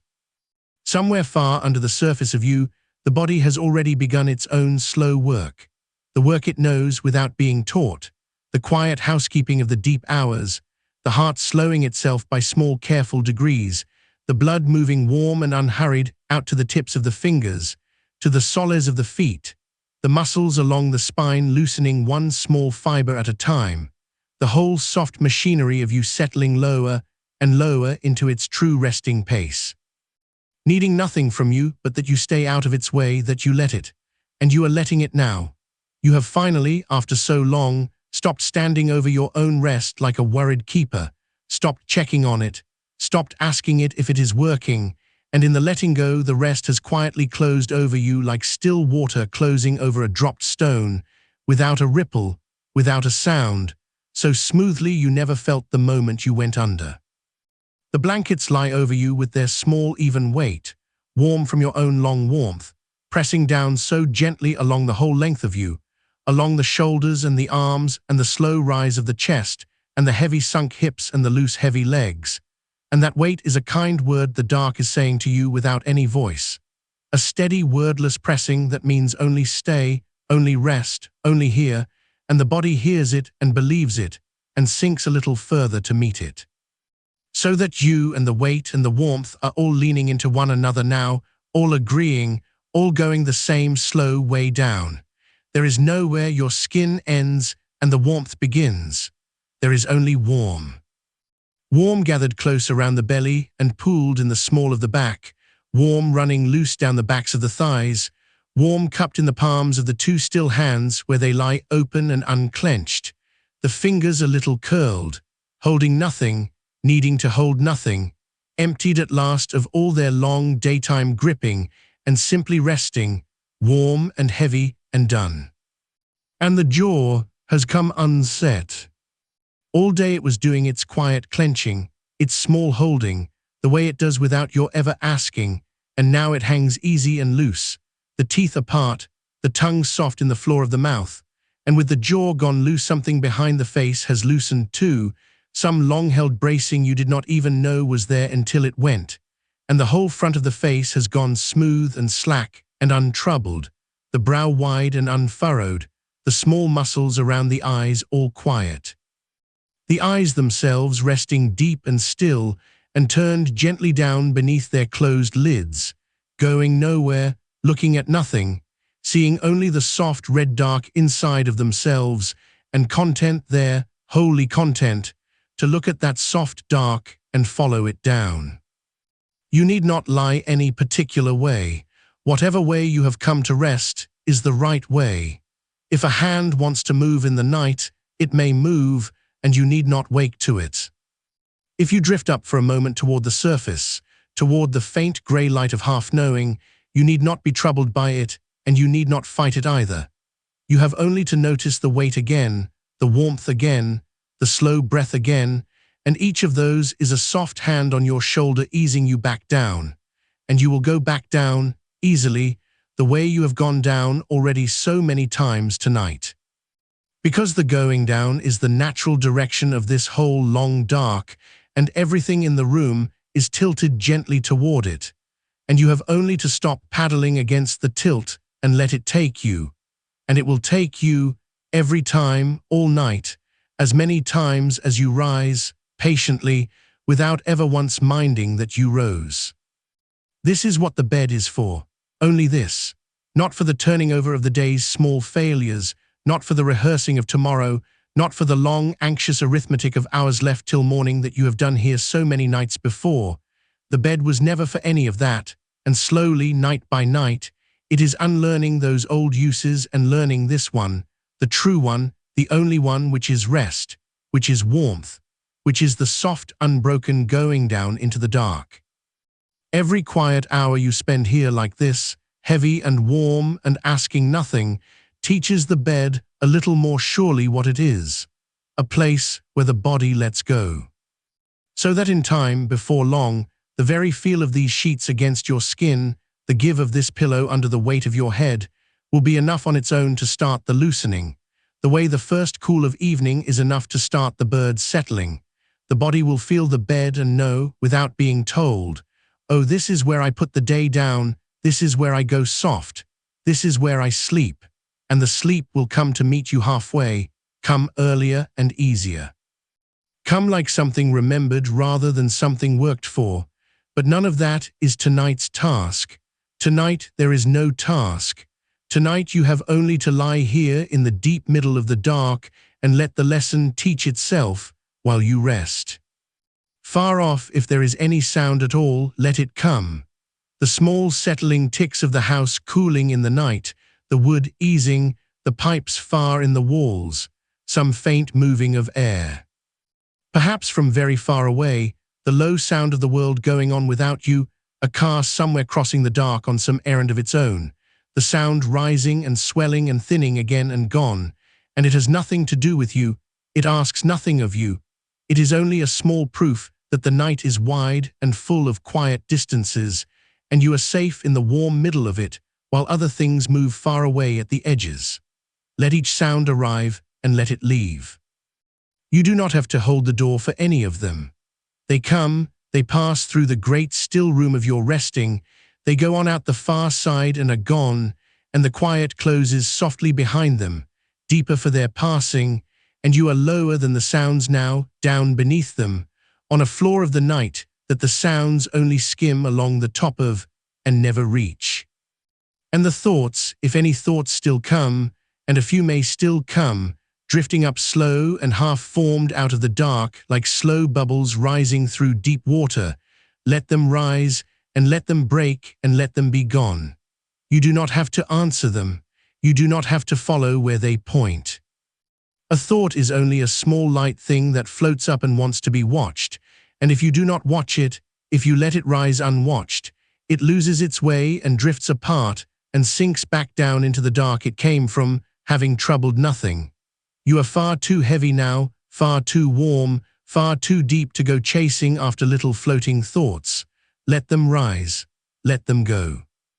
Each one that you let go without following is the water growing stiller, is the surface healing over, is the whole deep pool of you settling clearer and calmer and more perfectly still, until fewer and fewer of them rise at all, until between them are long and longer silences, whole slow reaches of dark where nothing rises, where there is only the breath and the weight and the warmth and the soft going on of the night, and that silence is not empty.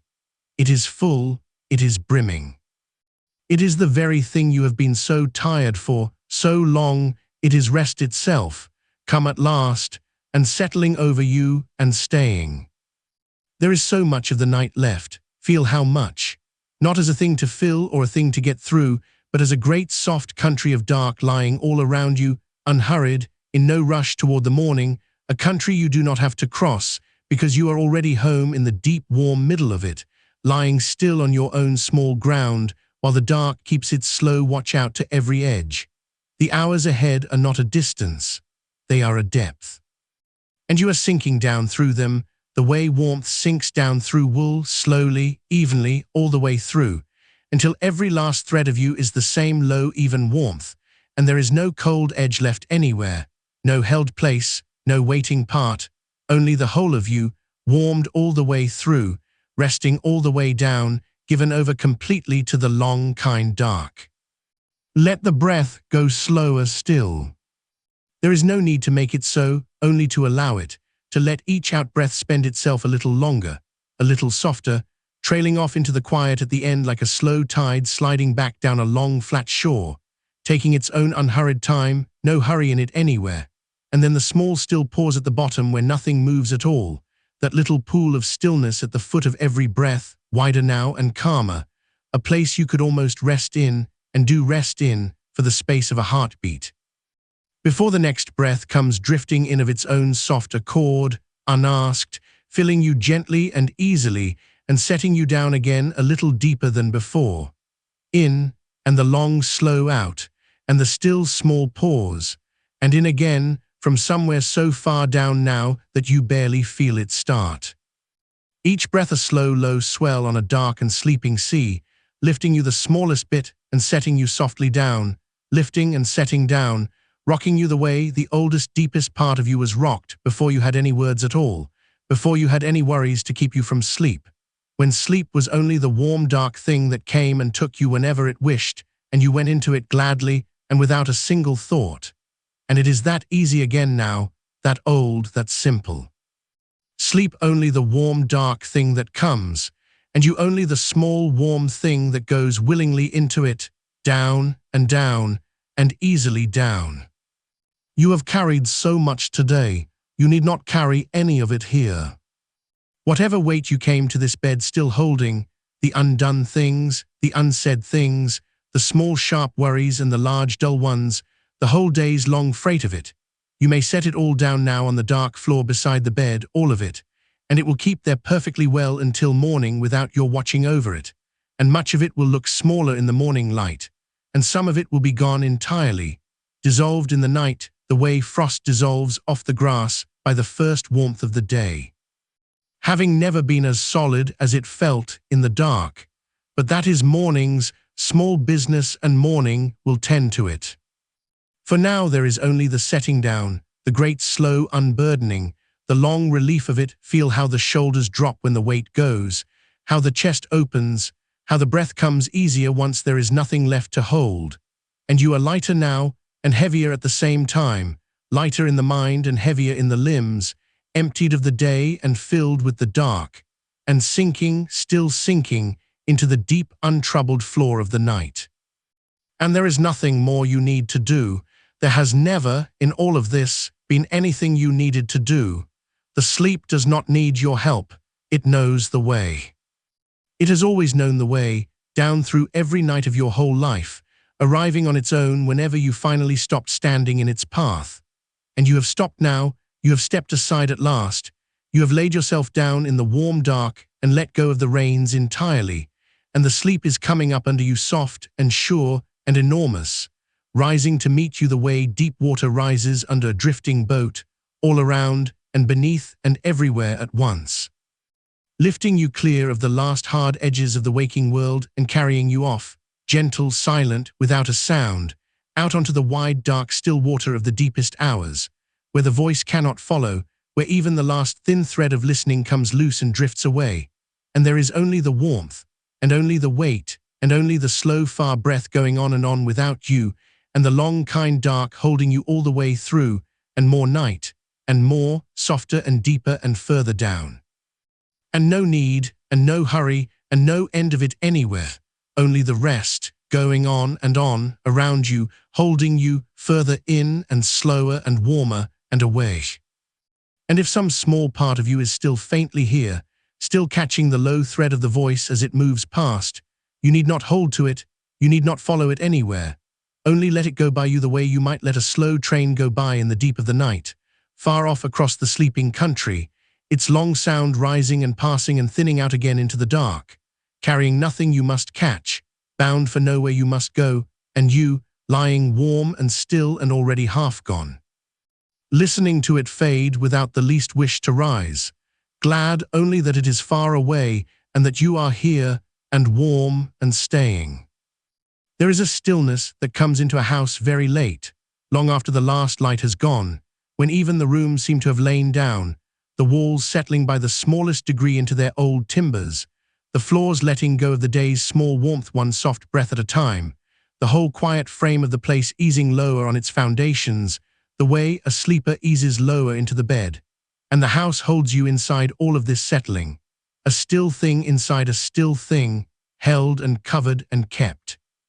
While the night goes on turning slowly outside the dark glass, unhurried, enormous, needing nothing from you at all. Somewhere far below the floor, the ground itself lies cool and unmoving, older than any worry, older than any name, holding the whole weight of the house and the whole weight of you upon it without effort, without the least strain, the way it has held every sleeper who ever lay down upon this patch of the turning earth and closed their eyes, and let the dark come up over them, and you are only the newest of them now, the latest small warm life to be lowered gently into the keeping of the night.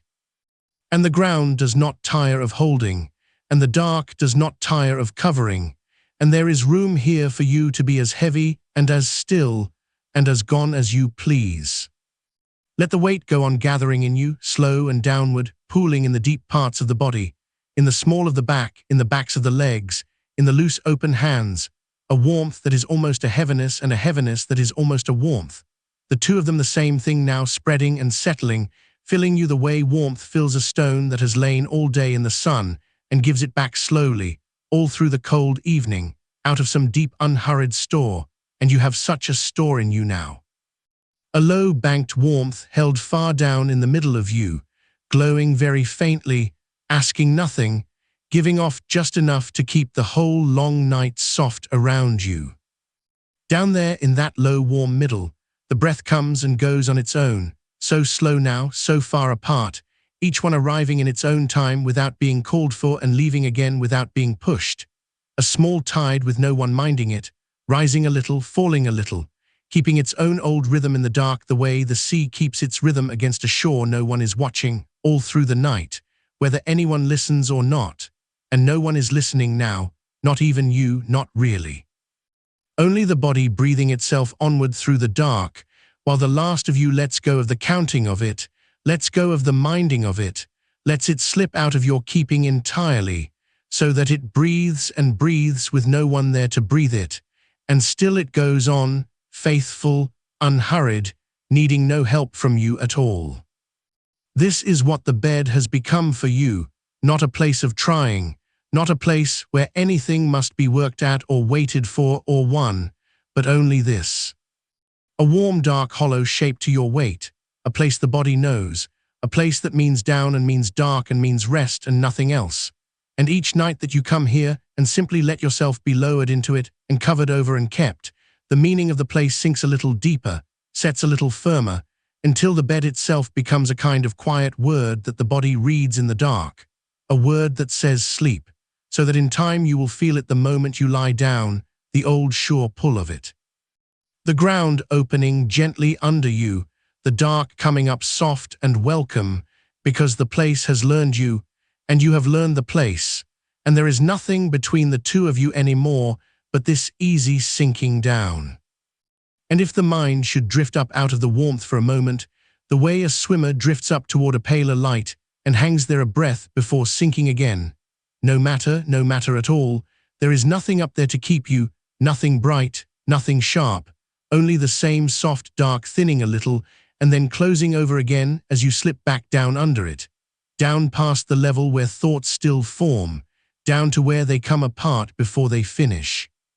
Where a thought begins and loses its own thread halfway and dissolves unfinished into the warm dark and is gone, and another half begins and goes the same way, softer, and another, softer still, each one less than the last, until there is not enough of you left awake to start even the smallest thought at all, and the mind goes quiet the way a room goes quiet when the last person in it has finally lain down. Outside, very far off, there might be wind moving in the high tops of the trees, that long, slow ocean sound the wind makes up there, rising and gathering and falling away, a sound with no edges and no words in it, that comes from everywhere and asks nothing and means nothing but its own passing. And you can let that sound be the whole size of the night for a while, the wind going over the dark land and over the dark roof and over you where you lie warm and covered beneath it, folding you deeper into the enormous soft weather of the small hours, where everything alive has long since lain down and gone still, and only the wind is awake, and it does not need you awake to keep it company. There is a kindness in these hours that the daylight never has, the daylight always wanting something of you, always full of the next thing and the next, always tilting you forward towards some doing. But the deep night wants nothing, asks nothing, leans on you not at all, only lies all around you dark and level and patient, the one part of the whole turning day that is entirely on your side, entirely content to have you do nothing whatsoever but lie here and be held and breathe slow and sink. And you can trust it, this dark, the way you would trust something very old and very gentle that has never once in all your life failed to come, that came for you the very first night you ever lived and has come for you every night since, faithful past counting, and comes for you now easily, without your asking, rising warm and slow all through the room to gather you in. Feel how little there is left to hold on to now, the edges of things going soft, the outline of the body loosening at its seams, the exact place where you end, and the warm dark begins no longer quite findable in the dark. The two of them running together at the borders, the way the shore runs together with the tide at the flat far reach of the night, so that you could not say now, if anyone asked, and no one will ask, exactly where you leave off and the covering dark takes over. Only that you are somewhere in the warm middle of it, held on every side, dissolving very slowly and very pleasantly into the great soft body of the sleep that has already taken most of you and is patiently, gently taking the rest. And there is no hurry in that taking, none at all. It can be as slow as it likes. All the long night is yours, hour upon dark, unhurried hour of it stretching away ahead, more of it than you could ever use, so that there is no reason to arrive anywhere, no shore to reach, no bottom to touch, only this endless slow descending through the warm dark with no floor beneath it and no clock upon it, sinking not toward anything but simply sinking, the way warmth sinks down through water. The way silence sinks down through a house, the way the very late night sinks down through the world, deeper and deeper into itself, quieter and quieter, further and further from the far small noise of the day, and you going down with all of it, part of all of it, carried along in the great slow settling of everything toward the deepest, still point of the night. Let the last of the listening go now. You do not need the voice anymore. It has only ever been walking beside you a little way, the way you might walk someone as far as their gate and no further, and here is the gate, and here the voice lets go of your hand, and you go on in alone, into the warm dark where it cannot follow, where nothing follows, where there is only you growing smaller and softer and further off, and the voice staying behind at the edge of the dark, growing fainter as you go.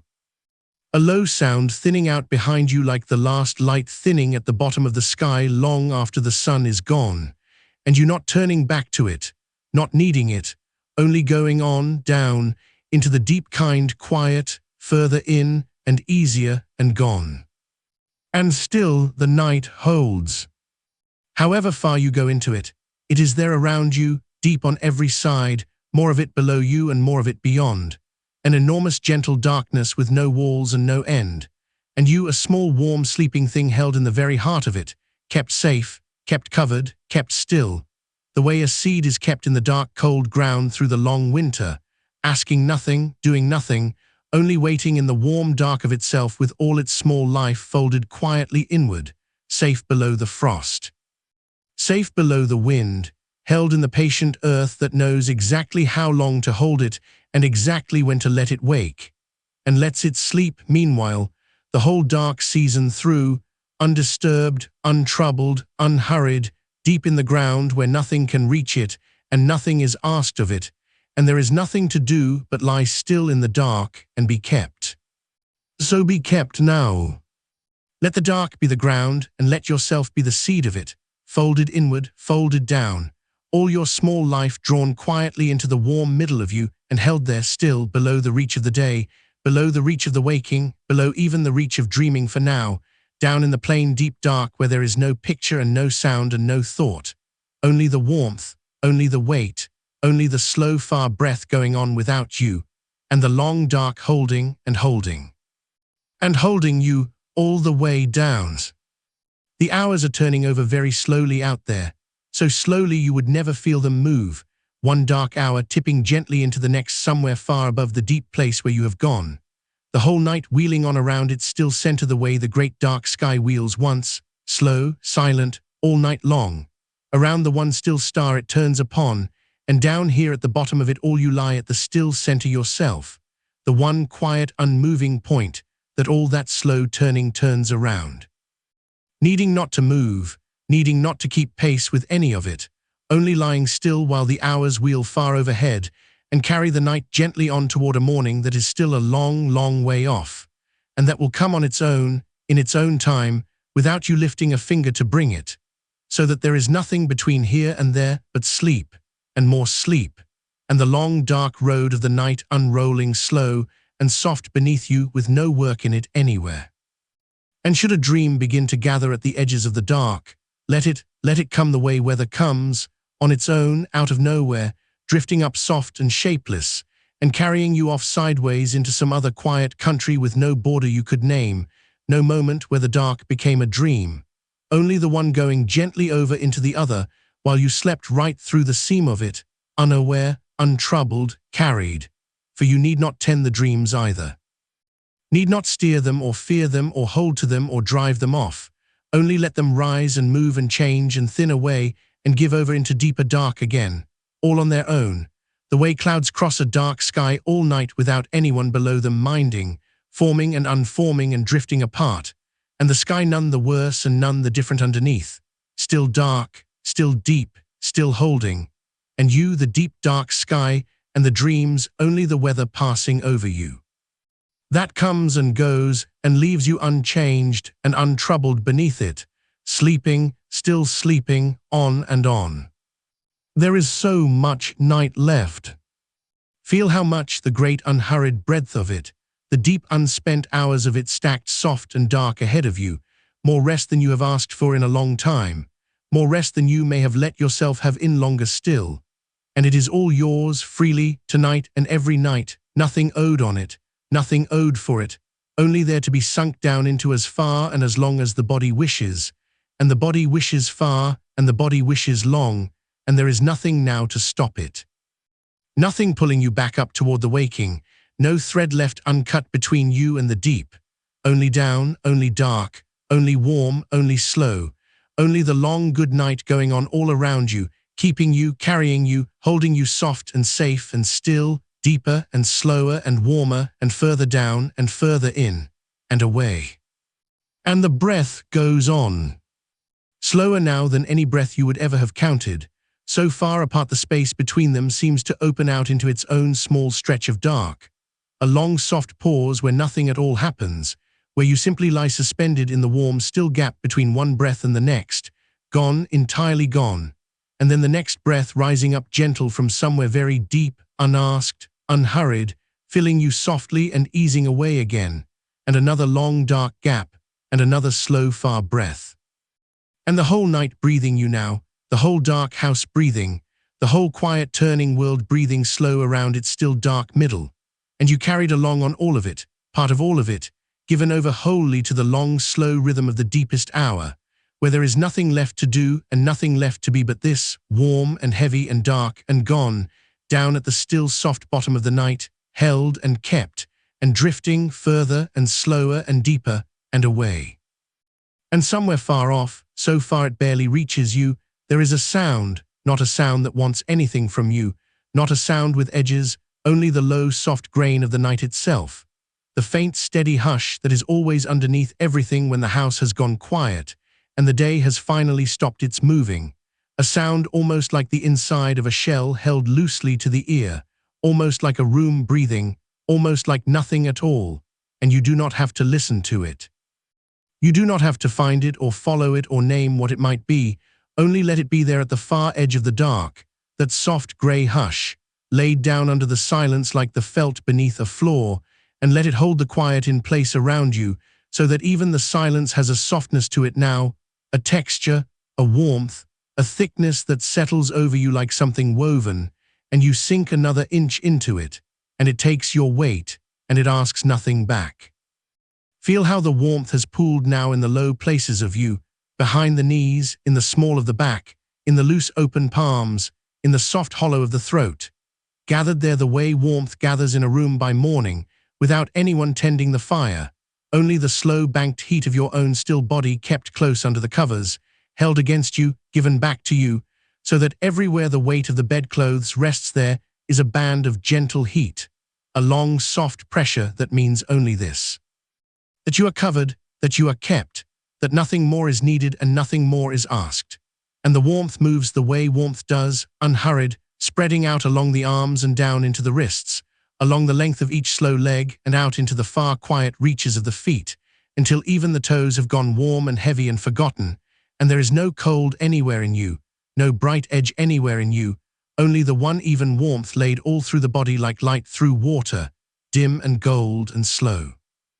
And the bed beneath you has stopped being a thing you lie upon and become instead a thing you lie within, the way a stone lies within the ground that holds it, the way a seed lies within the dark soft earth all winter with nowhere it needs to be and nothing it needs to do, only the long patient dark around it, only the waiting that is not really waiting because it wants for nothing. And you are held like that now, folded down into the soft dark ground of the bed, covered over, settled deep.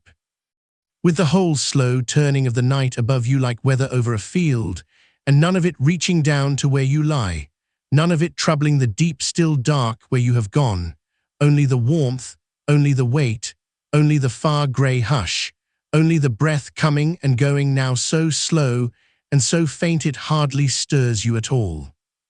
There is a loosening that happens down at this depth that the daylight self never quite believes in, a letting go beneath the letting go, further under than the shoulders and the jaw and the hands, down where the small deep muscles live that no one ever thinks to soften, the ones along the spine that have held you upright through every long day for years, the ones behind the eyes, the ones deep in the hips that carry you from room to room, from year to year, without a word of thanks, and they are letting go now too.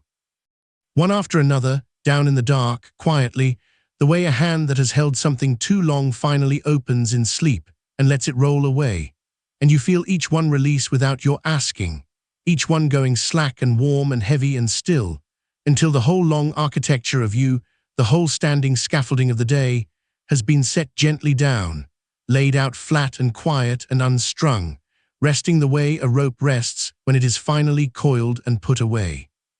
The way a sail rests when the wind has died and there is nowhere left to go. And you do not have to keep yourself together anymore tonight. That is the thing the deep hour gives you, this far down, this far in. You do not have to hold the shape of yourself, do not have to keep the edges firm, do not have to be anyone or answer to anything or stay ready for the next thing that might come, because nothing is coming, nothing is asked.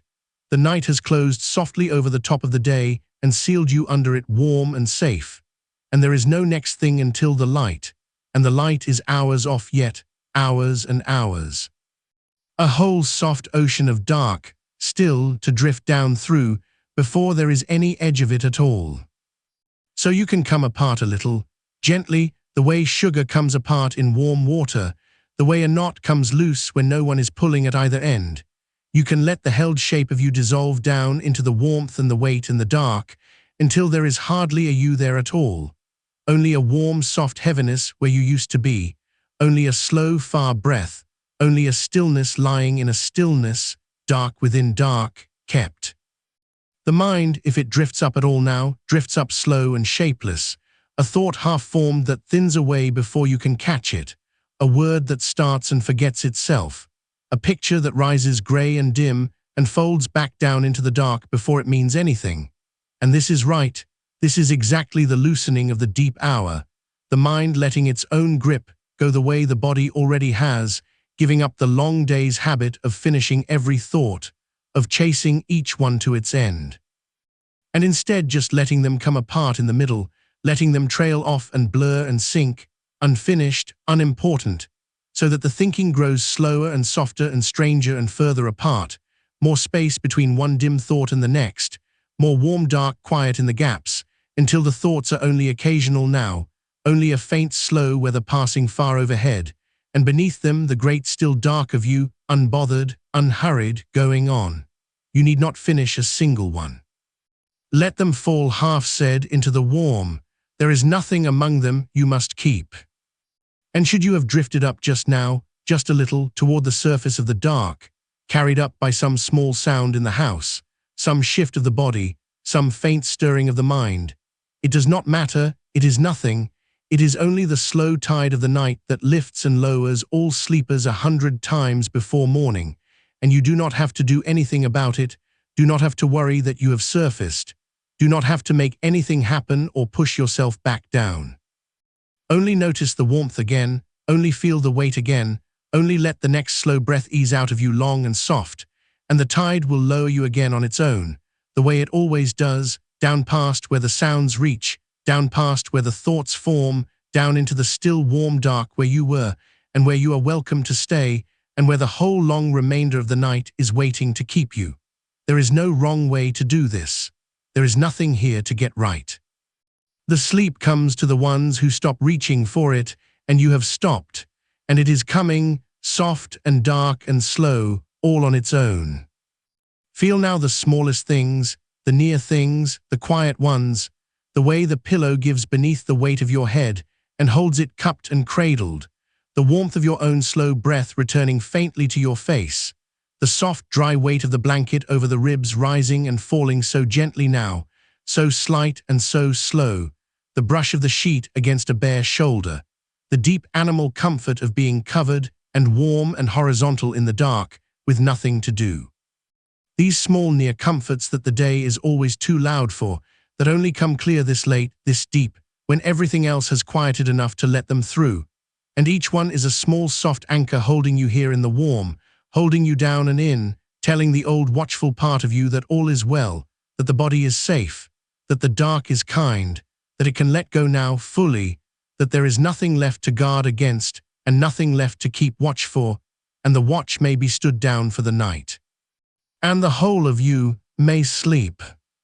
And the room around you has gone soft at its edges, the way a room does in the deep dark when the eyes have long given up trying to see and simply closed and stayed closed.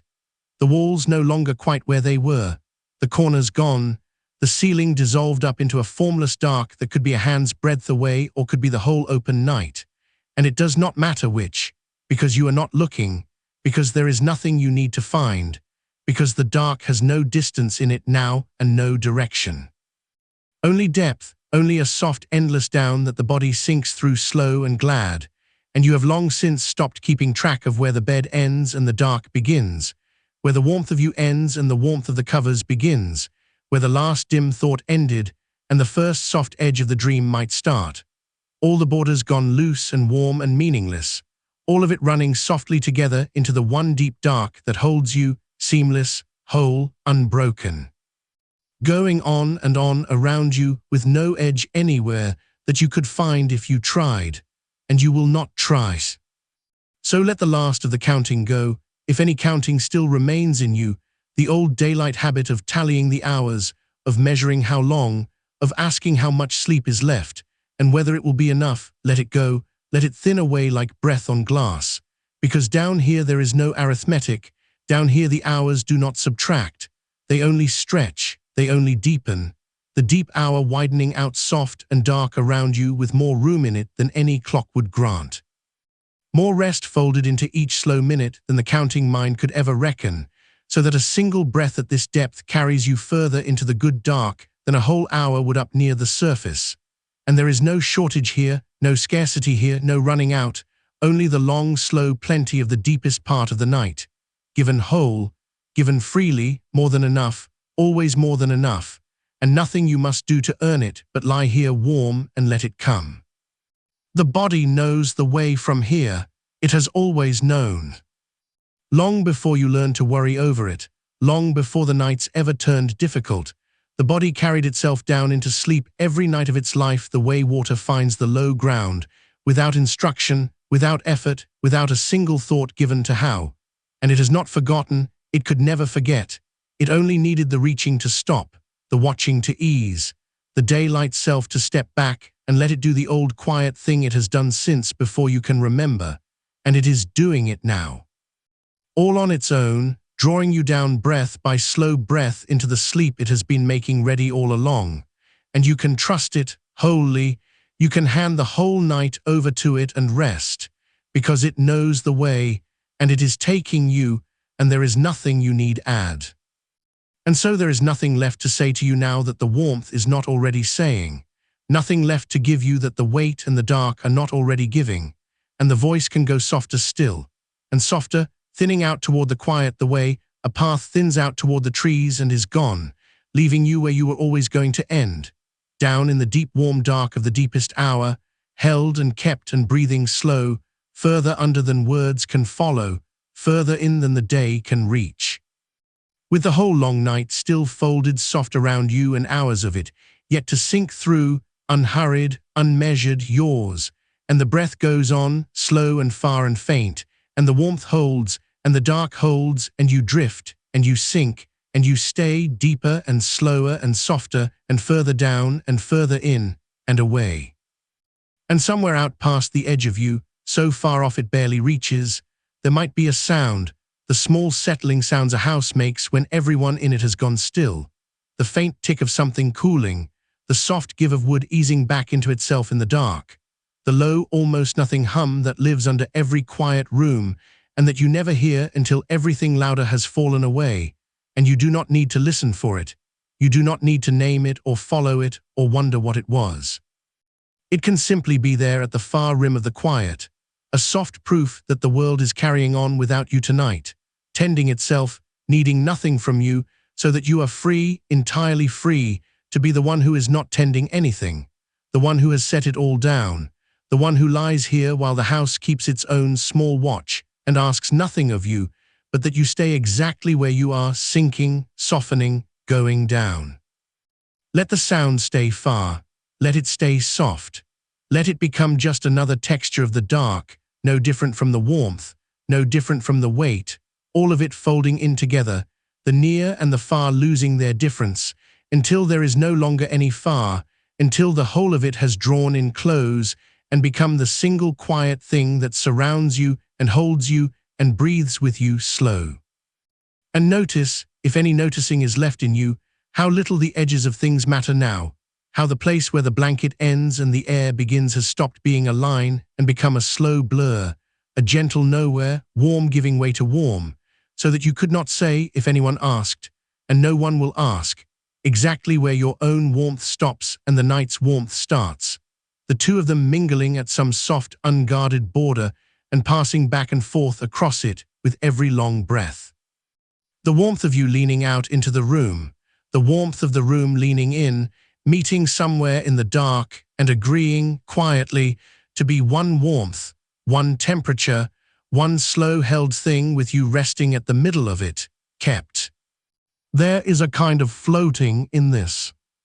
Not the floating of anything so busy as water, nothing that moves or laps or asks to be swum in, only the floating that comes when weight and warmth have gone on long enough together that the body forgets it is lying on anything at all, forgets the mattress beneath it, forgets the shape of its own resting, and simply hangs there in the soft dark the way a thing hangs suspended in deep still water far below any current, held on every side, pressed gently by the dark from all directions at once.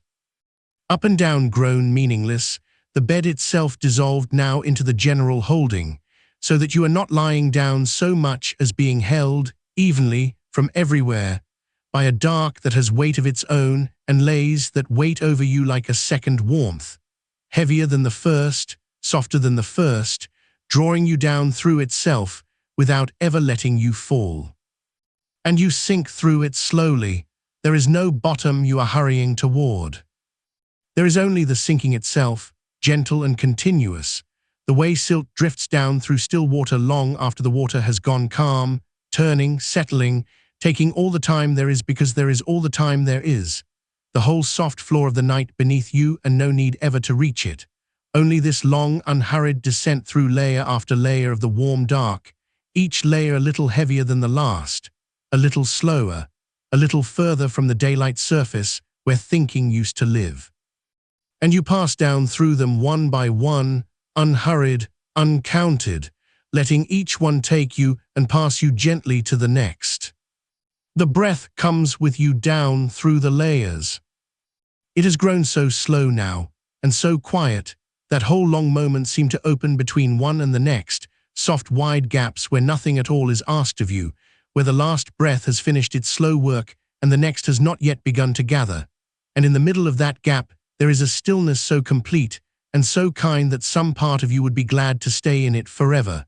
And you may, for as long as it lasts, you may rest right there in the pause with nothing moving.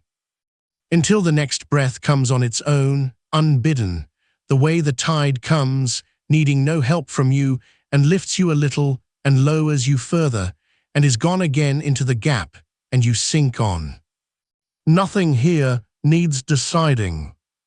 That is perhaps the softest thing of all to feel, this far down, that there is not one choice left anywhere in the whole warm dark that is yours to make. Not one thing to weigh, not one path to pick between. The entire machinery of choosing gone quiet and dim and set aside, because there is only this, and this requires nothing chosen. This happens to you and around you and through you while the choosing part of you sleeps, off duty at last, its long shift ended. Released for the whole of the night from the endless small work of deciding and steering and minding, let it stay off duty. It has earned the rest more than any part of you. Let it lie down inside you the way you are lying down inside the dark, and let it too be held, and let it too go still.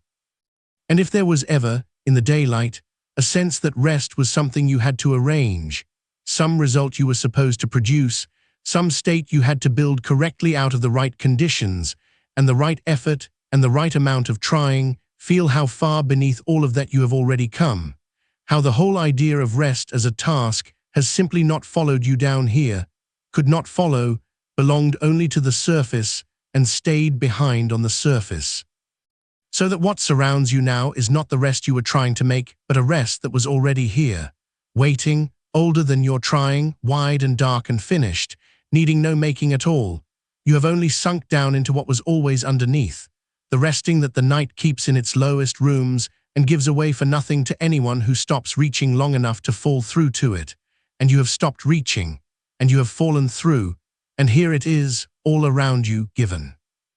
Somewhere far above, the surface goes on doing what surfaces do, flickering a little, catching the last thin light, stirred by small winds, restless in the way of all shallow things, and none of it reaches down to where you are. The little wind that would have troubled the surface cannot bend this deep. The thin light that would have glinted up there cannot come down this far into the warm dark. Whatever moved up on the surface has been left entirely behind, muffled and dimmed and made distant by the depth of dark stacked over you, layer on layer on layer, a whole night's thickness of quiet between you and anything that could disturb, so that even if the surface should ripple, even if something up there should stir, it would reach you as less than a rumor, as the faintest far-off softening in a dark already soft, and you would sink on beneath it, untouched, unbothered. Held too deep and too warm for anything shallow to find.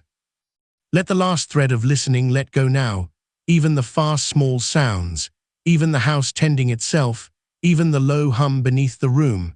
Let it all thin away into the general dark, until there is nothing left to hear but the slow tide of the breath, and then let even that grow faint, until the hearing itself softens and blurs and stops being something you are doing, and becomes just another quiet layer you are sinking through. The sense of sound, and the sense of warmth, and the sense of weight all melting into one dim mingled feeling of being held, one texture, one deep held hush, and you going down through it, slower now and slower. There is so much night left. Feel that without counting it, without turning it into hours or portions or amounts. Just feel the sheer soft plenty of it, the long dark spread out ahead of you like deep country, mile on mile of it, all of it yours to sink through, none of it needing to be crossed or used or spent, only rested in, one slow breath at a time, with no far edge that you must reach by any hour, and no morning pressing at your back. And nothing at all to do with all that dark, but let it hold you and let yourself go on sinking down into it, unhurried, unmeasured, as deep as the deep wants to take you, and it wants to take you deeper, and it is taking you deeper, and you let it. And the body keeps its slow work below all of this, tending itself in the ways it only tends when you are gone this far under, the heart gone quiet and even unhurried, each beat further from the last, the blood moving warm and slow to the far ends of you, the hands, the feet, warming them, softening them, the long muscles of the back and the legs releasing by slow degrees a holding so old and so habitual that they had forgotten they were holding anything at all, letting it go now, fiber by fiber.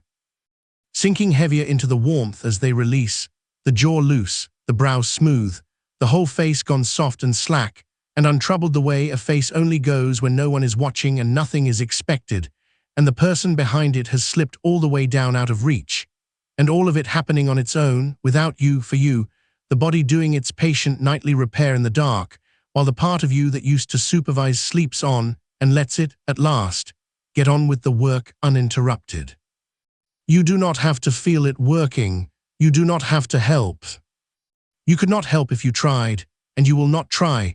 There is nothing your trying could add to what the body already knows, and knows better in the dark than the daylight mind ever knew it, and is already doing, faithfully, quietly, the way it has done every night of your life beneath every kind of dream, mending, settling, slowing, restoring, asking nothing of you but the one thing you have finally given it, which is to be left alone, to be trusted, to be let go of, and allowed to carry you the rest of the way down without your watching over its shoulder. And it is carrying you, and you are letting it, and down you go. Deeper now. The word itself grown soft, hardly a word anymore, just a slow downward lean in the dark.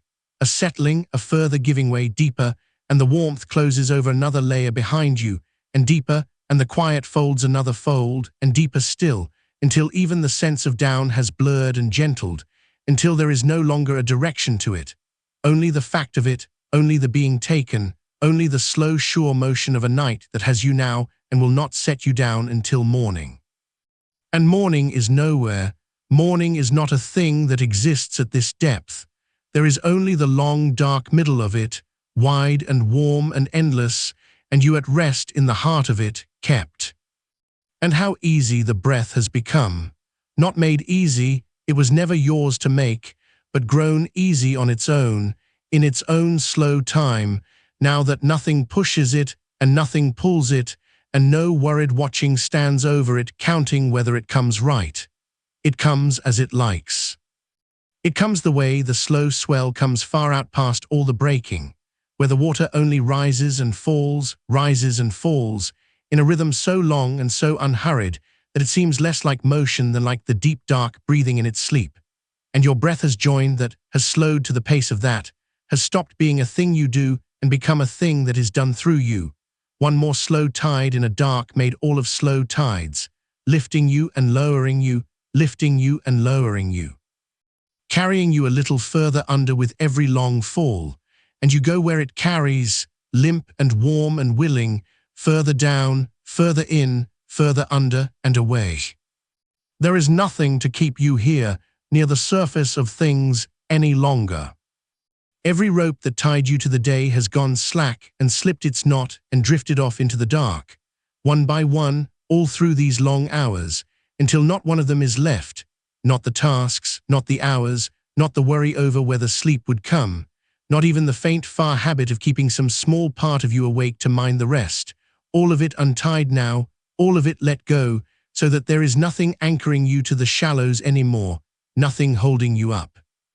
Nothing left to keep you from sinking as far down as the night is deep, and the night is very deep, and it draws you, and you have no reason left to refuse it, and every soft reason to go, and so you go, slack-roped and unmoored and drifting free at last, down past the last dim glimmer of the surface, down into the full dark where nothing glimmers at all, where there is only warmth and weight and the slow tide of the breath, and the vast kind dark holding all of it and you within it close. And you can stay. That is the whole of it now, the last soft truth left standing after all the others have lain down. You can stay. There is nowhere you must go and no moment you must rise to, and nothing that will come to lift you out before its own slow time. The night will keep you as long as the night lasts, and it lasts long, and it is nowhere near its ending, and neither are you, so there is no need to hold even a little of yourself in readiness. No need to keep even the smallest ember lit against some call that is not coming. You may put out even that last small light and let the dark be complete. Let it close over the very last of you, whole and seamless and kind, and rest inside it with nothing left burning, nothing left watching. Nothing left waiting, only you, gone soft, gone heavy, gone quiet, gone down, kept safe in the deep warm middle of the dark for hours yet. For hours and hours yet, with all of it still ahead of you and none of it asking anything and the breath going slow and far and faint, and the warmth holding and the weight holding and the dark holding, and you sinking still and staying still and drifting on deeper and slower and softer, and further from the surface with every breath, further under, further in, and away. And the voice will stay with you a while longer, low and slow and far, the way a light stays in a window long after the traveler has stopped looking back at it. Not to call you, never to call you, only to be there, faint and warm at the edge of the dark. A thing you need not listen to and need not follow, a sound grown so soft and so unhurried that it has almost become the dark itself, almost become the breath itself, almost become the warmth, so that you may let it blur and let it fade. And let it thin away past hearing altogether, and lose nothing, because whatever it was giving you, the dark is giving you now, and the weight is giving you now, and the deep slow night is giving you now, all on its own, more gently than any voice, and it will not stop giving it when the words are gone. It will go on giving it through all the dark hours still to come, holding you, keeping you, drawing you down and down into the long good sleep it has been making for you all this while. And there is nothing left for you to do but let it, and you are letting it, and down you go and further still and away. And somewhere below the place where the words reach, the body has already begun a quieter work of its own, a settling so slow you could not feel it happening even if you tried, the way a house eases down into its own timbers through the long middle of the night, one small unhurried give at a time, a beam loosening by a hair, a floorboard letting go of the last of the day's warmth, everything easing a fraction closer to the ground it rests on, and you are doing that now, without effort, without permission. Without any part of you needing to oversee it, the whole slow lowering of a body that has finally been allowed to stop holding itself up. There is a kind of sinking that is not falling. Falling has fear in it, a bracing, a reaching for something to catch. This is not that. This is the sinking of something heavy set down gently into something soft, a stone laid into deep moss, a hand laid palm up into warm sand, a body laid into a bed that has been waiting all day to take its whole weight and ask for none of it back. You are being taken, not dropped, received, not lost. And the difference lives in the muscles that no longer guard against it, the small hidden muscles that spent so many nights half-clenched against a fall that was never coming, and that have learned now, over these long dark hours, that they can uncurl and stay uncurled, and let the ground do what the ground has always been willing to do. Feel, if you feel anything at all now, how far away the edges of you have drifted, the outline blurring, the border between where you end and where the warmth begins gone soft and uncertain and finally unimportant. There was a time earlier when you could have named exactly where your hand lay, exactly where the weight of the blanket crossed your chest, exactly where your body stopped and the room began. That mattered once. It does not matter now. The lines have gone quiet. The map has been folded and set aside, and what is left is not a shape with a name, but only a warmth, a slow rising and falling, a heaviness pooled low and kind, no borders left to keep, nothing left to hold at its own edges, all of it allowed to spread out into the dark and mingle there and be no longer quite separate from the night that holds it. The breath asks nothing of you either, not anymore. Somewhere back near the beginning you were still lending it a little of your attention, a little of your care, guiding it the way a hand rests lightly on the shoulder of a child learning to walk, ready, watchful, gently there. You can take the hand away now. The breath has it. The breath has always had it through every night of your life, through every hour you slept and never once thought to manage it, in and out and in through decades of dark with no oversight from you at all. And it will keep it now and carry you on it, slow and deep and entirely on its own, so far below the reach of will that you could not hurry it or hold it even if some old habits stirred and tried. It rises without you. It falls without you. It is rising now. It is falling now. And you are only riding it, the way a leaf rides slow water, turning, drifting, going where the current has already decided, and needing to decide nothing. Far off so far that it belongs more to the idea of sound than to sound itself, there is the low grain of the night going on around you, the whole enormous machinery of the dark hours turning over so quietly that it soothes rather than stirs, the small tick and settle of things cooling, the almost silence that has its own faint texture if you sink far enough to feel it, the hush that is not empty but full, brimming with a low, soft static of the world at rest. You do not need to listen to any of it. It asks nothing. It is only the sound the night makes when it is doing well by everything inside it, a great slow breathing that your own small breath has slipped into and matched, so that the two can no longer be told apart, the room breathing, the dark breathing, you breathing, one long unhurried tide going out and coming in across the whole of the night, and you a small warm part of it, kept and carried and asked for nothing. And notice, gently from very far down, that the thoughts have gone soft too. Not gone. They rarely go entirely, and they do not need to. But they have lost their edges the way everything else has lost its edges, gone from sharp, bright things that could catch and hold you to slow, dim shapes that drift by without snagging, one and then, after a long while, another, each one arriving more slowly than the last, each one carrying less weight, each one easier to let pass. A thought comes. You do not take it up. It drifts on.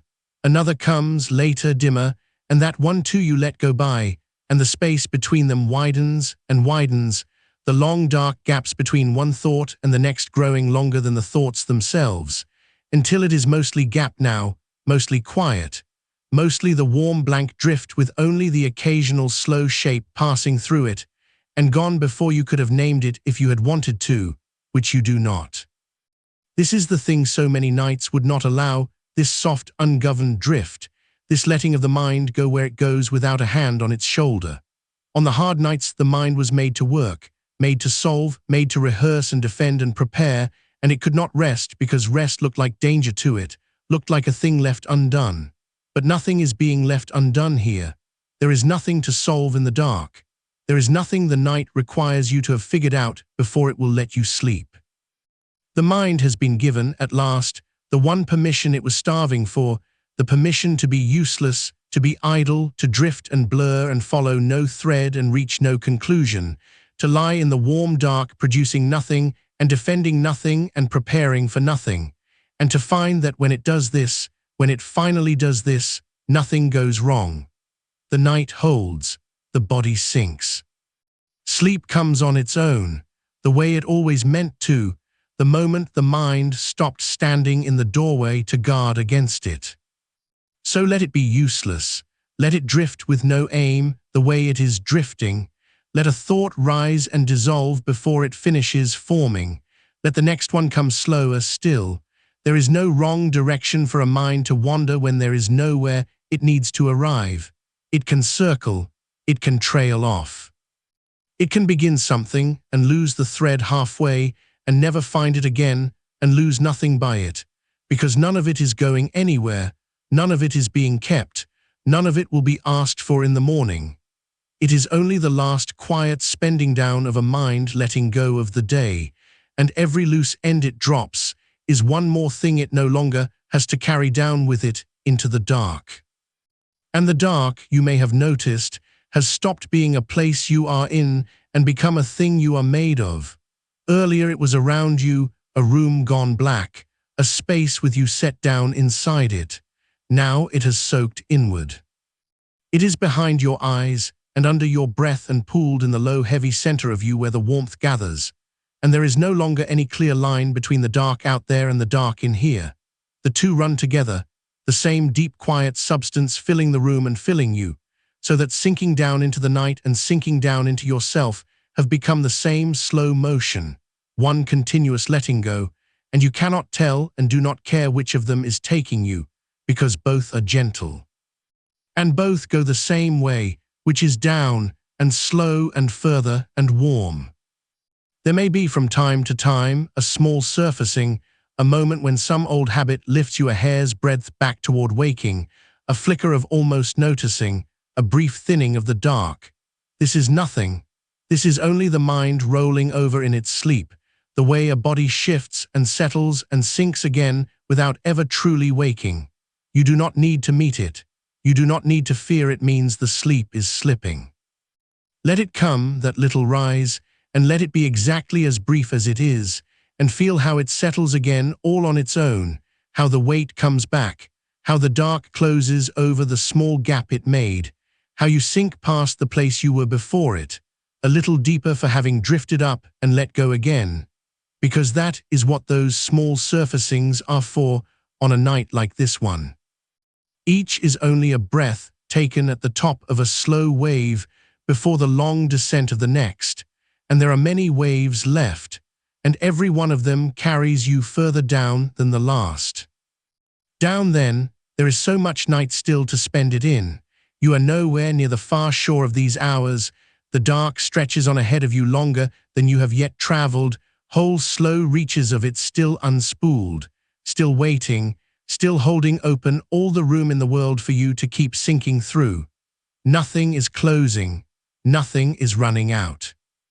The one thing there is more than enough of tonight is time, dark, quiet, unhurried time, pooled deep around you, going on and on past any edge you could sink to, and you may spend it all in the same slow way you are spending it now, breath by slow warm breath, asking nothing, keeping nothing, going nowhere but further in.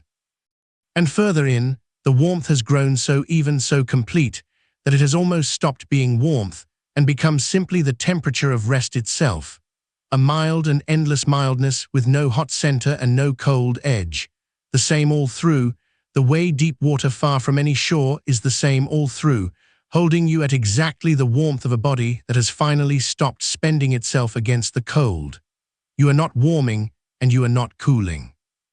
You have arrived at the still even middle where the body keeps itself with no effort at all, and there is nothing to adjust, nothing to pull closer or push away, only the long, unbroken sameness of being exactly warm enough, held at that warmth, kept at it, hour upon hour, by a night that has grown warm around you to match.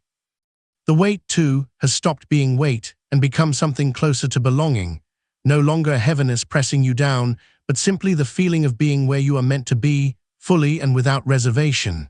Every part of you resting at the exact depth it was reaching for, nothing held even slightly above its resting place, nothing straining even faintly upward. All of you arrived, all of you down, all of you settled to the very bottom of the softness with no further to sink and no wish to. And there is such peace in that arriving, in the body's quiet knowledge that it has reached the place it was traveling toward all the long day, the peace of a thing come home, come all the way home, come finally to the one place it can lay its whole weight down and be held and be kept and be asked for nothing, and stay. Stay then at the bottom of the warm dark, in the long slow middle of the kept night, with the breath going on without you and the thoughts gone soft and far, and the edges of you dissolved into the quiet. And let even the listening go now, let even that last thin thread of attention that has followed the voice this far grow slack in your hand and slip loose and drift away unheld, because it has done its work. It has walked you all the way down to the edge of sleep and a little way past it. And it does not need to come any further, and neither do you need to keep hold of it.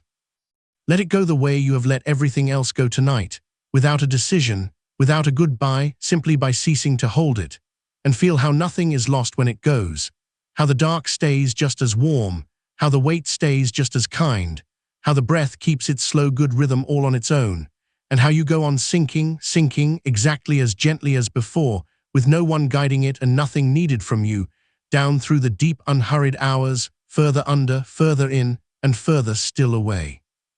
And as you go, something in the quality of the quiet begins to change, not louder and not softer, but somehow deeper. The way a room you have known all your life can suddenly seem larger in the dark, its far walls dissolved, its corners gone soft and unmeasured, so that the small space you lie in opens outward on every side into a stillness with no edges you could name. There is no need to map it. There is no need to know where anything ends. You lie at the center of a darkness that has quietly grown wide around you, and the widening asks nothing, threatens nothing, only holds, a great mild openness in every direction, and you resting somewhere near the middle of it, small and warm and kept, like a single ember banked low in a hearth that has no walls. And into that wide stillness the sounds of the night arrive, if they arrive at all, already gentled, already worn smooth by the distance they have traveled to reach you. Whatever moves out there in the dark, a car far off on some wet road, its passing risen and fallen and gone before you could think to name it. The settling of the house around you, a beam easing, a pipe ticking as it cools, the wind finding the corner of the building and letting it go, all of it comes to you softened, rounded, stripped of any edge that could catch. You do not reach toward these sounds, and you do not push them away. They rise at the far margin of your hearing, and they fold back down into the quiet, and each one, as it fades, seems only to leave the silence a little deeper than it found it, the way a single stone dropped into still water leaves the pond, when the rings have spread and vanished, more perfectly still than before. Let the sounds do that for you then. Let each one that comes be a small hand smoothing the surface of your rest even flatter, even calmer, not a thing that wakes you, but a thing that measures, by its passing, how far down and how far away you already are. For a sound has to cross a great deal of soft distance now to reach the place where you are lying. It has to come down through all these unhurried hours, down through the wide dark, down through the warmth and the weight and the long even sameness, and by the time it arrives, it is barely a sound at all, only a faint far texture in the stillness, a thread too thin to pull you anywhere. You hear it the way you might hear rain on a roof from 3 rooms away, as a kind of company, a proof that the world is still turning its slow wheels somewhere beyond you, keeping its watch, carrying its small night noises on without you, while you lie exempt from all of it, released from all of it, needing to answer none of it. Because nothing out there is yours to tend tonight. Nothing that stirs or settles or passes in the dark is waiting on you, wanting you, calling you up out of the deep to see to it. The night is holding its own watch, keeping its own hours, and it has set no part of that work on your shoulders. You may lie here entirely off duty, entirely unneeded, a person with nowhere to be and nothing to guard and no reason on earth to surface. And there is a particular sweetness in that, in being so thoroughly not required, so completely allowed to stay down, that even the habit of listening for what might need you has begun to loosen and let go. There is nothing to listen for. There is no one at the door of sleep waiting to be let in.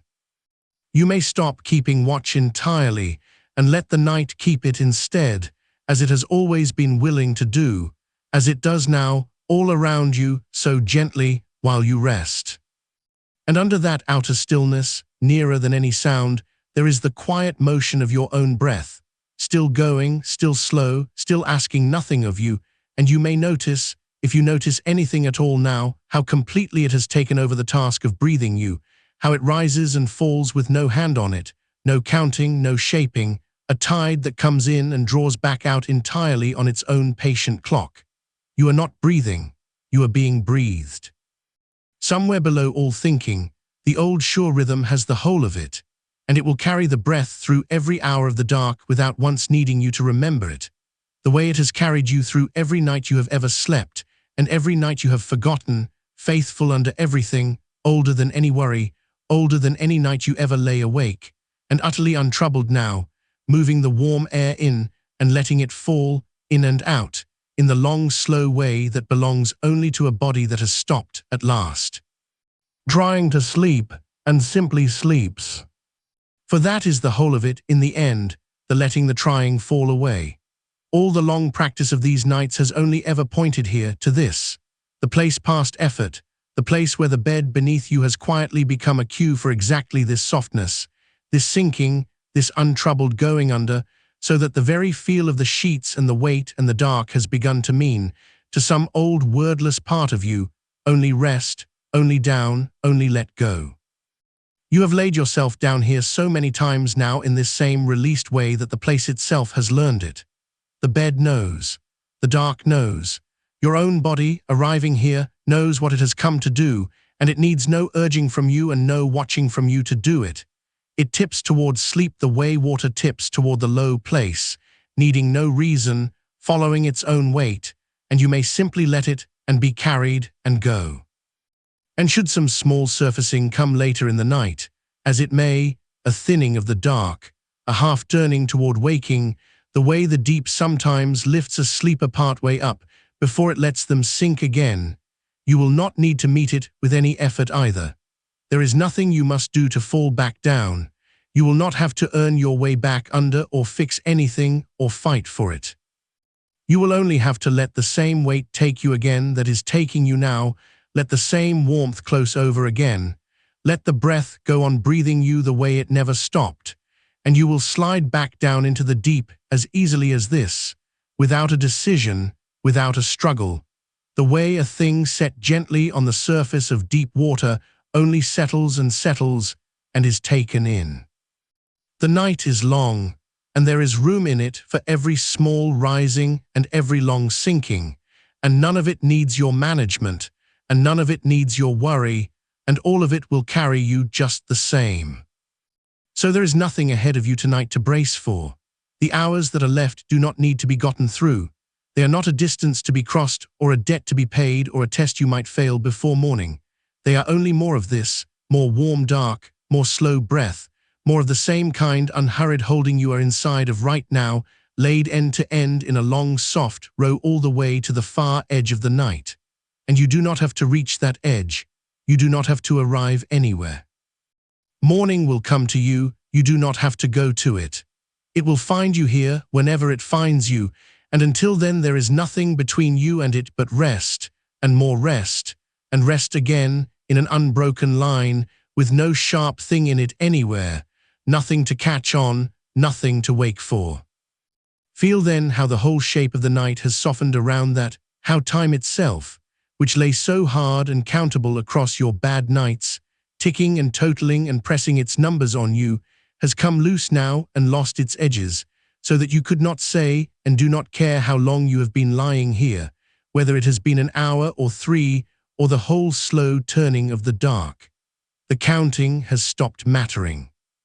The clock has gone quiet in some other room, unwatched, unneeded, and the hours no longer come to you as marks to be tallied, but only as more of the same warm depth, one indistinguishable from the next, flowing past the place where you rest without ever asking you to notice their passing.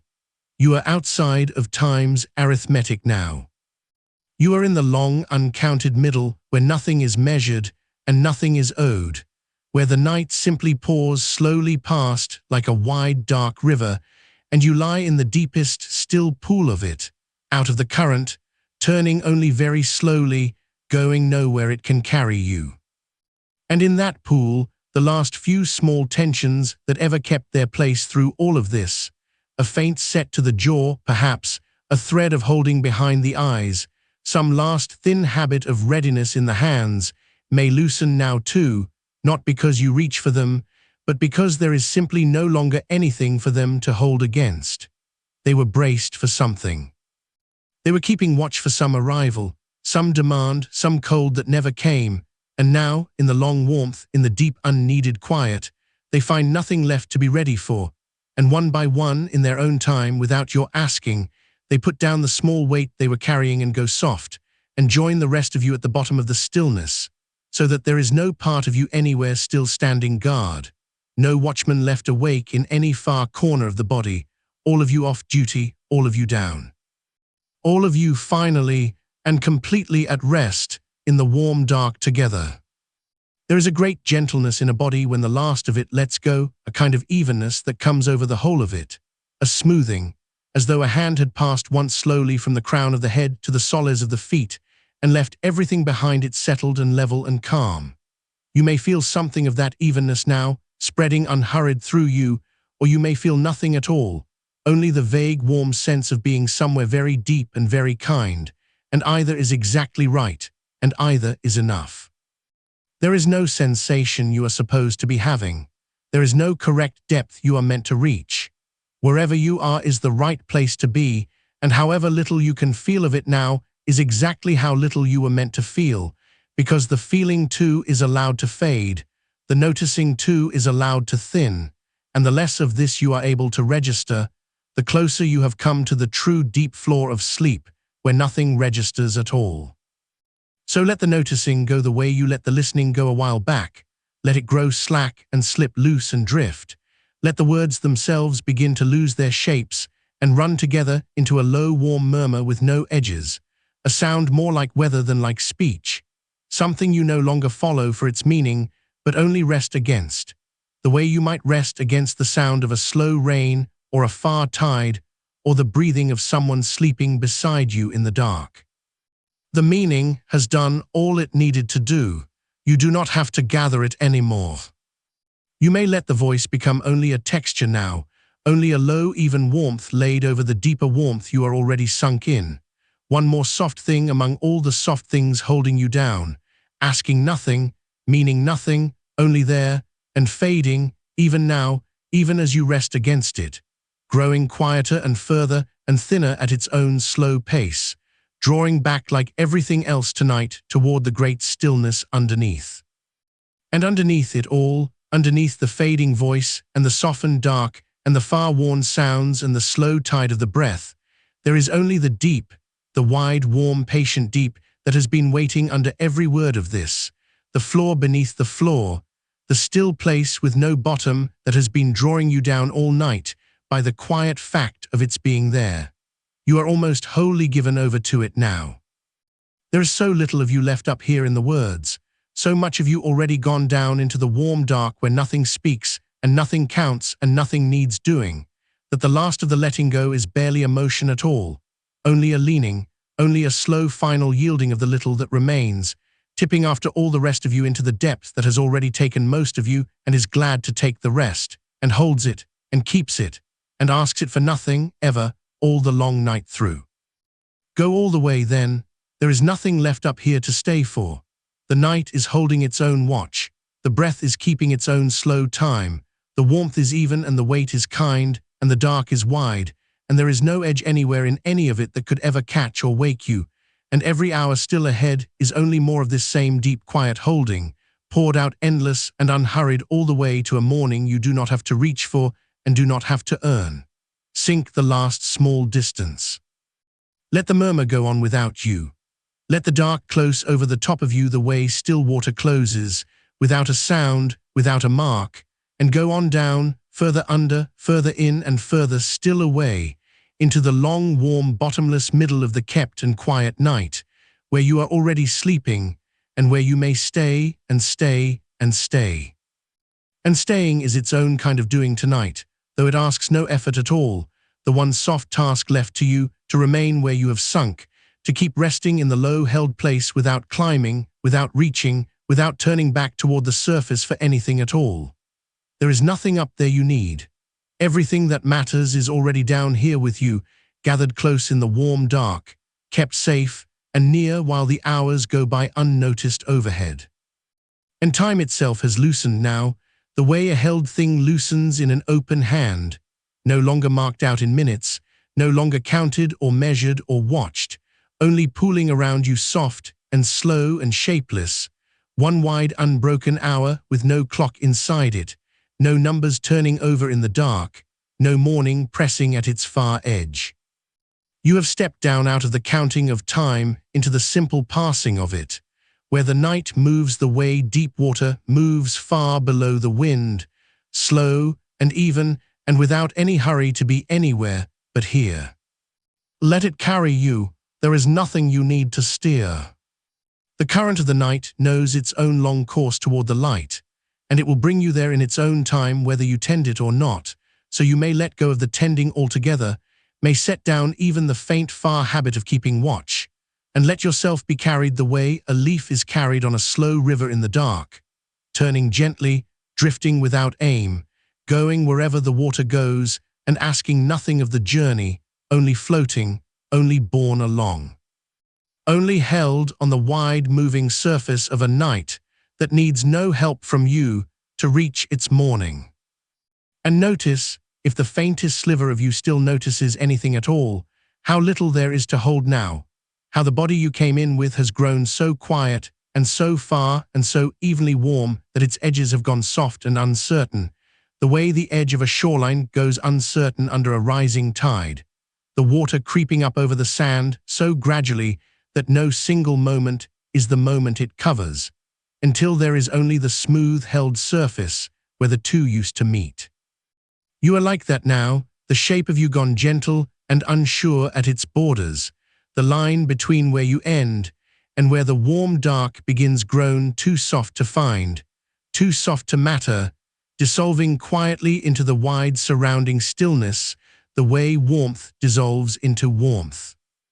There is a great mercy in that dissolving, in the slow letting go of the effort it has always taken to be a shape, to hold an outline, to keep the constant small tension of being a separate thing pressed against the world. All night that tension has been draining out of you, drop by unhurried drop, and now there is so little of it left that you are nearly weightless with the lack of it, nearly boundless, spread thin and easy across the deep like a warmth that has forgotten where its own middle used to be.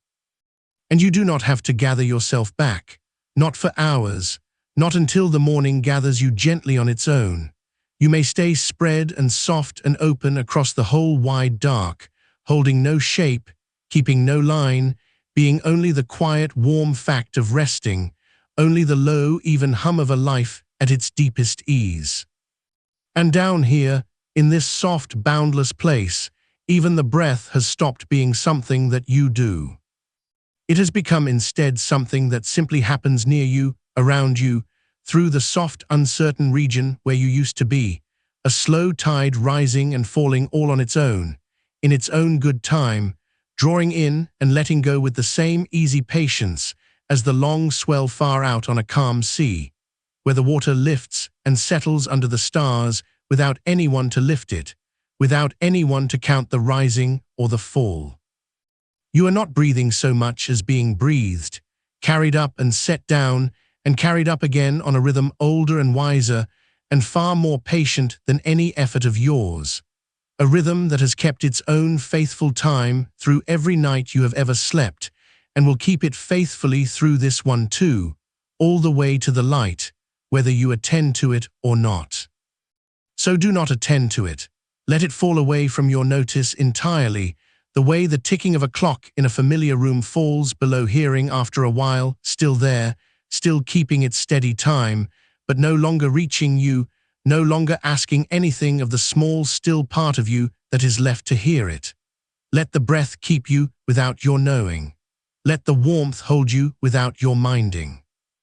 Let the whole quiet machinery of your rest run on beneath you, tended by nothing, needing nothing, carrying you softly through the dark hours, the way a house holds a sleeper through a long winter's night.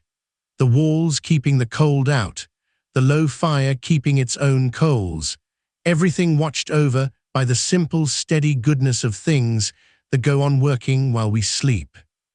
And there are so many such things going on for you now, unseen and unbidden in the dark. The slow work of the resting body mending itself in 1,000 quiet ways you will never have to think about. The mind beneath the mind sorting the long day into its soft, dim keeping places. The whole deep tide of sleep doing its patient nightly labor of setting you right again. Restoring by morning what the day wore thin. All of it happening far below the reach of your attention. In rooms of yourself you never have to enter or oversee. You have handed the whole of it over. You are the guest tonight, not the keeper, the one who is tended, not the one who tends, and there is such rest in that, such deep unburdening in laying down the long habit of minding, of managing, of holding the many threads, and letting the night hold them all instead. For the night is a good keeper.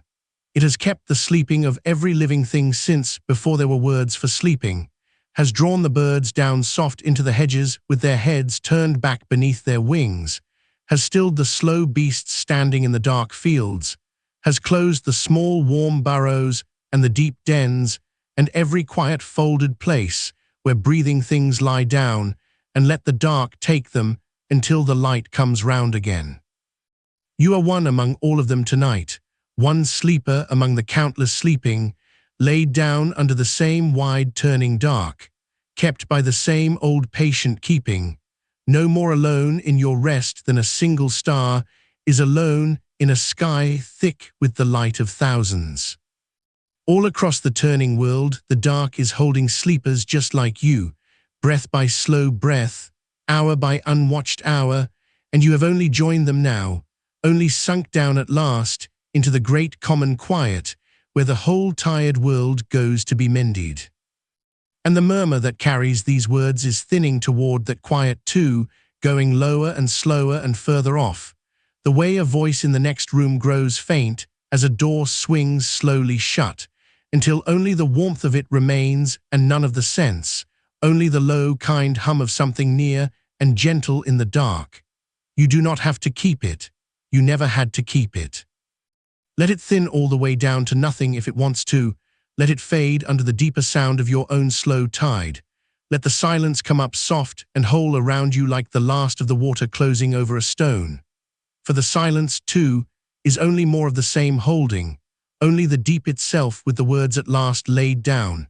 And there is nothing in it anywhere that is not warm, and nothing in it anywhere that is not kind, and nothing in it anywhere that could ever ask you to rise.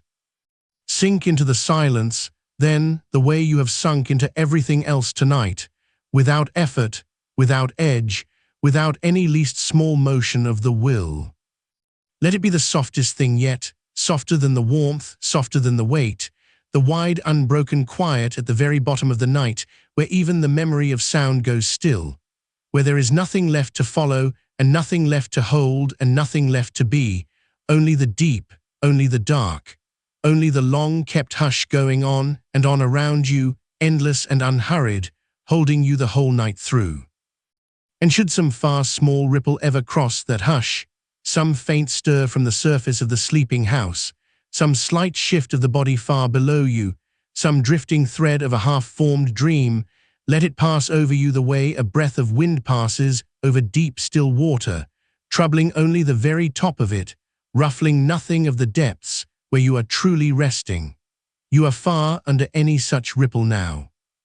You are down where nothing reaches, where the surface may stir and settle 100 times over, and never once disturb the great calm floor you have come to rest upon. Let the small stirrings come and go. They are only weather on the surface of a very deep sea, and you are the deep, and the deep does not wake for weather. There is such steadiness in that depth, such an old, unhurried patience, the patience of settled things, of stone under soil, of roots asleep in the winter ground, of all the deep, slow keeping places of the earth that hold their stillness through every passing storm above. You have sunk down into that same steadiness tonight. You have become, for these long dark hours, one of the deep and settled things, laid down beneath all the weather of the waking world, keeping your own long quiet the way the roots keep theirs, the way the deep ground keeps its slow warmth all winter through beneath the frost, untroubled, unhurried, in no need of anything, simply resting in the dark until the turning of the season brings the light back round. And it will come round. It always comes round, soft and certain in its own good time, but that time is nowhere near yet, and it is nothing you must watch for, nothing you must ready yourself to meet. The morning will find you on its own, will come feeling gently across the dark for you the way the first grey light comes feeling across a quiet room, unhurried, tender, in no rush to wake anything before its time. You do not have to reach ahead for it through all these dark-held hours. You do not have to keep any part of yourself turned toward it, waiting. It knows the way to you. It has never once missed the way. So let the whole long distance to the morning stay ahead of you unwalked, and rest here in the deep middle of the night, with all those good dark hours still folded out before you, more of this same quiet than you could ever use, poured out slow and endless all the way to a light you do not have to lift a finger to bring. Rest in the abundance of it, the sheer wide plenty of the night still left to you, hour upon unhurried hour of nothing but this, nothing asked, nothing due, nothing to be done but sink and stay and be softly kept. There is no scarcity anywhere in this dark. There is no shortage of the rest you have come down into, no bottom to the quiet, no end to the warmth, no edge at all to the deep patient holding of the hours. However far down you go, there is always more of the deep beneath you. However long you rest, there is always more of the night ahead. You could let go 100 times over and find each time still further to fall, softer dark still under the soft dark, deeper stillness still beneath the still. And so there is no need to hold anything back, no need to keep even the smallest measure of yourself in reserve against some coming lack, for nothing is coming that you must be ready for, and nothing is running out. Spend yourself freely into the rest, then. Pour the last of your holding down into the deep the way a river pours itself at last into the wide, still sea, and is not lost, but only gathered, only taken up into something vaster and calmer and more enduring than its own long, restless running. All night you have been that river, coming down out of the high country of the day, winding down through the slow bends of the evening, dropping over each soft fall of letting go into a quieter and a wider water.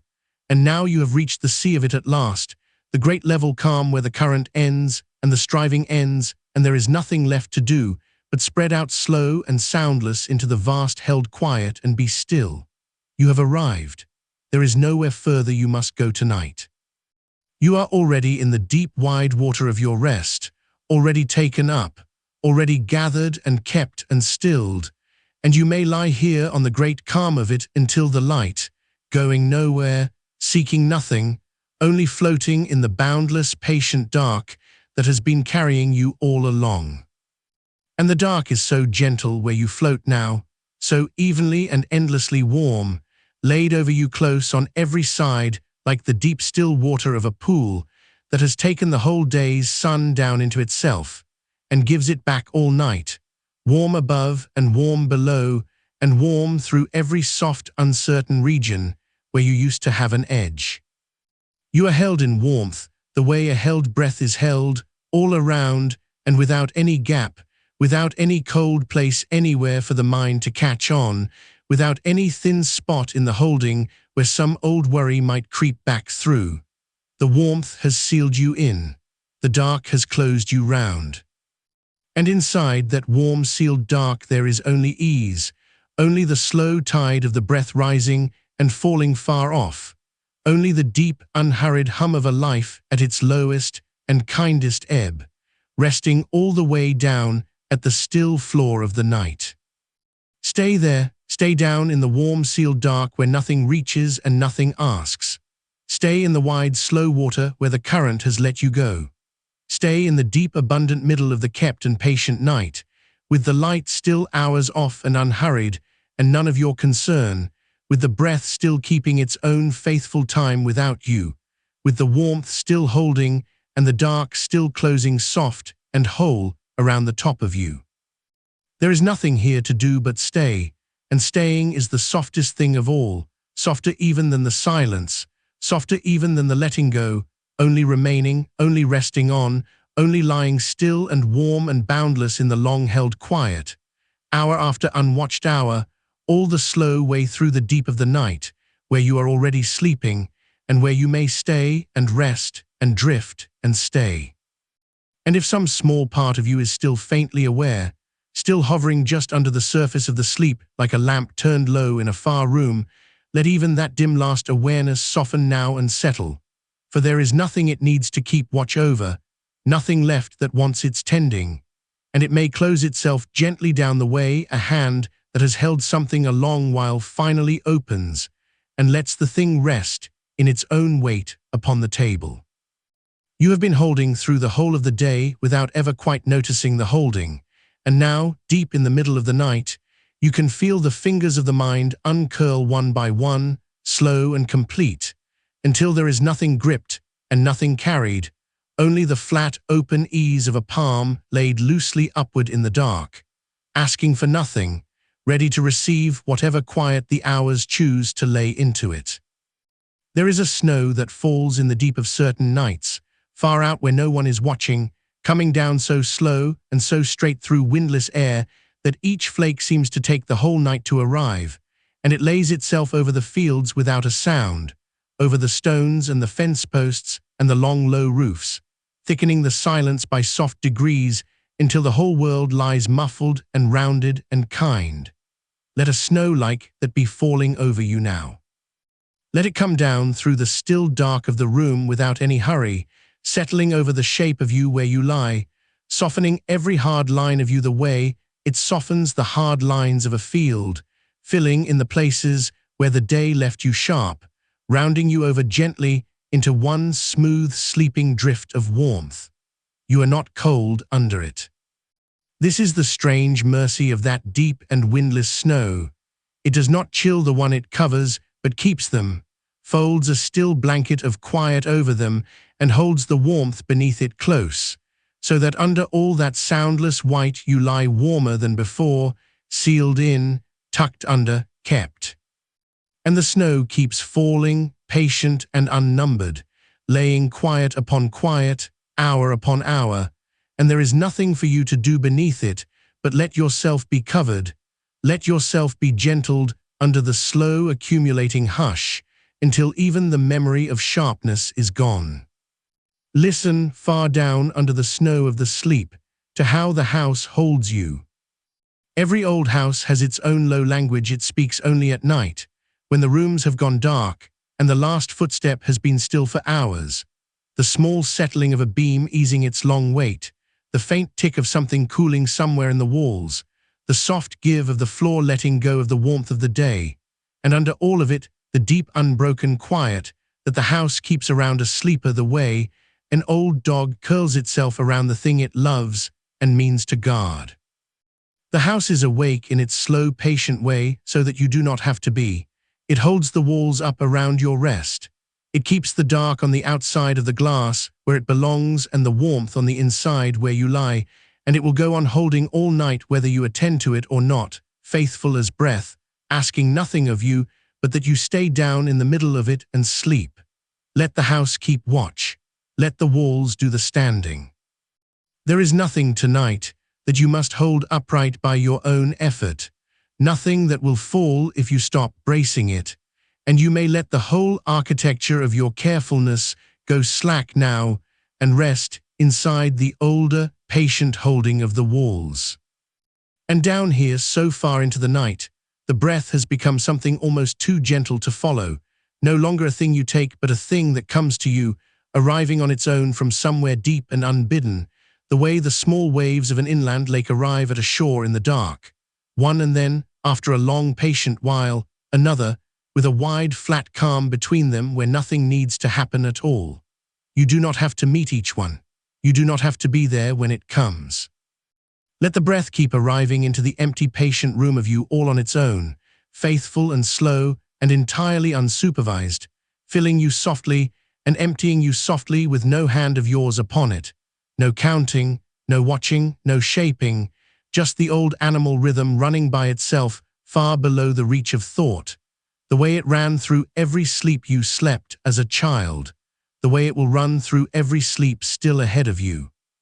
Needing nothing from the one it keeps alive, but that they lie still and let it work. Somewhere out past the walls, past the snow, there is a rain beginning, not a storm, nothing that would wake a soul, only the soft first patience of a rain that means to fall all night, coming down easy and even onto the laves and the low roofs and the dark ground, a sound with no edges to it, a sound like the world quietly breathing out. You have known that sound. You have lain warm and dry in the dark of some other night and heard a rain like this come on and felt how it draws the sleep down over you, how the steady falling of it takes up the last of your wakefulness and carries it off drop by drop into the ground, until there is nothing left of you above the surface of the sleep at all. Let this rain do that now. Let its long, even hush be a hand smoothing slowly and endlessly over the back of your mind, one long stroke that never lifts, wearing the last small ridges of thought down to nothing, until listening itself dissolves and there is only the rain going on without a listener, only the soft, ongoing sound of the world tending itself in the dark while you lie under it, kept and sink, and are gone down into the good deep water of your rest. You are so far down now, so far in, that the ordinary distances have all gone soft. You could not say if some part of you were asked where the edge of your body is, or where the bed leaves off and the dark begins, or how long you have been lying here in the wide, slow middle of the hours, because down at this depth those questions have simply stopped mattering, have loosened their grip and drifted off the way a boat too gently tied drifts off its little pier and turns slow on the still black water and goes nowhere in particular, only out. Only away from the shore of the day into the great calm open dark, where there is no measuring and no arriving and no need to be anywhere but here. Let yourself be unmoored like that.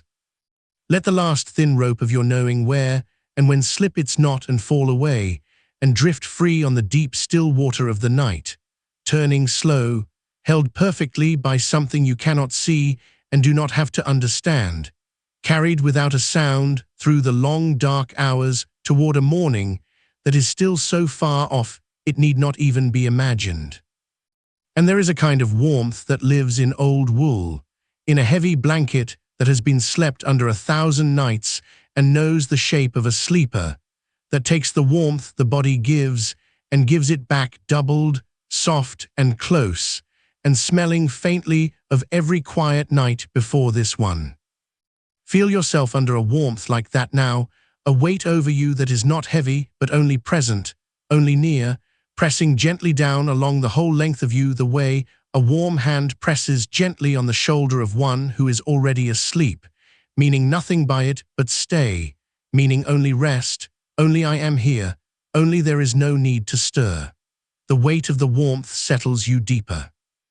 It reminds each part of you, without any words, that it is allowed to be still, that the long day of being useful is over and will not be asked of you again until the light, and that the only thing left to do with the many dark hours between now and then is to lie here under the good weight and let them pass over you unfelt, one by one, slow and whole and untroubled, while you sleep. There is nothing coming for you across these hours. Let that be the quiet ground you lie on.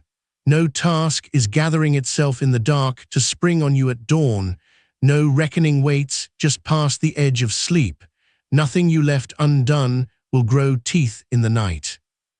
The undone things will keep, patient and harmless, exactly where you set them down, and they will still be there in the morning when you have the daylight and the strength to meet them. And not one of them is served in the least by your carrying it down here into the deep. So set the last of them down. Feel how the mind, when it stops rehearsing the morning, stops bracing against a tomorrow that has not come and may come gently, sinks another slow degree into the warm, the way a stone released underwater turns once and settles soundless into the soft floor of a pool and lies there, done with falling, at rest in the deepest and stillest place there is. You are that settled now. You are down on the soft floor of the night where the surface storms never reach, where the day's small currents cannot stir you, lying easy in the deep, still, cold, warm dark, with the whole weight of the quiet water above you holding you gently down, and nothing at all to do but stay upon the bottom of the calm and rest. Even sound has grown thick and slow down here, moving through the deep of the sleep, the way a far bell moves through fog, arriving softened and rounded and stripped of all its urgency, so that whatever small noise the night still makes, the settle of the house, the far patience of the rain, the almost nothing of your own slow breath, reaches you already gentled, already turned to lullaby, already made into one more soft thread of the great quiet that is wrapping you round and round. You need not listen for anything. Nothing in the sound of the night is a summons. Nothing is calling you back up toward waking. Every small sound down here is only another hand smoothing the covers, only another voice in the low chorus of the dark saying the same thing over and over in a language beneath words. Rest now, there is time, there is so much time, and you are held. And should you rise a little, sometime in the long middle of these hours, drift up toward the thin grey edge of waking the way a sleeper sometimes does, know already before it happens that there is nothing wrong in it and nothing to be done, that you need only notice the warmth still around you and the weight still over you and the dark still whole against the glass, and let yourself sink straight back down again, easy as a stone, easy as a breath let go, without once asking the time. Without once wondering how much of the night is spent or how much remains, because the answer does not matter and the asking is the only thing that could pull you up into the cold. Let the surfacing be nothing. Let it be a small turn in the deep water and then the sinking again, the long soft going down again into the warm dark floor of the sleep, so that even your wakings tonight are only another kind of rest, only the sleep breathing you up a little and then drawing you back down, up and down, slow and safe, all through the great held middle of the dark. The night is so wide around you. That is the thing to lie inside of now, the sheer width of it, the great unhurried expanse of dark still left to lie down in. Hours and hours of it stretching away on every side. More night than you could ever need, so much of it that there is no reason to spend a single moment of it in hurry or in reaching. No reason to try to sleep, to work at the sleep, to make the sleep come faster, because there is nowhere the sleep must arrive by, no dawn crowding close, no shortage of dark to be anxious over. You are early in an abundance. You are lying in the deep of a vast and generous quiet with far more of it ahead than behind, and you may take it slow, slower than slow, may let each unmeasured hour pour by as unhurried as the snow still coming down soundless over the fields, and be no closer to any edge, no nearer to any end, only more deeply and more warmly at rest in the middle of the great kept dark, held and covered, and let alone and free. Let the last thread of holding go, now the one so fine and so old you have carried it under everything else without ever knowing it was there, the faint constant readiness, the low hum of being on, the part that has kept a hand on the wheel through every sleep you ever slept, in case the night should ask something of you. Nothing is going to ask. Take that quiet last hand off the wheel and let it fall open in the dark, and feel how everything you never knew you were steering drifts to its own gentle stop, coasts to stillness with no crash and no cost, and simply rests, engineless, wheelless, going nowhere, needing to go nowhere, parked deep in the warm garage of the night with the doors drawn down and the dark banked soft against them, and all the long hours till morning standing guard outside. You are off. You are down. You are all the way given over to the keeping of the dark, and the dark is faithful, and the dark is wide, and the dark will hold you gently and completely and ask you for nothing at all. Hour after slow, unwatched hour, straight on through to the far unhurried light, and there is nothing left for you to do, nothing at all, but lie here in the warm sealed middle of it, and breathe and drift, and stay down in the deep, and sleep on. So sink now, past even this, past the snow and the wool and the far soft rain, past the drifting boat and the settled stone, past every gentle thing the words have laid around you, sink beneath the reach of the words themselves, down to where language cannot follow and does not need to, where there is no voice and no listening and no meaning to keep hold of, only the wordless warm dark and the slow tide of the breath and the deep, untroubled hum of a life at its lowest ebb. Resting all the way down at the still and patient floor of the long night. The words will keep on low above you, going soft and softer, thinning out towards silence like a light left burning in a window far behind you as you go inward, and you need not follow them any longer, need not attend, need not stay near the surface where they are, only let them murmur on up there in the dim while you go down and down into the warm and boundless dark, further with each slow breath, deeper into the kept and gentle middle of the night, where nothing reaches and nothing asks. Where you are already sleeping and safe and warm and held, and where you may stay and drift and rest and stay. And down here, where the words no longer quite reach you, there is a warmth that does not come from any fire, a warmth that has no source and no edge and asks nothing to keep it burning, the plain, banked, animal warmth of a body at rest, made by the slow work of the blood and kept close by the dark, gathering along the length of you the way heat gathers in a stone that has lain all day in the sun and gives it back, unhurried, through the whole of the night. You are that stone now, warm all the way through, warmed not at the surface but at the core, and the warmth moves outward from somewhere deep beneath the breastbone, spreading without effort into the shoulders and the slack, heavy arms, down through the settled hips and the long resting legs, out to the far quiet ends of you, the fingers, the soles of the feet, until there is no part of you that is not gently, evenly warm. And no border anywhere between the warmth inside and the soft dark pressing kindly in from without. Let it pool, let the warmth pool and settle and go still, the way water goes still in a deep and sheltered place when no wind finds it and nothing stirs it, and there is nowhere left for it to run. There is nowhere left for anything in you to run tonight.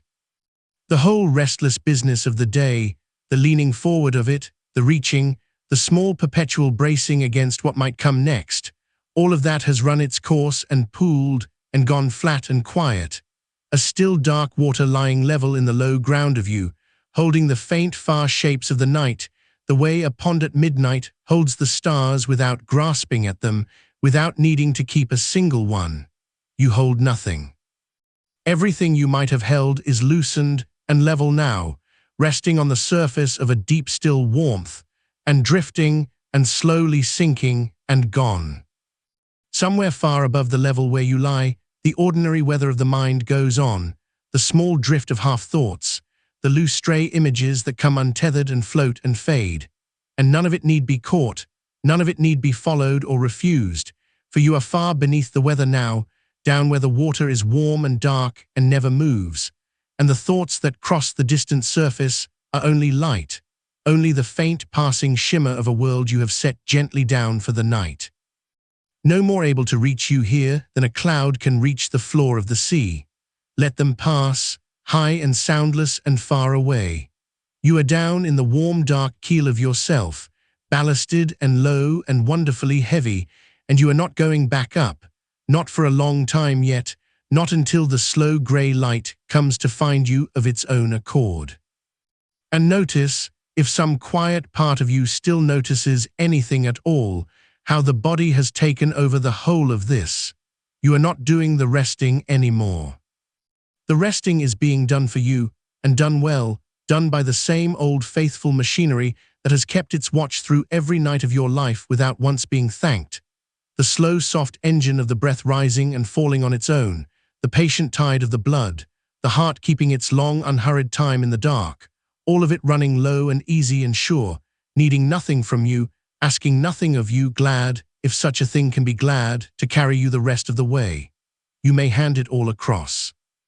You may hand across the last of the keeping, the way a tired traveler at the end of a long road hands across a heavy pack at the door of a house where he is expected, and known and welcome, and lets his shoulders lift free of the weight of it, and steps inside and is home. The body will keep you tonight. The dark will keep the body, and something older and wider than either will keep the dark. You are held in a nested and unbroken keeping that goes down and down past anything you could name, and you have only to rest in the innermost warm room of it, and breathe, and let go, and be kept. There is a sound down here, or almost a sound, beneath the reach of hearing, not the voice, which has gone thin and far and soft as a light in a distant window, but a lower thing, the deep even hum that the body makes to itself when it has finally stopped listening for anything else. It is the sound of no alarm. It is the long low note that lies underneath all the other notes, the drone the world plays when nothing anywhere is wrong, and you have not heard it in some time, not truly, because the ear must be very quiet to catch it, quieter than the day ever allows. But you are that quiet now.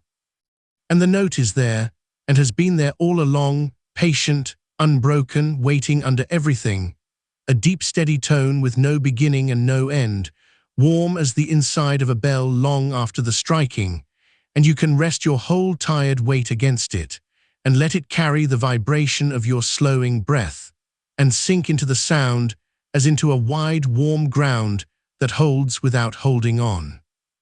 Let the breath grow even slower now, of its own accord, no longer led, only followed, each one a little longer and a little quieter than the last, each out-breath a little more like the settling of something soft and heavy into a place made exactly to receive it. There is no rhythm you must keep. The breath knows the way down far better than any counting could, and it is taking it gently on its own, dropping you lower with every slow release, lower than the warmth, lower than the still water, lower than the deep unheard note, down toward the plain, dreamless floor of sleep, where even the dreaming has not yet begun, where there is nothing to see and nothing to do and nothing to be, only the warm dark and the slow breath and the long safe hours laid end to end ahead of you like a road that goes only downward, only inward, only deeper into rest.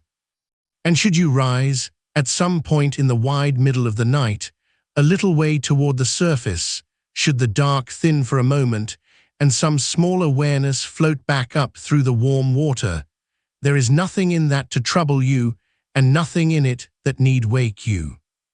It is only the tide of sleep doing what the tide does, lifting and lowering through the long hours, carrying you up a little and setting you down again, up a little. And down, the way the sea in the dark lifts a moored and drifting thing, and lets it settle and lifts it once more, all night, gently, never letting it go. You are moored. You are moored to the deep, warm ground of this bed, and this bed is a good and quiet harbor, and it has learned, over these long, slow hours, exactly what it is for. It is for this, for the letting go, for the drifting down, for the warm and heavy stillness, and it will hold you at anchor through every rise and every fall of the long tide till morning, and you may drift up and drift down and never once come loose, and never once need to.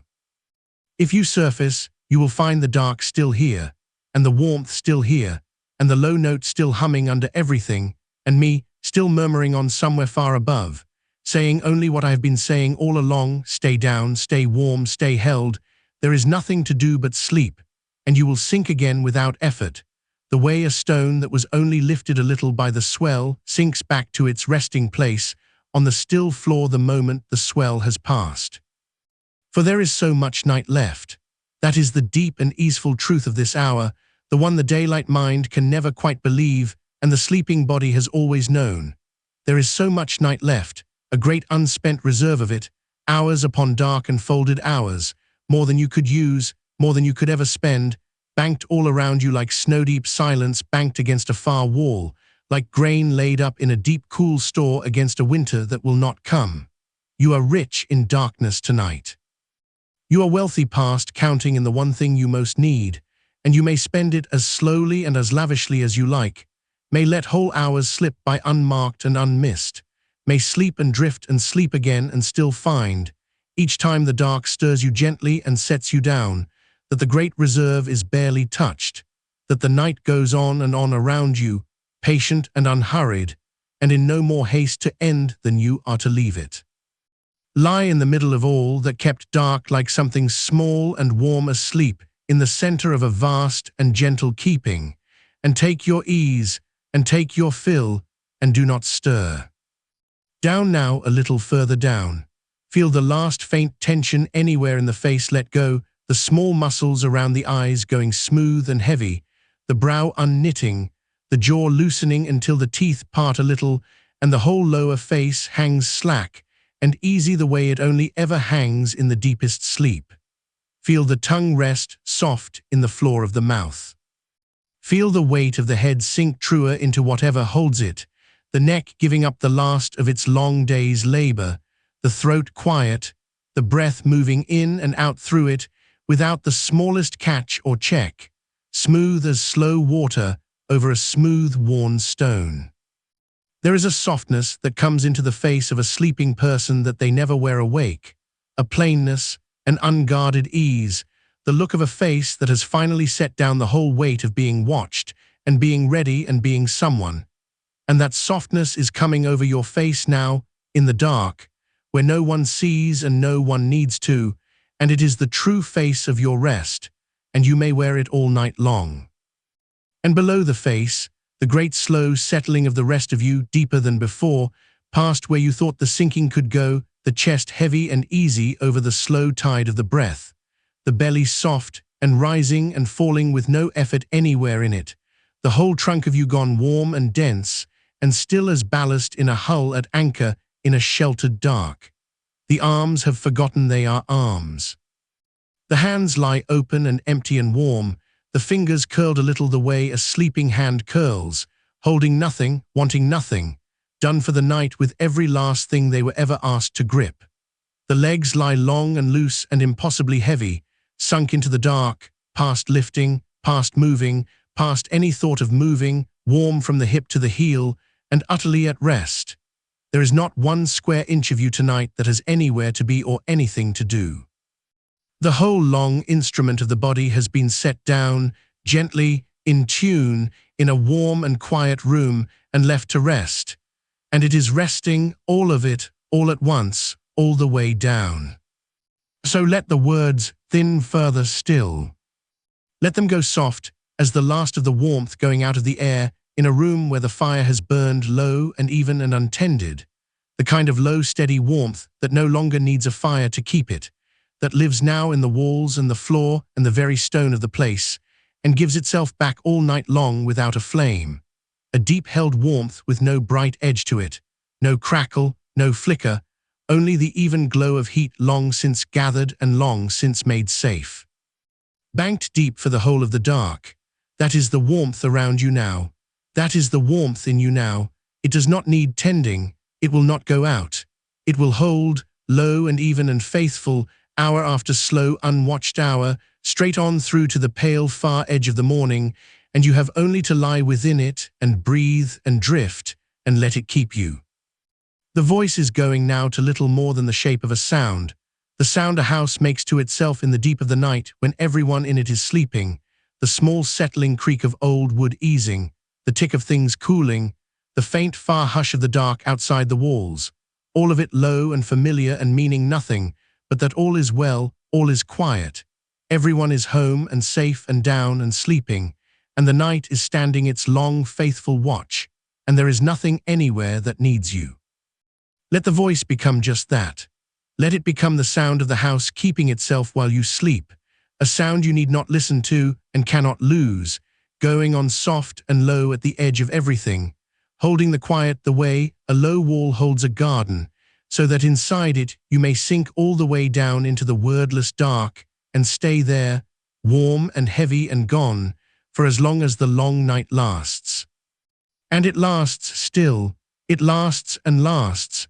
The dark is nowhere near through with holding you.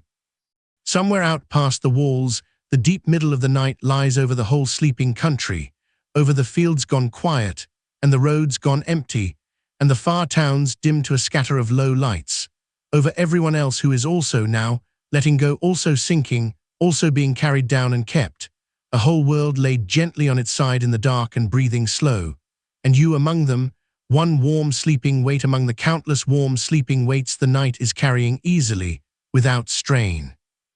The way the dark has carried the sleeping of the world every night since there were nights, and never once grown tired, and never once let fall. You are part of that enormous quiet keeping now.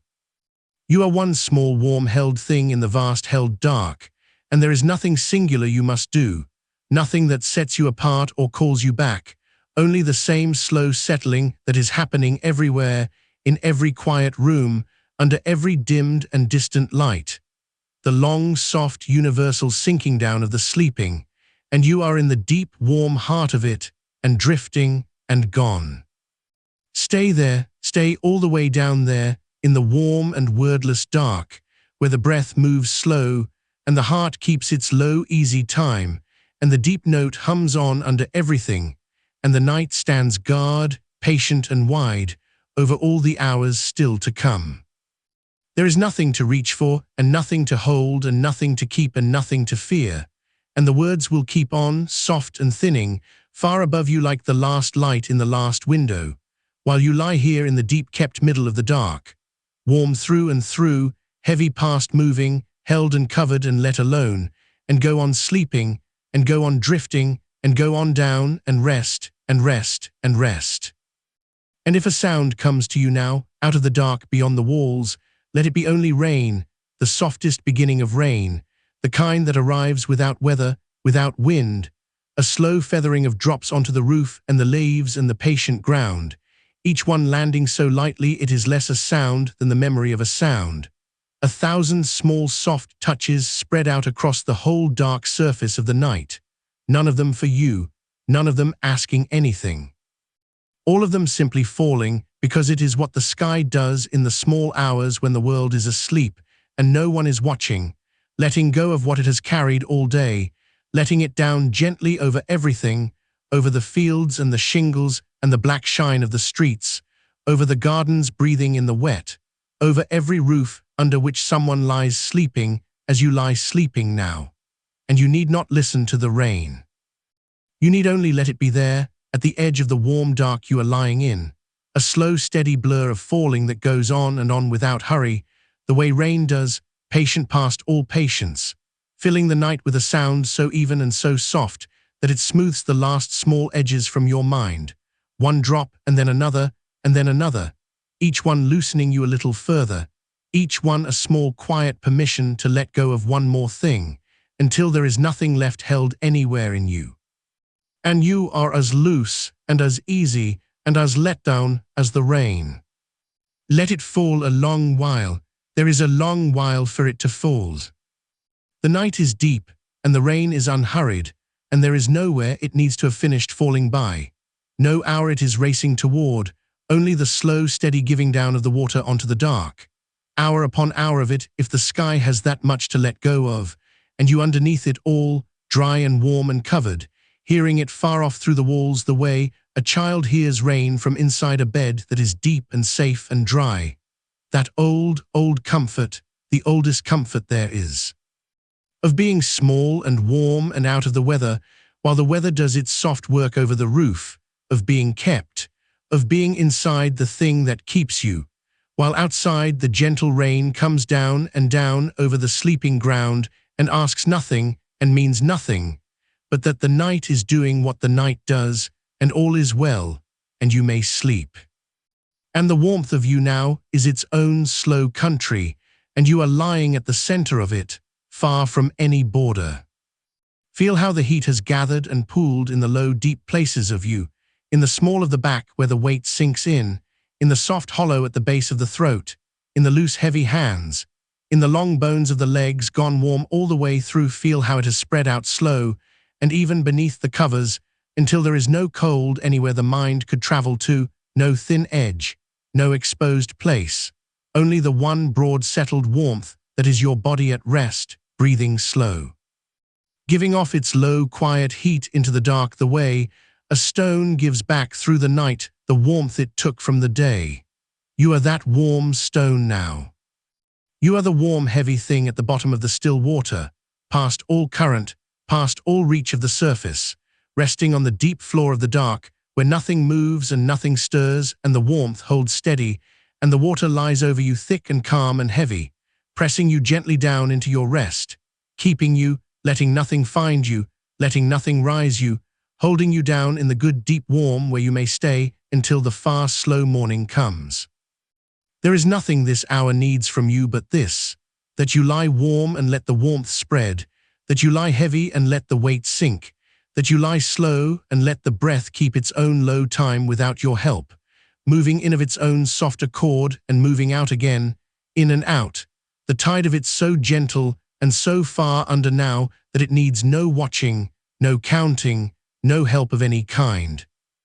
Going on by itself in the dark, the way the real tide goes on turning against the sand of some far shore no one is standing on, all through the night, in the dark, unwatched, unhurried, faithful, filling and emptying, needing no one there to see it, keeping its slow work whether anyone sleeps beside it or not.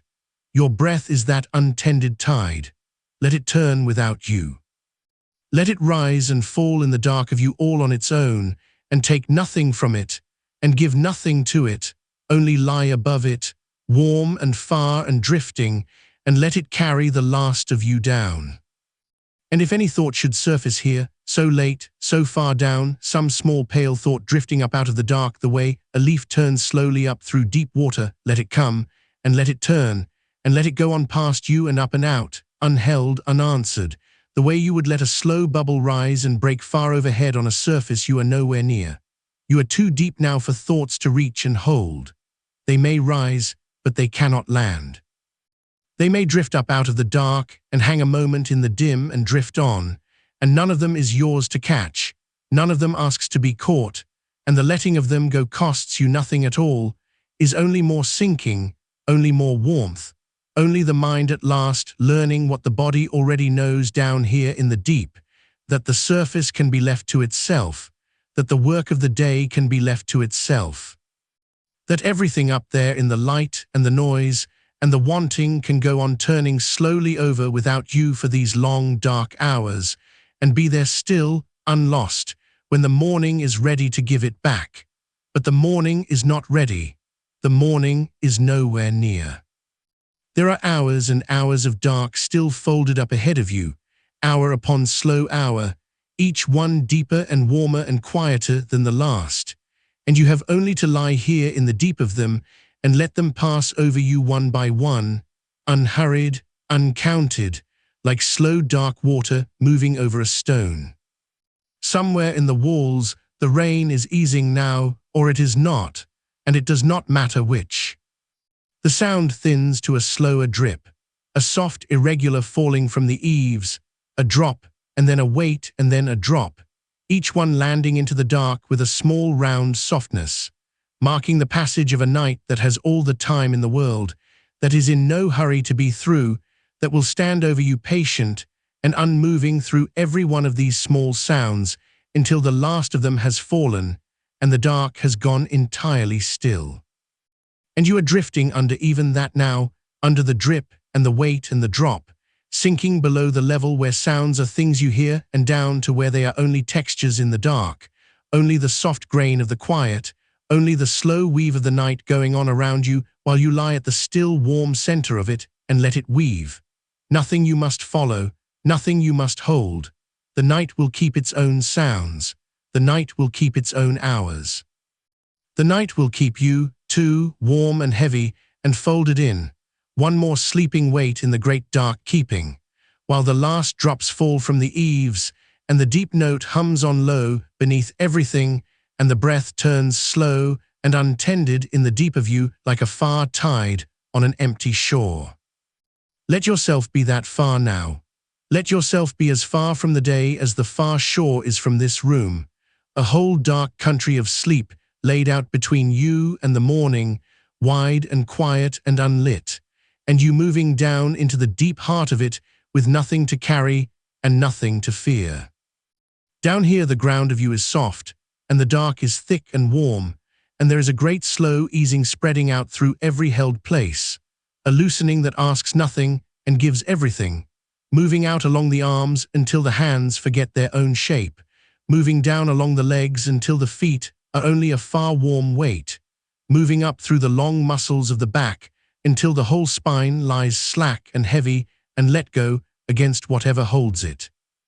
Moving last and slowest through the small tight places of the face, the jaw come unclenched, the brow comes smooth, the space between the eyes gone wide and soft and empty, until there is nothing left anywhere in you that is holding, nothing braced, nothing waiting, nothing on watch, only the one long loosened warmth of a body that has finally, wholly, put itself down.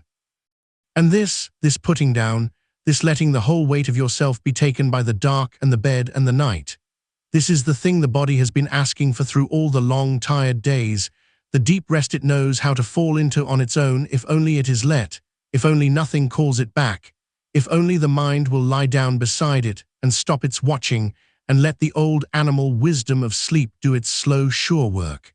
You need not make the sleep. You could not make it if you tried.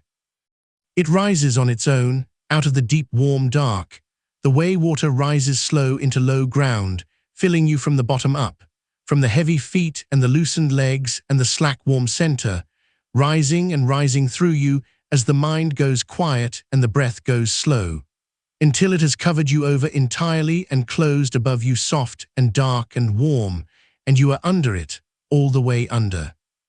Held down in the deep still water of your own rest, where no thought reaches and no hour presses and nothing at all is asked. Let it rise, let it cover you, let it close over the last of the waking mind the way the dark closes over the last light in the last window, gently, completely, without a sound. There is so much night left. Feel how much of it there is, how the dark goes on and on past the walls, past the wet gardens and the empty roads, past the far dim towns, out to where the country lies black and folded under sky the rain has left, all of it dark, all of it quiet, all of it holding it sleeping the way you are being held. Hour upon patient hour of dark still to come before the first grey thinning at the edge of things, and none of it needing to be hurried, none of it needing to be helped. All of it simply there, waiting, wide and slow and faithful, a great dark room built exactly the size of a whole night's sleep, and you laid down in the middle of it, warm and covered and kept. You have only to stay. You have only to lie here in the deep of it and let the hours pass over you unnumbered, one and then another, each one carrying you further from the day and nearer the far soft morning, each one deeper and warmer and more wholly at rest, while the deep note hums low beneath the dark and the breath turns slow on its own far tide, and the night stands its long unhurried watch and asks of you nothing, nothing at all, but that you go on lying here, warm and heavy, and let go. And go on sinking, and go on drifting, and go on down into the kept and wordless dark, and stay and rest. And the voice will stay too, low and far, no nearer than the last drip from the eaves, no louder than the hum under everything, going on soft and thinning at the top edge of the dark, like a light left burning in a distant room for no reason but kindness. A light you need not look toward and cannot lose, there whether you mark it or not, keeping its small faithful watch over the surface while you lie far below it in the deep. You may let it blur now into the rest of the night's low sounds, into the drip and the hum and the hush, one more soft thread in the warm dark weave, meaning nothing you must follow, saying nothing you must keep, only going on and on beside you, quiet and unhurried and fond, the way the night goes on, the way the rain went on, the way the far tide goes on turning in the dark, carrying you without effort, without end, down through the long, slow middle of the hours, where it is warm and dark and still and safe, and where there is nothing left for you to do but sleep, and go on sleeping, and drift, and sink, and rest, and rest, and rest. Down now and further down, past even the drip and the hum, to where the dark is smoothest, and the warmth is deepest, and the last thin thread of the voice frays away into the quiet grain of the night. Down where there are no words at all, only the slow, soft dark and the far low tide of the breath, and the great patient weight of the sleeping world laid all around you, holding you easy, holding you close, holding you all the long way down into the deep-kept heart of the night, where you may lie. And be warm, and be heavy, and be gone, for as long as the dark still lasts, and it lasts, and it lasts, and there is nothing anywhere that needs you, and nothing at all left to do but sink and stay and sleep.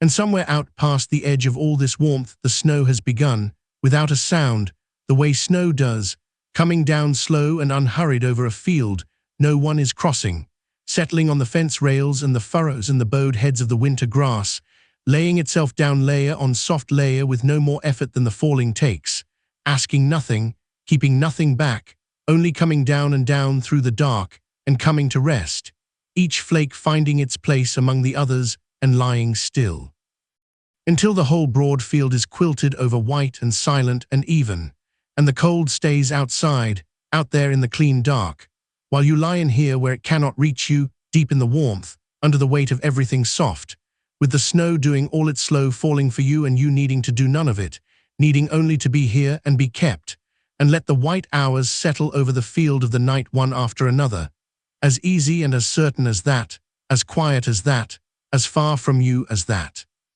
While you go on lying warm and heavy and let go in the deep still middle of the dark.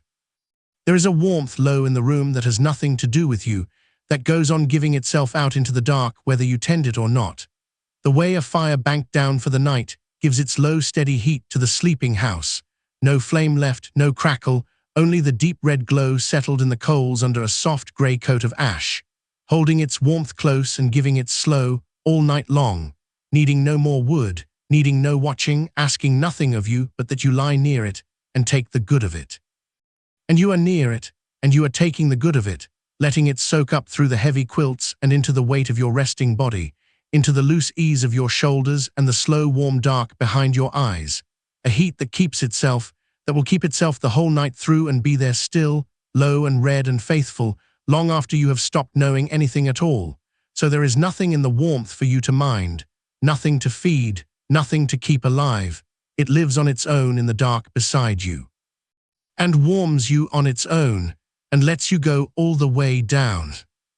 And this is the good and simple truth of the bed you are lying in, that it has become, over these long dark hours, a place your body knows the shape of, a place that means only rest to you now, only warmth and weight and letting go, nothing asked, nothing to be solved, nothing to be tried for.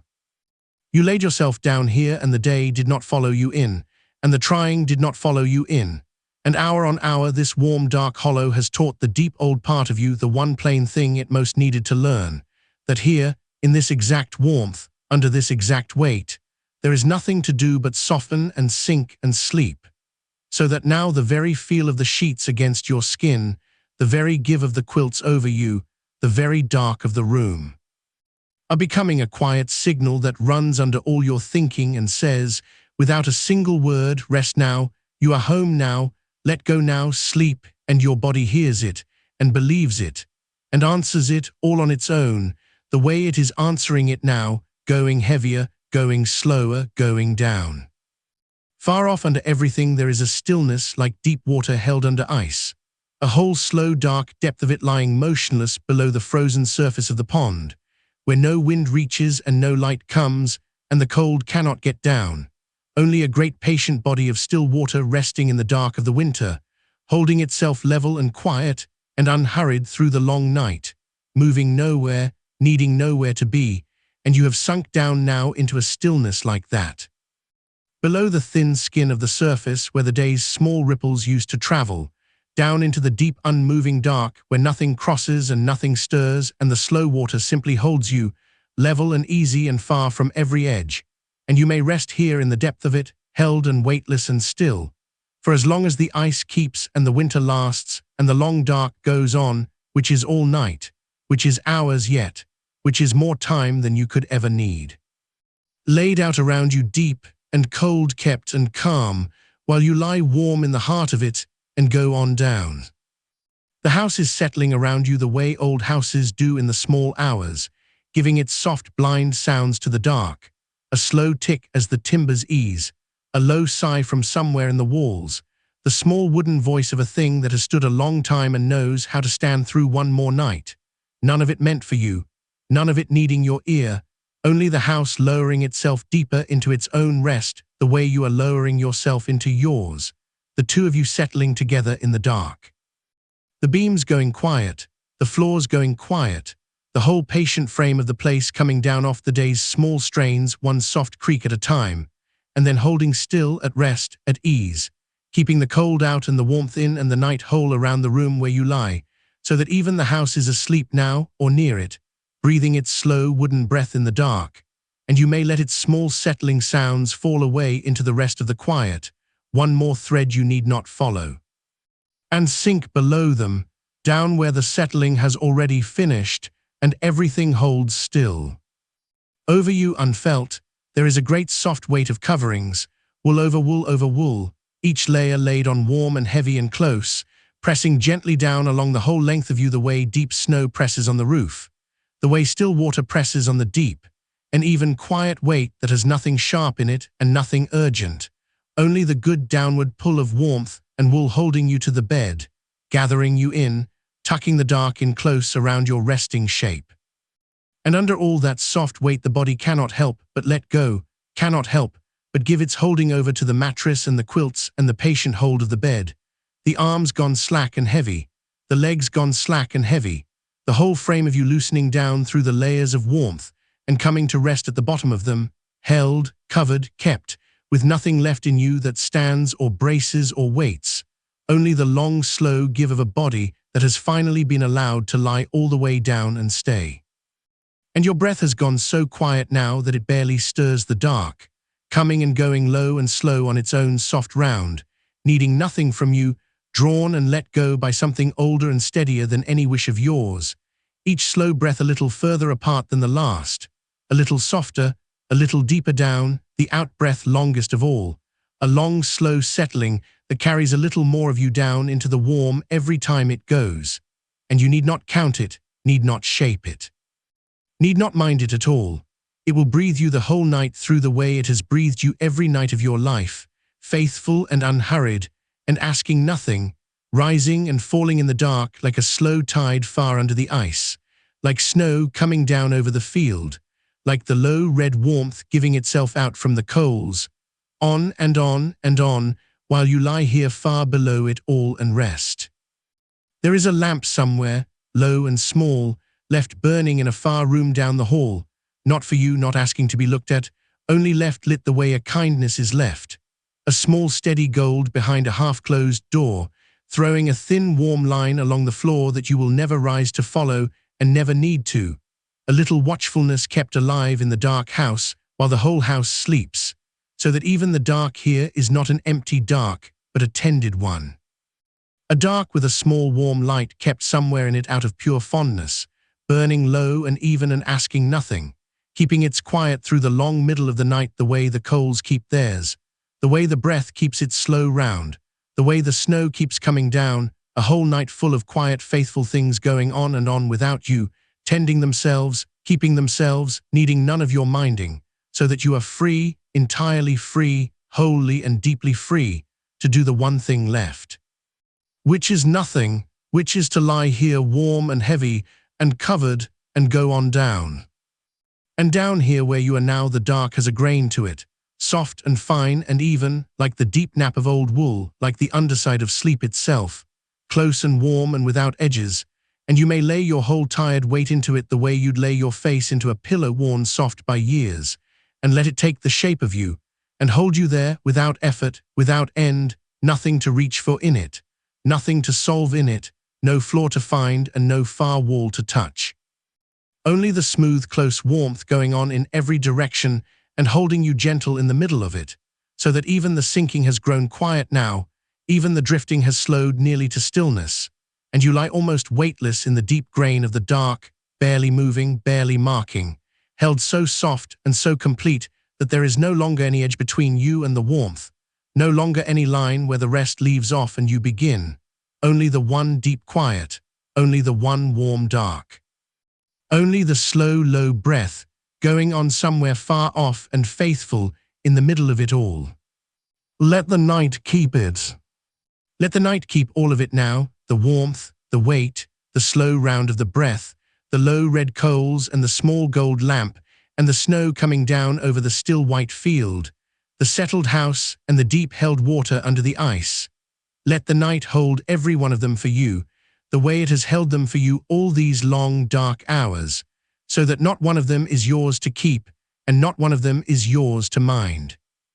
All of it laid safe in the great patient dark that stands all round the room and all round the house, and all round the field and asks of you nothing, nothing at all, but that you go on lying here in the deep of it, warm and heavy and let go, and go on sinking, and go on down, past the settling and past the snowfall, past the small warm light, and the slow, low breath, down and down into the smoothest and warmest and stillest heart of it, where the grain of the dark grows finer than any wool, and the quiet grows deeper than any water, and there is nothing left anywhere with your name on it, nothing left to hold, nothing left to be, only the long, soft dark still coming down like snow over a sleeping field, still and even and endless, laying itself over you layer on soft layer, warm and white and wordless, covering you all the slow way down.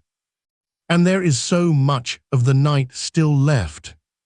So much dark still to come, so many hours of it laid out ahead of you warm and unhurried and whole, more than enough, far more than enough. A great long depth of night still to be sunk down through, one slow hour after another, each one softer than the last, each one further from every edge, none of them yours to count and none of them yours to fill. All of them simply there, waiting, wide and dark and patient, the way the snow keeps coming and the coals keep glowing and the low breath keeps its slow round. Nothing anywhere in a hurry, nothing anywhere that needs to arrive, only the long, faithful middle of the night going on and on around you and carrying you, without effort, without end, down through the smooth, warm dark toward a morning still so far off, it need not even be thought of. So far off it is hardly more than a rumor at the far edge of all this dark, hours and hours away, past all the snowfall and all the stillness and all the slow, low breathing. Waiting there quiet and grey and gentle for whenever you should drift up to it. But not now, not near, nothing to reach for now, only the deep of the night, only the warm of the bed, only the soft grain of the dark still coming down and down, and you laid in the middle of it, kept and covered and gone, with nothing left to do, and nowhere left to be, and all the long dark hours still to fall, so let them fall. Let them fall soft and slow and unmarked, the way the snow falls over the sleeping field, the way the warmth falls from the low red coals, the way the breath falls slow and long into the quiet, and go on down beneath them, warm and heavy, and let go, and stay, and sink, and sleep. And somewhere in the walls, very far off, there is the smallest of sounds, not a sound you need to name, not a sound you need to follow, only the low settling voice of a house at rest, the faint tick of the timbers easing, the soft give of a floor letting go of the day's warmth 1 degree at a time, and all of it going on without you, quietly, the way a thing goes on when no one is watching it, and you need not watch it now, you need do nothing with it now, only let it be there at the edge of you. One more soft and distant thing minding itself, while you lie here minding nothing at all.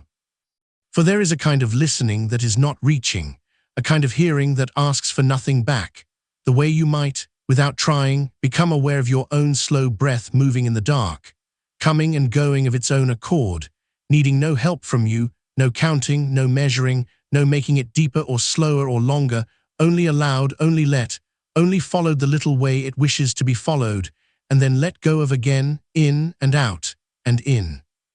Each one a small tide arriving somewhere low in the body and drawing back out again, unhurried, unminded, moving on its own the way the sea moves on its own far out past every harbor all through the night, whether anyone is there to hear it or not.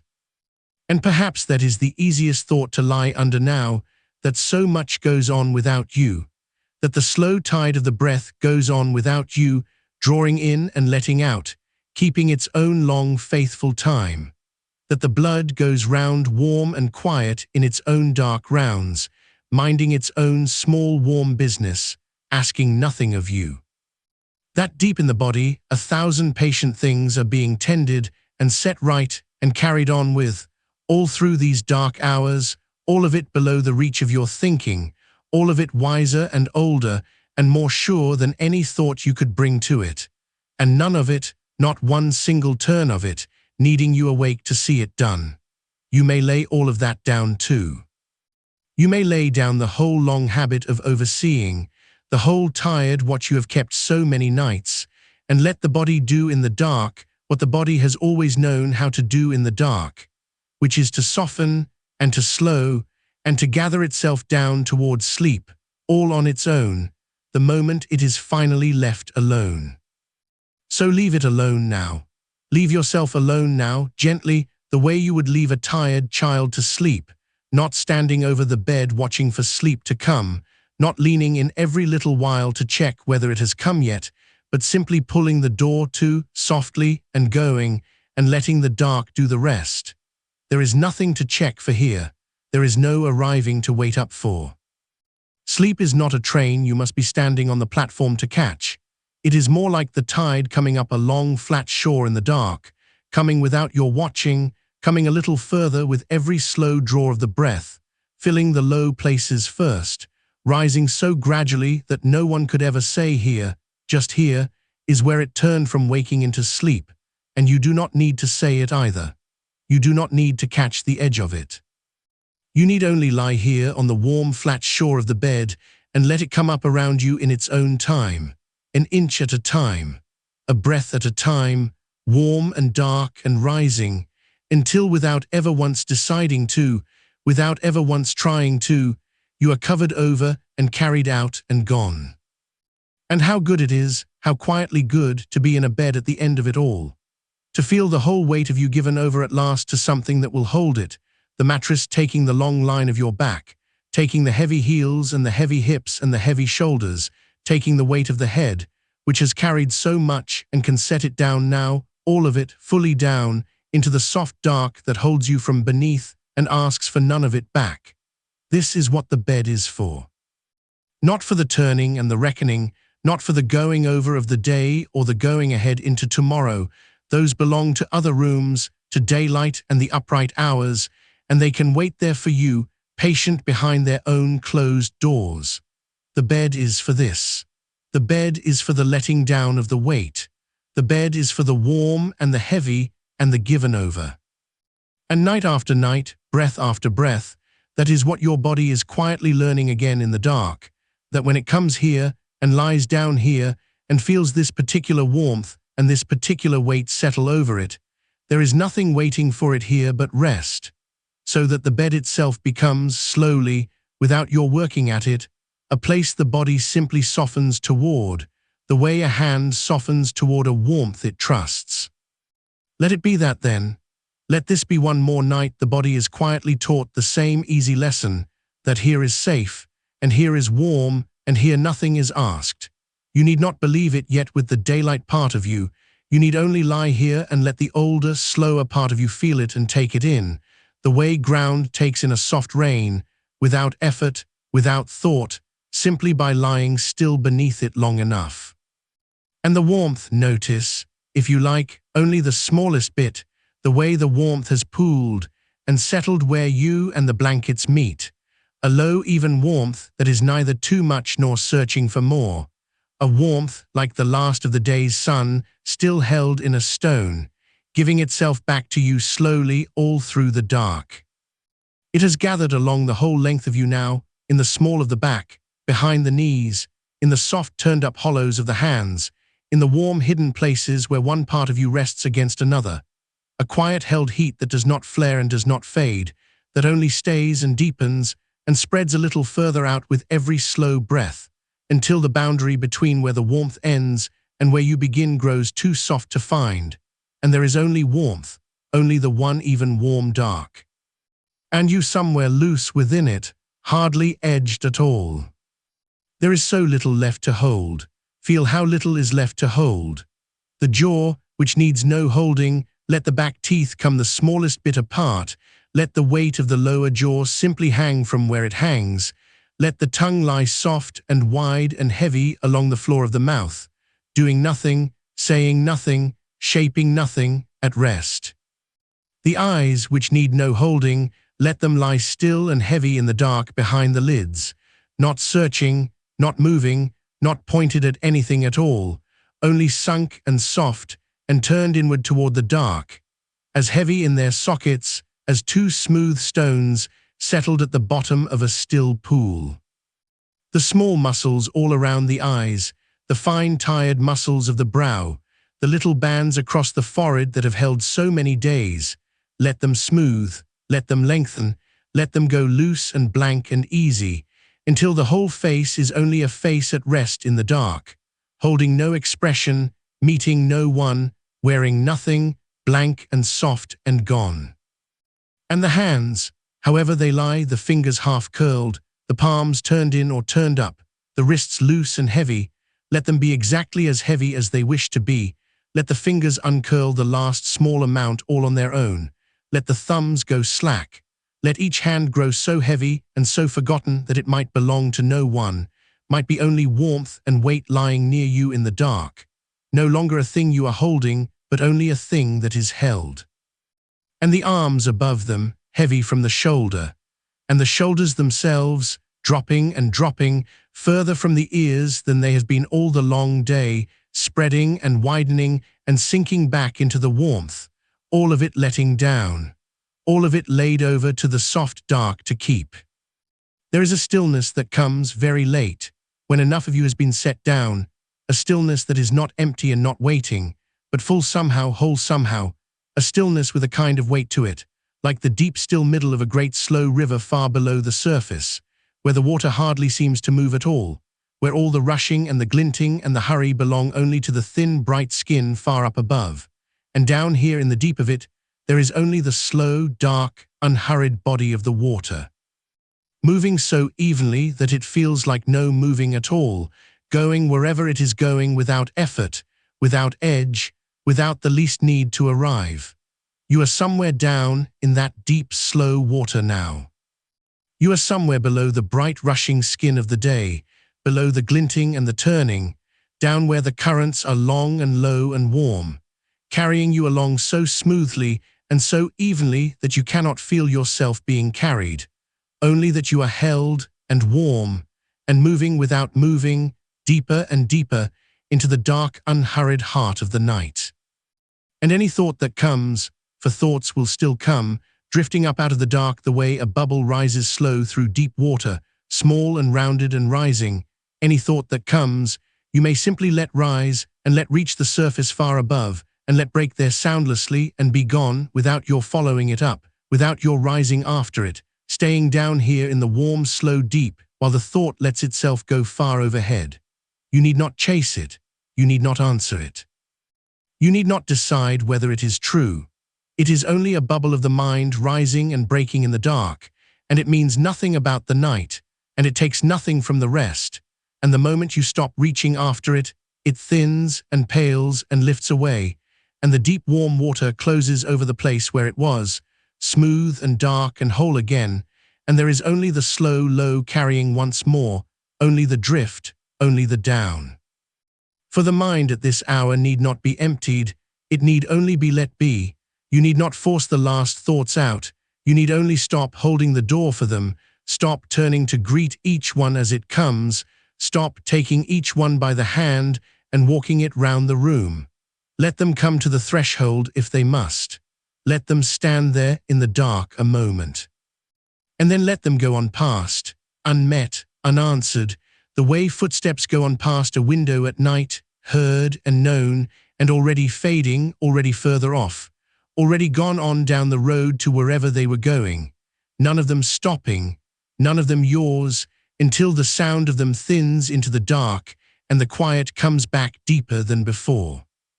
And it is so quiet now, quieter than the early part of the night, quieter than it has been all the long day, that deep, wide, settled quiet that only comes in the last dark hours, when even the far-off sounds have laid themselves down, when the roads have gone still, and the wind has dropped, and the whole tired world has finally leaned its weight into the dark the same as you have. You can rest right down in the middle of that quiet. You can let it close over you like deep, still water, cool and dark and endless above, warm and held and gathered below, and you suspended in the soft heart of it, weightless, wordless, carried, with the slow breath moving through you all on its own, and the warmth held all around you, and the great settled quiet stretching away on every side further than any thought could go. And still, there is so much of the night left to rest in. Feel how much is left, not to fill, not to cross, only to rest in, the way you might rest in the middle of a wide dark meadow of hours with no far edge in sight, hours lying all around you soft and deep and unclaimed, more of them than you could ever use, more than enough, so many that you may spend them as freely and as slowly as you like, wasting whole warm hours on nothing at all, on only the drift and the warmth and the slow, low breath, and still have hours and hours left over, untouched, unhurried. Waiting all around you in the dark, there is no shortage here, there is nothing to ration now. The night is long and wide, and yours to sink into as slowly as you please, and morning is so far off, so faint and far and grey at the very rim of all this dark, that it need not be thought of, need not be reached for, need not be anything at all yet but a soft far rumour hours and hours away. And between here and there, nothing but the long, warm, faithful dark, holding you and carrying you and asking nothing, all the slow way down. So let yourself be carried. Let the breath keep its own low round without you. Let the warmth keep its own, even keeping without you.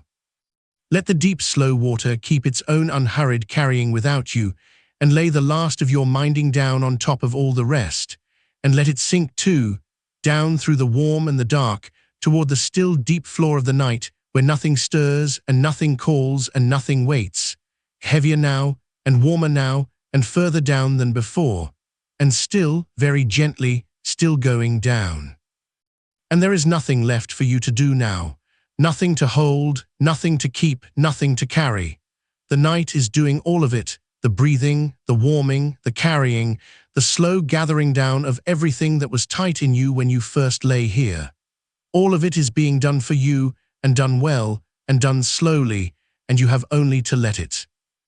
Only to lie here in the deep warm dark and be done to, be carried, be lowered by soft degrees toward the sleep that is already rising up underneath you to meet you halfway, already reaching up out of the dark, the way the ground reaches up to meet a slow-falling leaf, unhurried, certain, patient, sure of you.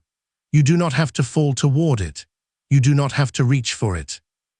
You have only to keep on being lowered and let it keep on rising until somewhere in the warm, dark middle the two of you meet, and there is no more falling and no more rising and no more you keeping watch over either, only sleep, closed soft and complete over the whole of you, the way water closes over a stone let quietly down.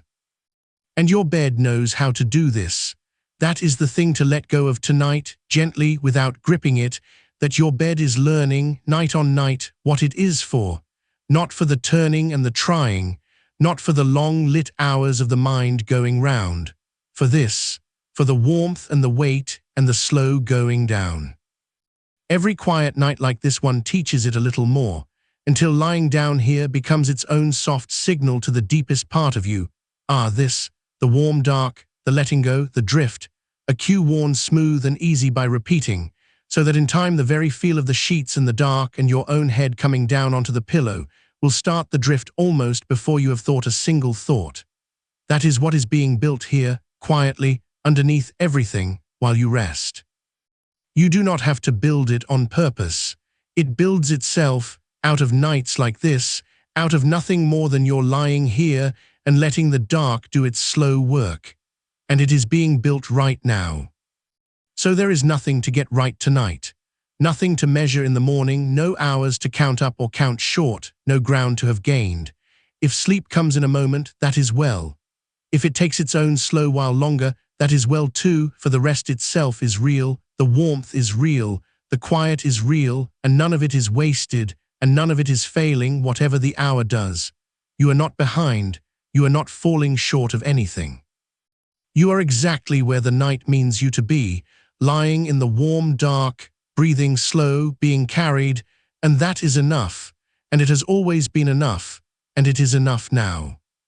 Let the thought of the morning go on being far. Let it stay out there at the very grey rim of things, small and soft and unhurried, no nearer for your looking at it, and let your looking come back in off of it, back in through all the dark hours between, back to the warm, near quiet close around you, back to the breath, back to the weight, back to the small still place where you are lying now. There is nowhere else you need your mind to be. Just here, just this. Just the slow, low breath going out, and the warmth staying, and the dark holding, and the deep, soft floor of the night somewhere below you, coming slowly nearer. And the breath is slower now. You did not slow it. It slowed itself, the way it always knew how, the way it does for everyone when the day is finally set down, going long and low and even, each one a little further apart than the last, each one asking a little less of you until it is barely a breath at all, barely a stirring, only the faint slow tide of it going out and pausing and coming back out and pausing and coming back without your help, without your watching, keeping its own soft time in the dark far below the place where thinking happens. And your body is heavier than you are still noticing, heavier than when you began. The weight has kept on gathering all this while, quietly, into the backs of the legs, into the shoulders, into the slow warm hands, into the whole long length of you pressed soft and grateful into the held dark, a good weight, a finished weight, the weight of something set all the way down and not going to be picked up again tonight. Let it be that heavy, let it be heavier. Let every place that touches the bed give the last of itself over to the bed, and be held and stop. There is a warmth low in you now that has spread as far as it means to spread, up through the middle, out along the arms, down into the feet, and even settled all through warmth, like the warmth of a room banked down for the night, the fire low and red and steady, no flame left to it, only the deep even glow that will last untended until morning. You do not have to keep it. It keeps itself. It will keep itself all the dark night through, whether you are watching it or not, and you are not now watching it. You are only lying in it, only warm, only held. And the quiet has come in closer than words can follow. So close and so deep and so complete that even these few soft words are beginning to come from further off, not quite reaching you, not quite needing to, drifting in over the top of the warm dark like something half heard from another room, there and then not, meaning less and less, mattering less and less, until they are only a low warm sound among the other low warm sounds of the settled night, no different from the breath, no different from the dark, nothing you have to listen to. Nothing you have to follow, nothing you have to keep. You can let them go now, you can let the listening go, you can let go of even the small soft effort of being told anything at all, and let the voice thin out into the quiet the way the footsteps thinned, the way the far-off sounds laid themselves down, until there is only the dark, and the warmth, and the weight, and the slow, low breath, and you sinking gently down through the middle of all of it towards sleep. Down past the last of the day, down past the last of the thinking, down past the place where the words can reach, into the wide, warm, wordless dark where sleep is waiting, patient, close, already half closed over you. There is nothing left to do but sink. Nothing to hold, nothing to keep, nothing to reach. Only the warm dark and the slow breath and the long night open all around you, hours and hours of it, soft and deep and yours, more than enough, and morning so far off it is nothing at all yet, nothing but a faint grey rumour hours away, not to be thought of, not now, not yet. Only now, only here, only warm, only heavy, only held. And still, very gently, going down. Slower now. The breath slower. The dark closer. The warmth staying. Down through the warm. Down through the quiet. Down toward the still deep floor of the night, where nothing stirs, and nothing calls, and nothing waits, and there is nothing left to do but rest, all the long way, all the slow way, all the dark way down. Let it close over you now. Let it all close soft and dark and warm over the whole of you, and hold you and carry you, the way still water closes over a stone let quietly down. So heavy now, so warm now, so far down now, and the night so long and so wide and so kind, holding you all the way. Nothing to do, nothing to keep, only the dark, only the warmth, only the slow breath going out and pausing and coming back on its own without you far below. Rest now, sink now, let go now, all the way down, down, and warm, and dark, and held, and gone soft into the deep quiet middle of the night, where sleep has already closed over you, and there is nothing more to say, and nothing more to do, and nothing more at all. Only rest.